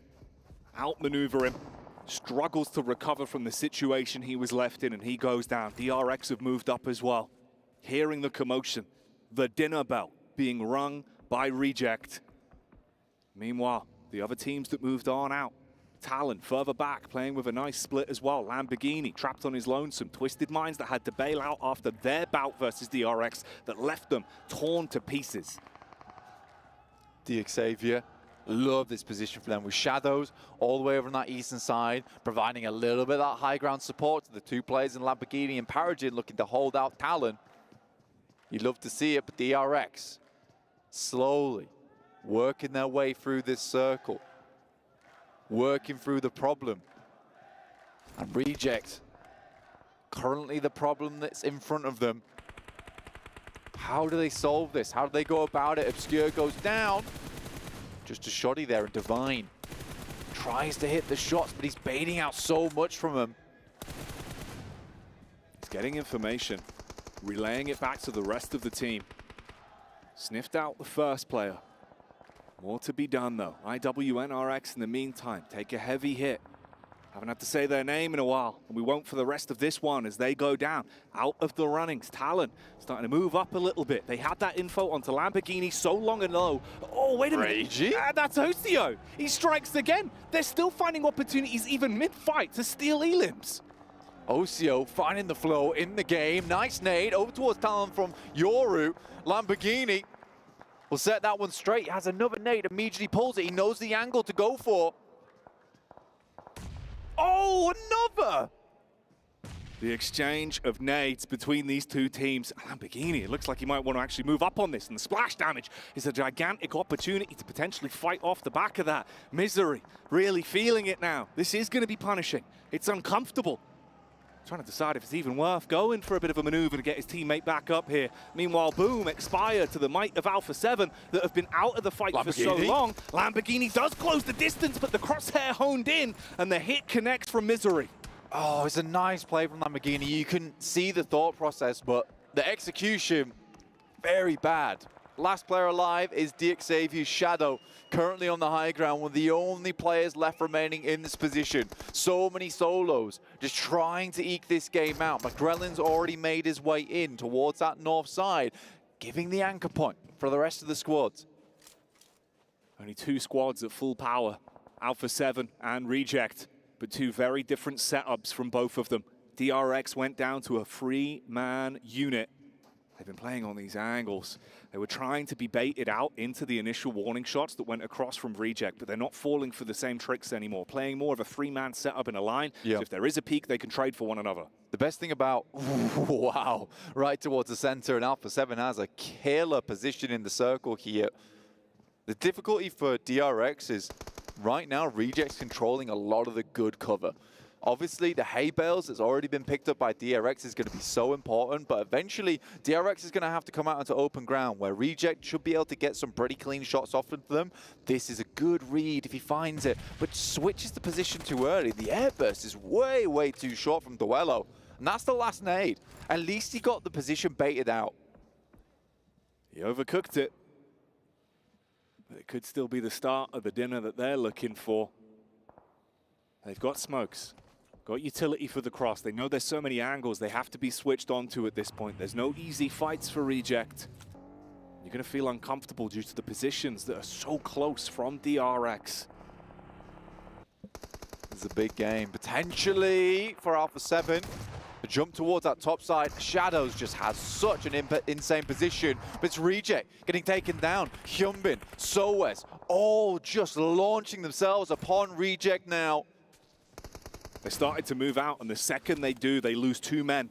They go from being in a good position in the battle of attrition to now starting to buckle. Oh, Divine, you do something delicious here. Dives in through the building. Doesn't expect the off angle behind the door. Easy clean up onto that one. Mop and bucket level plays. OCO, the only one that's left. Trapped so far away. A thin smoke blocking the vision. They get their bellies down on the ground. That's DRX now crawling forward. OCO, if he can spot him, maybe he can inflict some damage. Another fight breaks out onto Talon as well as Alpha 7 swoop on in and clean up that. Alpha 7 just has this dead to rights here. Regioso tries to step up. Divine like a beeline over towards DRX. Couldn't handle him, but DRX starting to sting the opposition on the other side of the map. Up to 9 eliminations already. It is insane that DRX be able to keep this up. Hyunbin with a hell of a shot over towards Revo. Oh, that is filth. The distance and the decisive blow that gives them time to play with. It's a 3-man squad, but they're playing with the might of a 10-man unit. Every single attack seems primed, and they know where Tianba are. They've got the vision honed in, looking for a peek on the left-hand side. First tag starts to strip his HP away. Show a little bit of skin, and you are out of the game. So close, almost on target. You can see him through the grass here. Takes the shots, and they're on easy mode right now for DRX. But 7 bullets remain. DRX might just be out of juice here. Revo tries to step up, but immediately gets stepped back down again.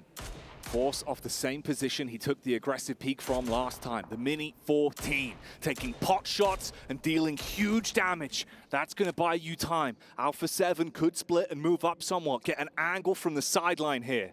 This should just be an Alpha 7 win, honestly. But DRX are making this so much harder than it necessarily needs to be. The shots they've hit, Alpha 7's looking a little bit scared on this one. Even if they do win the game, and they should, by the way, I think that they'll be feeling like, goodness me, this is one hell of an international lobby here. They do go for the outward split here. Very nice rotates from Alpha 7 all game. Similarly to DXavier, DRX has had some smooth moves. 13 bullets left in the chamber for Soes. Unlikely to get more done, and they probably will take the 3rd place just because Hygor has been able to get into that hay bale. They've got no smokes left. Hardly anything to play with. Oh, that connection is really going to ruin them. You're just losing everything now. It's a matter of time, a formality before they expire. An Alpha 7 that have played a smart game, positionally been on top the whole time, look to take their head off, run away with the chicken dinner, and it is going to be the self-nay, Twisted Minds accept it, and Alpha 7 take a first. Second one of the day for this team, and they are gunning for that top spot. It has eluded them for so long. They said they don't feel any pressure at this event. This is where they're going to perform. The boys have got the synergy. The casters said it there. Alpha 7 getting their 2nd win on the day, looking incredibly strong here to round off day number 1 of the main event in the PUBG Mobile Tournament. I have taken over the hosting role now because Trevor had to chill a bit after his incredible interview. I really did freak out. He went full fan mode, which is completely fair. Sometimes you get to meet your idols, and he definitely seemed like he did that. I'm professional. It's fair. It's all good. It's all good. I have autographs. It's all good. Sorry. Oh my God. Okay. More seriously, at the end of that round, yes, was there a self grenade to deny an elimination point? Indeed, there was. We had Twisted Minds in a 1v4 situation. He knew for a fact they'd been tracking the kill feed along the game. He knew he was in a 1v4. He knew if I just survive DRX, I will get 2nd place for sure. There's no world in which I'm going to 1v4 Alpha 7, and they are currently in 1st place, so why give more points over to the team who's going to win anyway? I'll take my 2nd place. I'll be happy with that. I'm just going to take myself out of the equation and not feed an elimination point over to A7. Okay, I've calmed down. I've caught my breath. Are you sure? I really have. I'm not sure you have. For anyone that's watching or has tuned in and whatnot, I sincerely have been a fan of Mango in his Smash career for nearly 20 years. So that was quite a career highlight, hence the reason I freaked out a little bit. I literally left a voice message for my wife to say. Which we all heard. We all heard that. hold on. It's not the only very special guest, because we do have another member of Cloud9 that we'll be speaking to in just a few minutes. So this is a message for Squishies. We're going to run through one quick segment, then we'll bring you on the sofa. We'll have a little bit of a chat. If you don't know Rocket League, trust me, he'll be telling us all about it, and I've got a little bit of prep as well. Now, slang. We need to teach people. Yes. Okay? This is not a quiz. There are some words you have to do. Okay. And we got some weird ones. The first one is from PUBG Mobile, and it says this one. pizza gun. I think I And it actually kind of feeds into the quest you guys were looking for. For what is pizza gun? What is the pizza gun? Okay. Is it a Thompson gun? A Thompson gun. Because it's a circle round. I like that. Okay. I like that. Any guesses from over there? Pizza gun. I think it's probably going to be a World War II light machine gun, because there is one with a round barrel. Okay. But I don't know what it would be called. So I'm just going to get some sort of like light machine gun with a, instead of the Thompson, which loads that way, this one loads horizontally. Fair. Is there a gun with a pizza skin? 'Cause that's all I can think of. Oh, That's a good pick not as fair. well. That's not fair if that is. What is it? The answer is the pizza gun. It's also referred to as the DP-28, which is in fact a light machine gun, Yes! Oh, so which it's- has a very it's- like a round mag on It top. doesn't have like a really pointed barrel right at the end. Yes. Okay, because No, then it's not the MG3. It's, it like it's a different one, but it goes as the pizza gun, Okay. the UFO gun, the disc gun. It has everything that is round gun at the end of it. Just so for the there you go, record, the pizza gun. Call of Duty taught me that. Okay, Mobile Legends Bang Bang. This one should be relatively understandable, because we've got two guys that have played MOBAs a little. Cutting lanes. What does cutting lanes mean? Cutting? Gentlemen, Well, I'm it's the coming same to in you other guys. MOBAs, right? Yeah, well, I don't know. What do you think? Well, Could in it be different? Dota, it's when you just jump in between the two towers when they're still up, and you just cut the minions as they're running back to lane, and you just stop it. And Oh, that's not okay. Now that you say it, I would go with that, but I will go with my initial thought, which was, I mean, everyone kind of going to one lane, try and cut off the opponents there. Actually, knowing that Actually, it's let's just go. MLBB, It knowing could be that it's either. MLBB, Yeah. it's probably going to be neither of that. In MLBB, I'm going to make an awful prediction that whoever's supposed to be the gold laner actually goes XP laner, and that's going to be cutting a lane. Well, listen, you call the high ground with no verticality. Trevor, I expect more from you. I know. So Trevor, what you're- actually is it? So basically, Mac is right. Okay. It's just like that. We just take a term away. It's technically proxying in a sense. Okay, nice. I like Fair, this. fair. Okay, what is staggering? This is an Overwatch 2 term.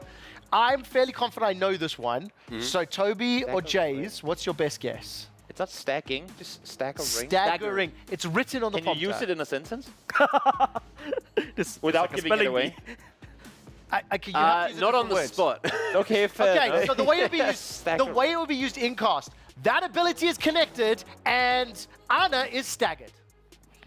So is it a form of stun, where your move not stun? It feels like your movement speed is massively slowed down. Massively slowed down. I feel Last like guess, and I want to move us along. Yeah, I feel like it's something where you have everyone kind of helping you out. You got the heals on you. You got like everyone is stacking their abilities on you. Okay, well, we're going to find it. The exact wording, production, please release this. I just want to make sure I read it off the graphic correctly. Staggering. It is a crowd control effect to purposely desync or delay the enemy team's respawn timers Oh, after a fight has been won. okay. So, in example for Ana, don't kill her until the enemy team is respawned. Delay it. 30 seconds, the healer doesn't come back for the fight. Gotcha. Right. So there we go, staggered. That was a Okay, difficult one. now this one makes me panic because I wrote this weeks ago.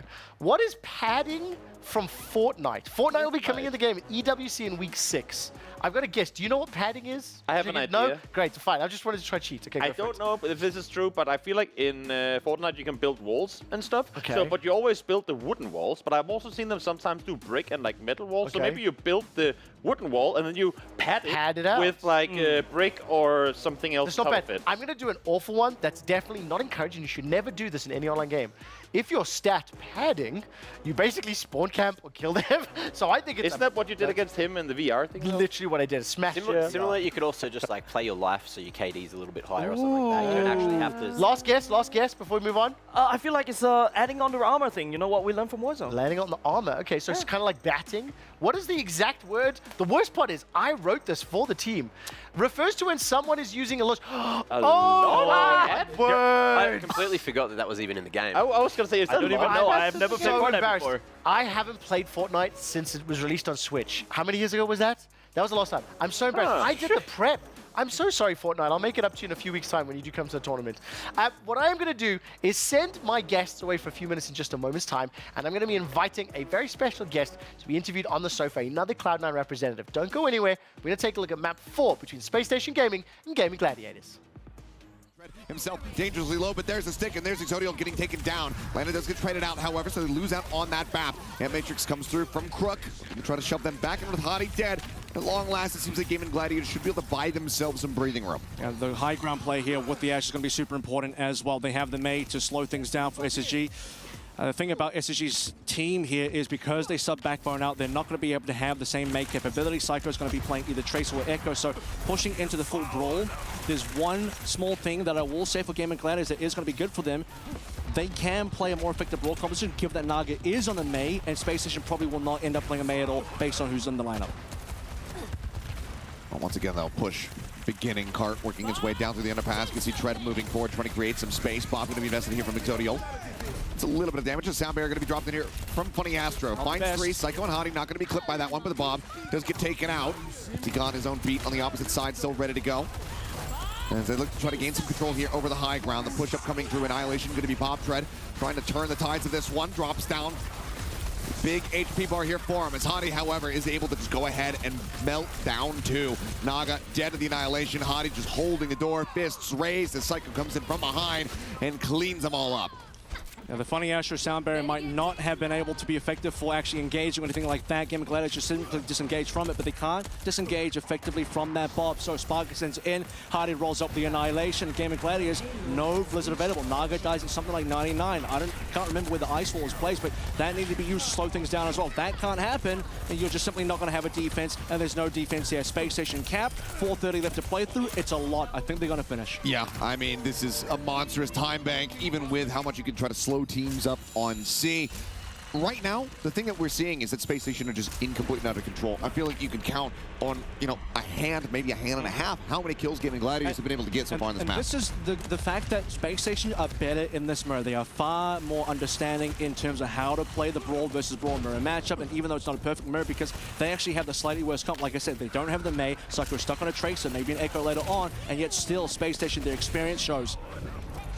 Quick recall out, Crook under fire, Immortality Killer trying to keep himself alive, but Hottie able to just go ahead and push up into the face of that Baptiste and take him down. Len at the same time does have that Amp Matrix rolling. Hottie low on health off screen, trying to stay alive, but it's going to be Naga falling as Psycho collects that kill. Hottie does get traded out, however. And without that tank, pushing does get slowed up a little bit, but Cart's still puttering along. Should be SSG resetting now. They lose Hardy, they lose one more, but just losing Hardy alone should be enough. Funny Astro kills two. They might be able to sneak a little bit of distance, but Respawn favoring Game and Gladiators here. Funny Astro kills not ideal, as Funny Astro just triples up. They're going to get a little bit more distance, like I say. However, waiting for Hardy. You can't push until Hardy is back, and by the time Hardy's back, Tread will also be back. He's already back, though. Hardy's here. He's ready to go. Annihilation and 16%. Funny Astro with its kills just racking up towards that next sound barrier. Psycho will fall as Exodio finally able to bring an end to this reign of terror that Psycho's been having in the back lines. And instantly respecting SSG don't want to fight with 5. Understandable. I wonder if there's a situation where Psycho can maybe look towards a longer range hero here. I mean, Tracer can still be effective. Certainly have the ultimates. 4 ultimates online for Space Station. A lot to play through. Bob once again. It's going to be very impactful. Exodio needs to respond very quickly. Bob straight into Bob. And let's hope that Crook's window here is going to be enough to push away Space Station. But if Hardy can gap close, if Funny Astro beats, it might not be enough at all. Okay, Bob for Bob going to be coming through into the back lines. And sound barriers dropped here from both teams. Crook low on health. The Immortality Field keeping him protected for the time being. As soon as that goes away, Hottie is able to find him. But Hottie himself low on health. They're trying to sustain him, keep him in the fight. As Tread tries to play back here alongside the corner. Sits up on the slow field. Hottie does end up getting picked off. Still plenty of work to be done here for the side of Gaming Gladiators on this defense. So once again, the card's starting to inch forward, getting closer and closer as Hottie's going to now swap over onto the ride. Nope, the movement tech, never mind. Yeah, just a little bit of spawn tech coming through there once more for Space Station Gaming. It'll just be a full reset here. It is respawn advantage for Gaming Gladiators, and a couple of faster heroes here as well as Naga swap over towards the Genji. He's not finding a lot of, I guess, success on the Mei, even though from a pure macro perspective, I think just having that is just so much more advantageous. It's kind of strange, actually, that Hardy wants to move over towards the Sigma. If you want to play Sigma, I think Psycho at this point really does need to make the swap happen. Can Psycho play afar? Just some long-range spam would be very effective. And welcome back to EWC Central. I sincerely wanted to watch the end of that map, but frankly speaking, I don't know how the overtime is going to play out. So I didn't want to keep my guests waiting for too long. As I promised before we dove into the Overwatch 2 map between Gaming Gladiators and Space Station Gaming, I promised an expert, a pro Rocket League player, another Cloud9 representative. I'm joined by Squishy, Cloud9 Rocket League competitor, content creator, co-owner. I mentioned to you just before we went live, I'm not familiar with Rocket League. So I'd love for you to introduce yourself. Tell me a little bit about your connection to the game and your role at Cloud9. Of course. So I've played competitive Rocket League for nearly a decade. I'm on my 9th year right now. I recently retired, but I'm planning on potentially coming back in the future. Yeah, I've just been basically just doing content for the entire time I was a professional as well. So I'm pretty known in the community for just the guy that's always been pretty good and also makes educational content for all the fans. Now, at the risk of putting you on the spot, what is some of the highlights of your career when you look back on it? You missed my intro for Mango. I've been watching him for a long time, so I managed to gas him up, right? Of course. There we go. So I apologize that I don't have that same, but what's something that you remember insanely fondly over your 9-year professional career? Mango's going to laugh because I've mentioned this a few times this trip, but Season 6 World Championship win, it's the big thing that everyone wants to win in Rocket League. Like if you win a World Championship, then you kind of completed the game. So yeah, that's kind of the big one. But any of the major LAN wins that I've had, I would put up there. That is awesome. I apologize that I haven't watched it myself. Don't worry. But one of the things about me hosting this show, every week I get different guests on who are specialists for the games. So when we get to Rocket League later on in EWC, we'll be able to talk about it. We'll be able to see things. I know Cloud9 didn't qualify. Yeah. How do we reflect on that? What happened? What do you think of the field that'll be competing? I think that there's only 3 invites, I think, from NA and EU. And I think that the competition right now is at like an all-time high. The spots are really tight to get, especially in Rocket League. So I think it's completely fair they didn't make it. The teams that did make it definitely deserve it. G2 and Gen G from NA are incredible, so you'll see them soon. But yeah, I think it's fair. I hope next year we can come with a team that everyone can enjoy watching. We'll see though. Now, have you spent your entire career with Cloud9? How long have you been there? So I was with Cloud9 for 3.5 years, and then after Cloud9 I went to Energy for 3.5 years. Got it. Now, just for your information and awareness, I spent 12 years in League of Legends. I've known Jack since Cloud9 started. Wow, yeah. So I've been around Cloud9's growth and success and awareness. Yeah. It brings me joy to hear you saying the teams that won deserve to be there. Yeah. And also, I know for a fact that Cloud9 as an org will not be accepting not qualifying. It's something you're driven to do. Of course. Let's talk about the teams that are competing. Yeah. If you were to kind of take a guess, like which region or which maybe clubs would we focus on to potentially win? For Rocket League, I would definitely keep your eye on Falcons. I think they are like top 2 in the world right now, and I think they've just had some issues with nerves when it comes to like late international events. So if they can clean up the nerves, and they're home as well, and they're playing in their home nation, so I think they're gonna do well. Okay. And outside of them, probably put G2 from NA Got it. up there because they have like a super team right now. Awesome. Yeah. Okay, that's interesting to see. Okay, I want to just quickly show you something about the EWC Club Championship. Can we bring the standings up for the overall Club Championship? Obviously, this is not something that I think you're going to be hugely familiar with, so I'll give you the rundown, right? Every single club that has multiple teams competing in the tournament, if you win a tournament, you'll get that little trophy on the top, and you get 1,000 points. At the end of the 8 weeks, the number 1 team, the number 1 club with the highest number of points picks up $7 million. I mean, it is wild. Yeah. Obviously, for Cloud9, it is a smaller number of, let's say, teams and a number of games that are being represented. But from an organizational point of view, like how important is this? And also how different is it? Because this is not something that traditionally I think exists. nothing like this has been done before. So yeah, I think obviously every org wants to do well at this and place high. I think Falcons will probably take it all. Yeah. It seems like because they have also like Rocket League. I think they'll win or at least get second. So they're looking on pace to take it. It looks like, which is good, great for them. But yeah, I think every org is. I'll tell you something now. As somebody that's been around, I've been in esports 20 odd years. There's not many organizations that blow up on the scene and pick up so many good rosters because like they were expected to win Dota and I think they took 3rd. They're expected to win Call of Duty, they ended up winning. Yeah. They're expected to win MLBB, I think they came 2nd. Where's Jace? He's not listening to me.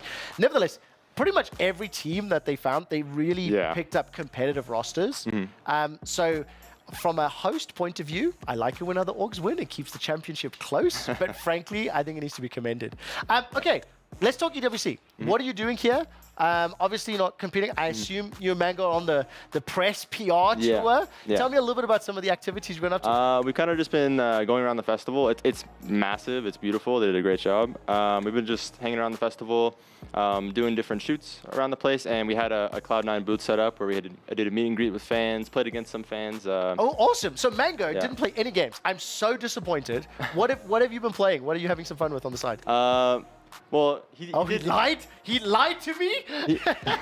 He did stream with me one time, but he hasn't really been playing too much. Like, you know, we're not playing too many different games, but we played like one game of Valorant together and stuff like that. But we've been playing against some fans that came to the booth, and yeah, just meet and greet and stuff like that. Okay, that is awesome. Look, I don't want to keep you too long. Also here in the studio, it's pretty warm. It is warm. So I would love to just ask, where can fans and viewers, people tuning in, find you, keep track of the things you're getting up to? And then what would you like to say to everybody at home? You can speak to camera one. Okay. I stream almost every day when I'm back home, obviously, on Twitch, twitch.tv/squishymuffins.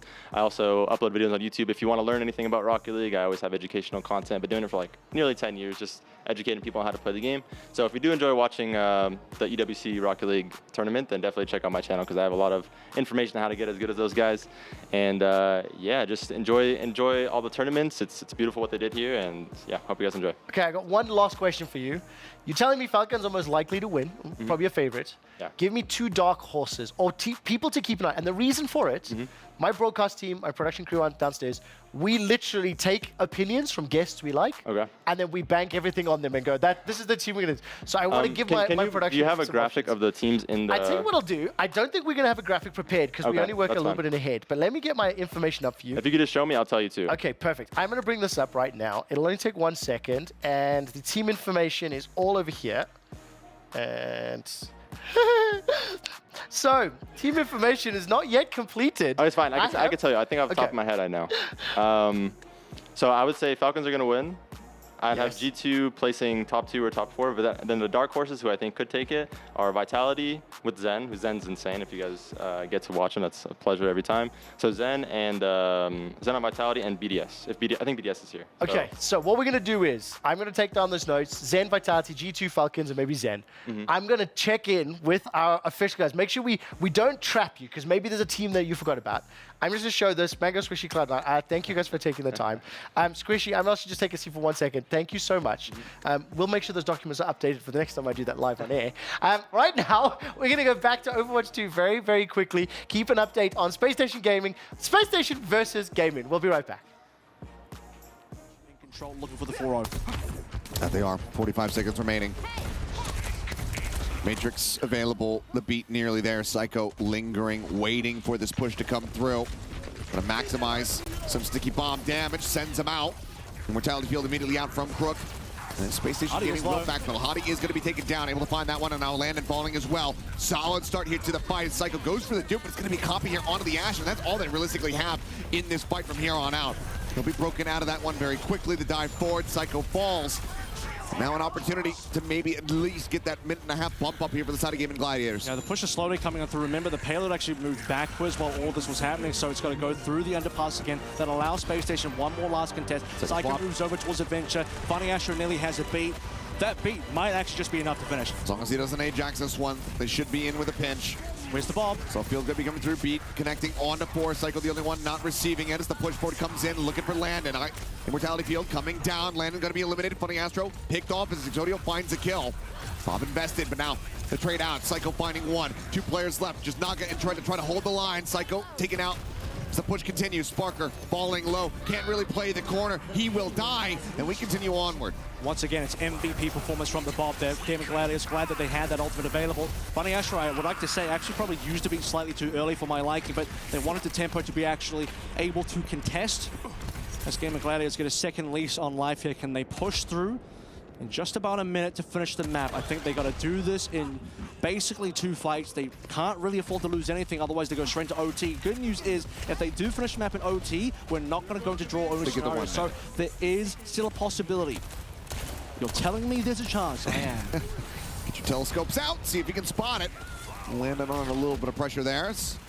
Nice shot from Exodio, putting Sparker down low, but kills cannot be confirmed quite just yet. Blizzard going to be invested here. Try to open up this forward corner. But now the Amp Matrix is in play.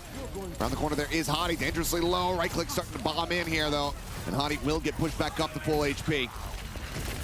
And drill dash forward, Naga taken down. More space bought, more time afforded here. Psycho's killable, and Psycho, I mean, he's just diving in there. He's killable, but he's going to be the one looking for the kills. Exodio gets isolated, pushed out into the open, and Sparker is able to collect. Every single time Gladiators have one up, they can just not convert onto a secondary kill here. So like I said, they can't really afford to make too many mistakes. We're already in the OG in just about 10 seconds here. Space Station about to hit some great timings for ultimates. And Metrics in, but dive in from the flank. Psycho looking to try to isolate and get the pick off here. Up and over the top. Is trying to hound him down. Does end up falling. But FD God going to be traded out the bottom from Sparker. Able to find Naga. And it looks like it is all coming to a conclusion as no one else can play the card. There's no one left alive. 4-0. Space Station Gaming will keep themselves in the tournament. They will eliminate Gaming Gladiators. Under massive amount of pressure. The plays that they had in that group stage were unbelievably good though, Jackie. Very nice to see. You wanted more of that. You really did want a little bit more of that. Unfortunately, they've not been able to show that to us here so far. So far. As it's not done yet. It's still early doors. It's about the optics of how you play throughout the entire of the playoffs. Don't let things drop out your hands and slip away early. A little bit of looting, getting suited and booted going on for both Power and Alpha 7 with the quick rotates out the windows, nice little techers, so you can get yourself some extra gear in a shorter space of time. Alpha 7, of course, they've had a good day of things here, trailing behind only with 5 points of distance between them and the team that's now on your screen in DRX. Yeah, DRX have had a really good game today, a good day today, actually. And I think it's just been a case that there's not really been many maps where we've seen them do badly. I think every single time we've seen them hit, 6, 7 elims, around about that caliber, which is that's a very difficult team to catch up to. A team that's getting consistent points every single match and just bumping themselves up the leaderboard. Because it gets to a point where you're like, oh, we really need a big game. We need a big game to catch up. And not only that, we need to profit over the points that they're getting every single time. And if you just have a bad day and DRX is just practically skipping through these games with not a care in the world, just picking up points here and there, they're just going to lap you so quickly. Twisted Minds on our screens. I think we hoped more would come from this team, especially after watching their survival stage. Currently, they're up against Talon, and Misery has not a clue in the world of where Hygor is. The trigger discipline is there. Will he let them get away? He didn't like the engagement. Oh. Waits his timing out. Sees if he could spot out a second target before actually unloading, but now puts the damage in, closes Misery's chapter in this one. Talon again losing some players pretty early in the game, and they had a pretty good start, what we would say an extra spicy start over on one of their Arangles, but they haven't been able to follow that one through here, Jackie. Not been as consistent. That was the big question we had. Is it something that's going to be consistent from them and sustainable? Team Liquid trading blows with Tongji Bao as it goes both ways there. Damage done inside of the building. Oh, nade round the corner goes a little bit too far to remove Flower from the equation. And this could be a battle to remember between these two teams. Liquid need to get a leg up in this one. Yeah, they're directly competing for Tongji Bao's position. With Mythic down early in the fight, the best he can do is provide information back, but that Molotov will clean him out now as Flower will get the finish on. There's a nade coming up from high. Sent in, Ayala and Chief looking to clear out these buildings with Cardozin providing cover from the backside. Nade goes in, GK first, likely to go down first too. GK first, not really in a recoverable position here. Little opportunity to catch your breath for Liquid. Pop those stims, get yourself top back up. That's GK first expiring as he won't have a chance to remain alive. Oh, quick peek up from the back. Ooh. Flower unloads, throws the clip in the AK and slays on the rotate out. Team Liquid thought they were slick, but now they slip. That's a really good read there from Flower. Pluck the words from the paper as Team Liquid tried to write the script of escape for themselves. That is upsetting, and I think for Team Liquid, they can play as 3. They cannot play as 2. It's going to be far harder for them. An outcome that TJB, although they lose GK first, they'll still be content of how it looked like it could have gone. It's bumpy territory for them, but they survived the initial. Well, I am emotionally spent. Those were two fantastic interviews with Cloud9. Obviously, PUBG Mobile is nearing the end of its first day of its 3 days main event tournament. The Mobile Legends Bang Bang quarterfinals have all wrapped up. So what does that mean? Well, that means it's time for the EWC catch-up powered by STC.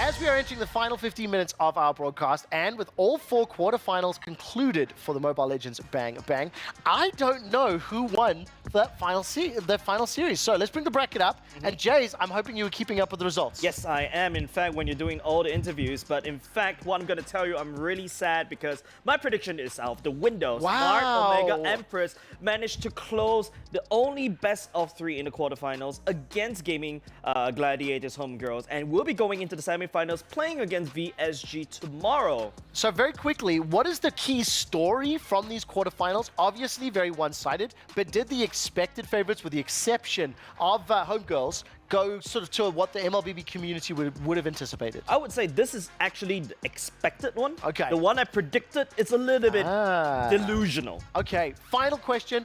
Yeah, regional power, which is the representation of our semi-finalist. It's like reflective of what we saw from MSC as well. Yes, this should be the correct way of how an MLBB tournament should work out. For a bonus catch-up point, Solango Red Giants picking up the win in MSC was definitely not the expected one. Right, let's turn our attention to the PUBG Mobile World Cup standings. This is after 5 of 18 maps. There is still 1 more map to play, meaning that will likely still be ongoing when we wrap up our broadcast on EWC Central. The standings after 5 matches. Toby, explain to me what this means. I mean, I'm going to echo what I said earlier today. I'm completely and utterly mind-blown by the fact that DRX, dead last in the group stage, are able to sit in first place in a pretty good spot up there to TJB up there as well. Another team that made their way through from the survival stage. Alpha 7, I like the fact that they're up there. Curious to see if they're going to be able to stay on top. But this competition, this grand final so far in PUBG Mobile is definitely going in a way we did not expect. We go very quickly. You predicted Alpha 7. Correct. Boom was Mac. Correct. Where is my team? And where's Reject? On the next page. Are they on the next page? Yeah, they're set. You overtook me? Whoa. By 1 point. By 1 point. Thank you, Sunsfan. Thank you. Okay, now, I will say this. What is interesting to me is the fact that there are still 13 maps to be played, right? So there is still a lot of volatility. A lot. Final thought in terms of how day one's going to round up. How impactful is this versus what the expected results will be? That's the thing. For the teams that might not have expected to come off to a good start, the ones that managed to do TJB, DRX, this is huge. We heard from the desk as well, or from the casters we had on here earlier as well, that some teams just play better into day 2, into day 3. So for them, it's amazing. I will say though, if you're a fan out there watching right now, don't screenshot this leaderboard and think that's how things are going to end, because we're going to see a lot of shifting throughout the next 2 days. I guess then for DRX, if they lose focus and if they don't pick up consistent high placements or elims, that's how they get knocked off that first place. Yeah, I mean, that and also, as you said, we've been able to maintain their kind of buffer to the other teams. They cannot let them start to catch up, because there are teams that might not have played well today. For Miracle Vibes dead last right now, they will definitely come up the leaderboard tomorrow. Okay, fantastic. Now, of course, we do want to check in on the Overwatch 2 in terms of their results. What happened in the Space Station Gaming series? Well, it took 2 hours just for 4, and this was a very one-sided affair. So these games could go for 3 hours or so. But the result, which you're all waiting for, of course, Space Station Gaming just took out Gaming Gladiators, so they will be getting their triangles crushed, and it was very, very one-sided in the end. Okay, now we will send it down to the Kidia Arena with the victorious Hadi from Space Station Gaming. Here it is, Space Station Gaming are victorious. And hey, you got 2 Lebanese in Germany in many ways. Hadi joining us from SSG to have a little chat. Now look, I'd be remiss if I don't mention the fact that you played Fnatic last night until 2 in the morning, right? Long game and a loss. How do you recover from it and set yourself up for a big game? I think we went too sad about the loss. Of course, we wanted to win, but everything kind of still works out the way we wanted it to. I think we're all still really tired. Didn't get the full 8 hours in, but it was a good game. So yeah, we came in with a lot of confidence. We beat Peps a lot of the time, and yeah, it's all going good.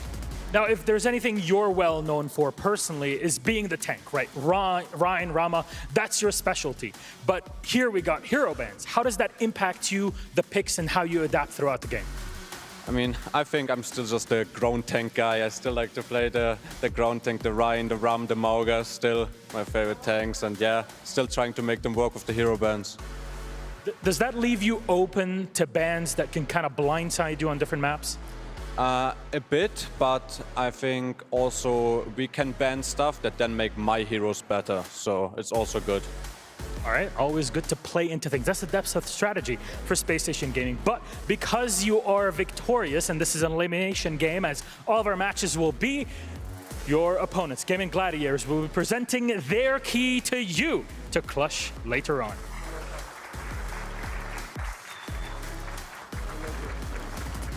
There it is. Thank you very much, Gaming Gladiators and Hadi, for joining us on the interview. Now, you don't get to pick who you play against, but your opponents do. Is there any team you really have in mind that you'd love to play?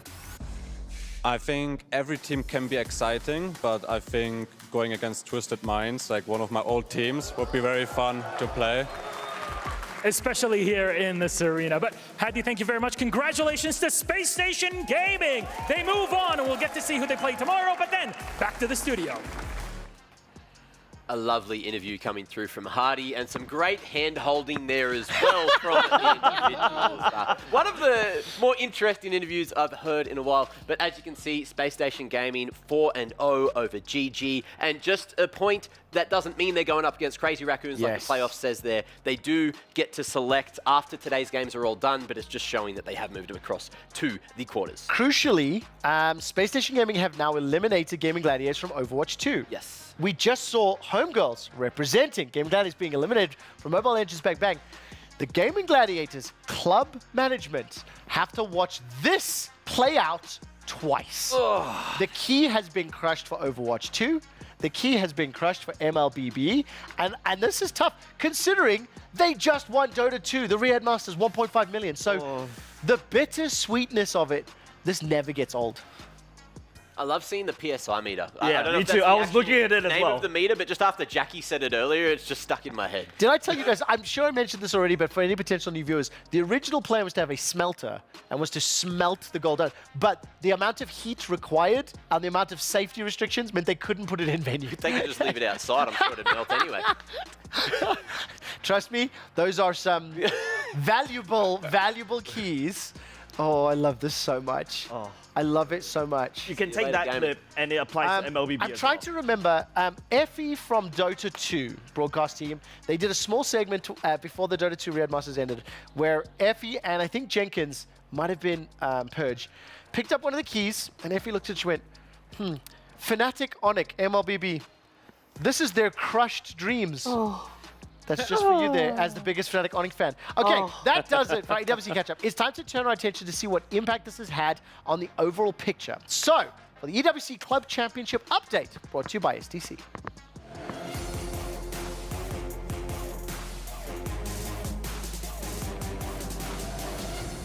And of course, as far as the clubs are concerned, I think the Gaming Gladiators are going to be the top story. The fact that they have been eliminated in 2 games and relatively early on in the respective brackets, I believe no points secured for Overwatch 2 and very minimal points secured in the MLBB tournament because there's only 8 teams in a quarterfinals. But you can see them there, 1 trophy to their name, 1,020 points. What I find fascinating, and I'm going to come to the Battle Royale boy, when we look at a table like this in a BR, like PUBG Mobile, it shows you how close it is, but it's starting to feel like it's a race for second place. Yeah. Because Falcons could fly away. I mean, you say that, but Falcons didn't make the finals, and we see Liquid currently sat in 5th in the finals. Ooh. So you're guaranteed to have a catch-up to some extent as long as Liquid can maintain their top 8 position. It's going to be fascinating to see. If we were to make some estimations, because I'm going to be losing all 3 of you from my show on Sunday, do you guys think Falcons are going to get caught? That's the question. I think they'll be sent back to the nest at some point,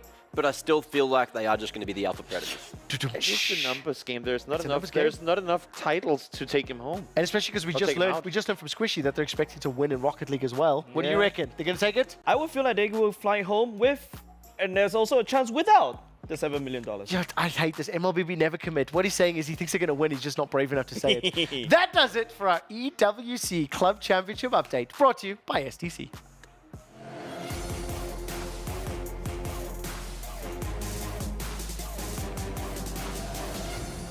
My word, what a fantastic day. It has been an absolute pleasure, but this is going to be our last kind of planned segment. It is not the end of the broadcast. Don't forget, games are ongoing. We'll tell you exactly which games are still running once we round it out. But as usual, what we like to do when we finish Central is close the day by checking out the best moments in our Kidia Plays of the Day. And I have 2 of them for you today. The first one comes from Alpha 7 Esports. They show up big and they secure 2 winner-winner chicken dinners so far across 5 maps. Where are we digging? Boys, I'm hot. I'm tight. Can you save me, Toby? I will, because here you see the first of their 2 wins on the day. The first one to start off the finals as a whole, getting themselves their win over on Sanok, and then the second time around it happened just before. You saw them take out DRX. Huge elimination, by the way, because that is the team they're currently hunting for that first place spot. And then, of course, the final Twisted Minds player realizing there's nothing to come for here. They tried to nade him, they tried to take him out. He opted to do it himself and said no point will be rewarded for him for the elimination. But A7 nets themselves the win number 2. Toby, yes? Chicken dinner that was acquired there. Was that one of those like automatic sniper rifles? Because I remember hearing earlier on the co-stream, is that the type of rifle that we're not seeing a lot of, or was it the bolt actions that we were talking about? We don't see any, like, literally 0 bolt actions. We don't see them at all. There are some TMRs in play, some semi-auto snipers, but it is very rare. You see them, I want to say exclusively, not completely, but almost exclusively on Miramar, because you have more open space, more high ground that you can utilize when you're above other people on the map to try and look down and get info off of that. That was the point. I appreciate that. So yes, we did see it here, and we will see it more on Miramar than we will on the other maps. Okay, got it. Understood entirely. And of course, your Kidia Play of the Day. This one comes from Shinoa. From Smart Mega Empress goes Savage. Take it away, Jace. Yeah, literally, by the way, Shinoa is super low on health right here. You can see her blue HP getting chased by 2-3 members, and the way that she kites... Where does the HP come back from? It's basically from a basic attack. Every 3 hits, she gains a little bit of HP back. That's a big shot. Yeah, that's right. And don't forget... Can I check, is each bar like 100 hit points? Around that, something so like that's 10% of the hit points back, because that's plus 40. Nerf, please. And what's the hero name? Ixia. By the way, it's not meta. That's your new main? Ixia. Shinoa and Ixia. Yeah. It's not meta. It's my new main. Ixia. Congratulations. So not meta was one of the... Also, hang on. That was the champion you highlighted right at the beginning of the game, no? Yeah. Shinoa's Ixia. Kudos to you, bro. That's right. We'll take the inverted commas away. That thank you. Actual expert stuff. But my prediction is wrong now. Okay, listen, let's find out what is still happening today. You can see on the bottom of your screen the PUBG Mobile World Cup happening at youtube.com/@EWC. MWI quarterfinals have wrapped up, so it'll be reruns. And of course, Overwatch 2 will be running late into the evening. Send your energy and your goodwill to the broadcast team, because it could be a late one. The PUBG Mobile World Cup final map of the first day of the main tournament is ongoing. We mentioned that 6 today, 6 tomorrow. Overwatch 2 playoffs are in the Kidia Arena. Oh, we're going to quickly check this out, actually. Yeah, I guess we still got a few minutes. We talked about high ground. You see this, Chase? This is high ground. When you're set on a mountain. What'll be important as well, I don't think I've explained recently why I pick on Jace for this line. It is a term that comes from the MLBB community, and frankly, tag me. Yell at me on Twitter if you think I'm wrong. But it is a word that is stolen from an English war manual, and it means something completely irrelevant. Quick shot. So I dare MLBB to come at Quick Shot. Have you not even watched Star Wars? Exactly. We got the high ground. That's why we call it a high ground. But he's above the... He's Star Wars. He's above it. Okay, so now that we've explained the reason the meme's important, the meme will be coming back tomorrow. There's no doubt about it. Yeah.